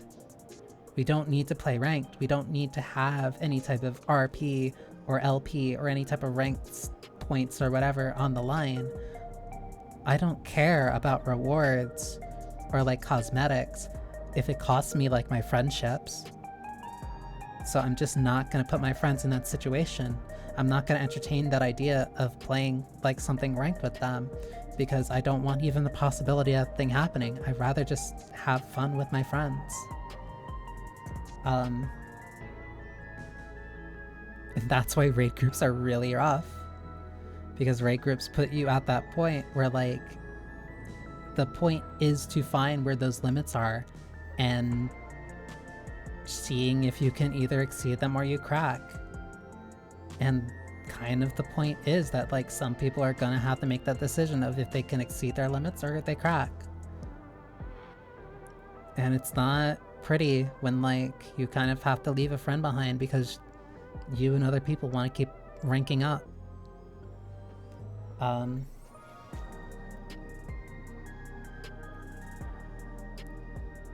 It's rough. It's rough, but that's also just like, again, why I just rather play casually with friends and have fun with them and then goof around.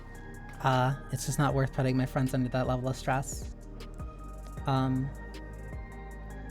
Especially like when I'm very hypercritical of myself. Because then I'll get very competitive with myself and I'll go like, oh, I need to get better, I need to do this, I need to do this. Which then also typically means that like I'm the first to realize like, oh, my friend is doing something that they probably shouldn't. And I don't want to make my friend feel bad by saying, hey, you're bad at the game.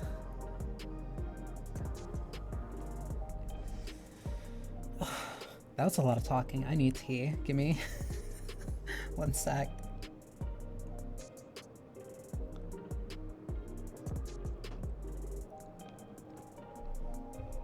Ugh. I talked for such a long time, I keep forgetting how quick it is for like my throat to get dry. Where are my books?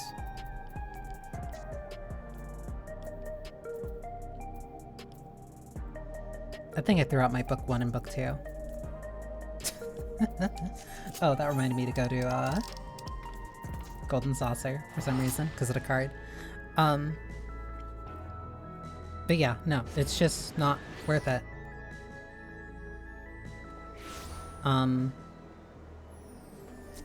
Hello?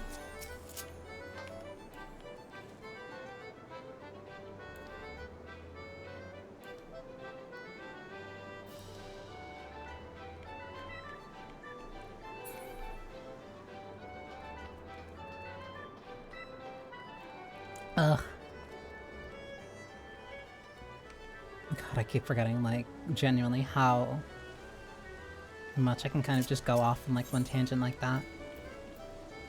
I just bypass that all by not writing and playing competitive anything. It's not really my goal in general anyway, so that makes it easy. Yeah, no, that's the strat. Just don't...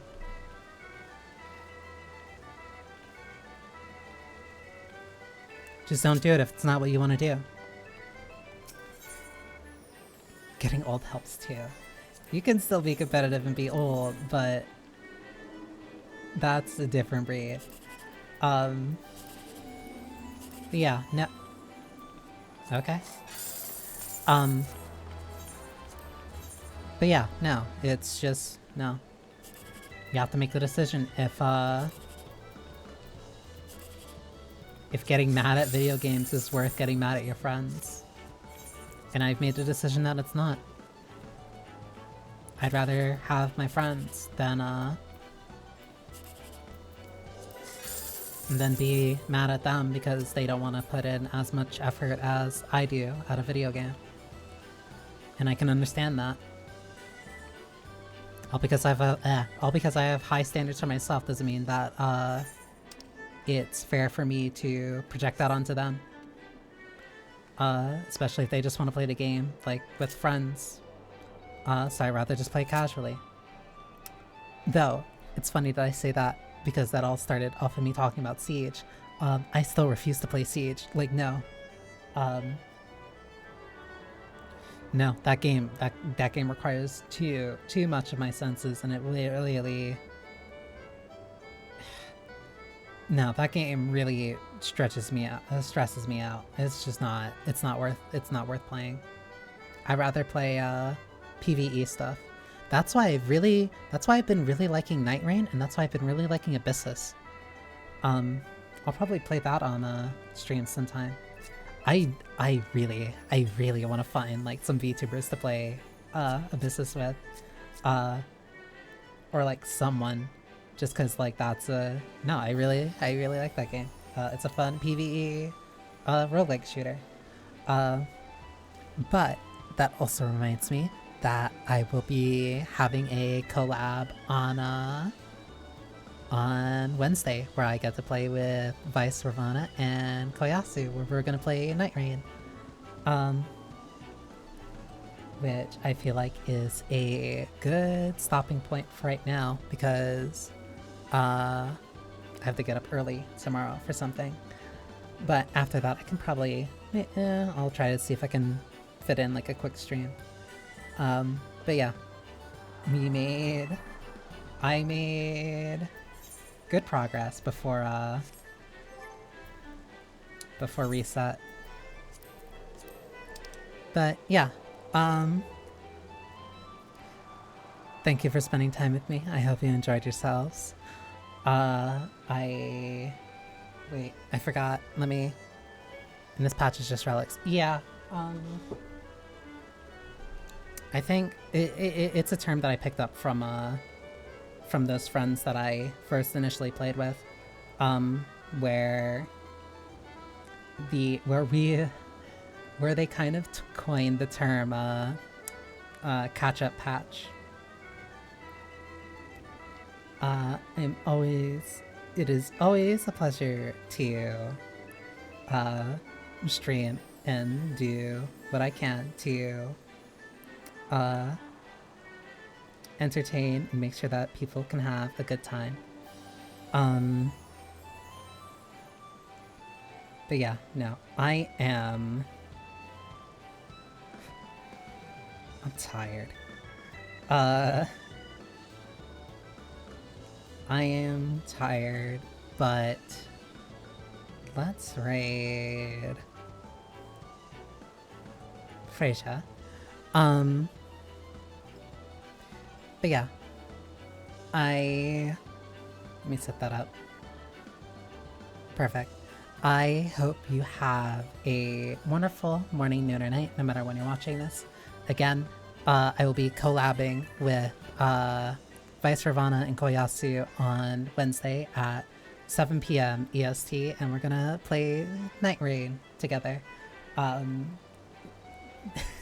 try and carry Vice at least a little bit through it. But yeah, no, we're not going for anything serious, so I get to just have fun with friends, and that's all that really matters. Because I value my friends over doing a hard challenge or whatever nonsense when playing a video game. So yeah, remember to take care of yourselves, be kind to yourselves, and always stop by the shop if you need an elixir for either. So yeah, Johnny.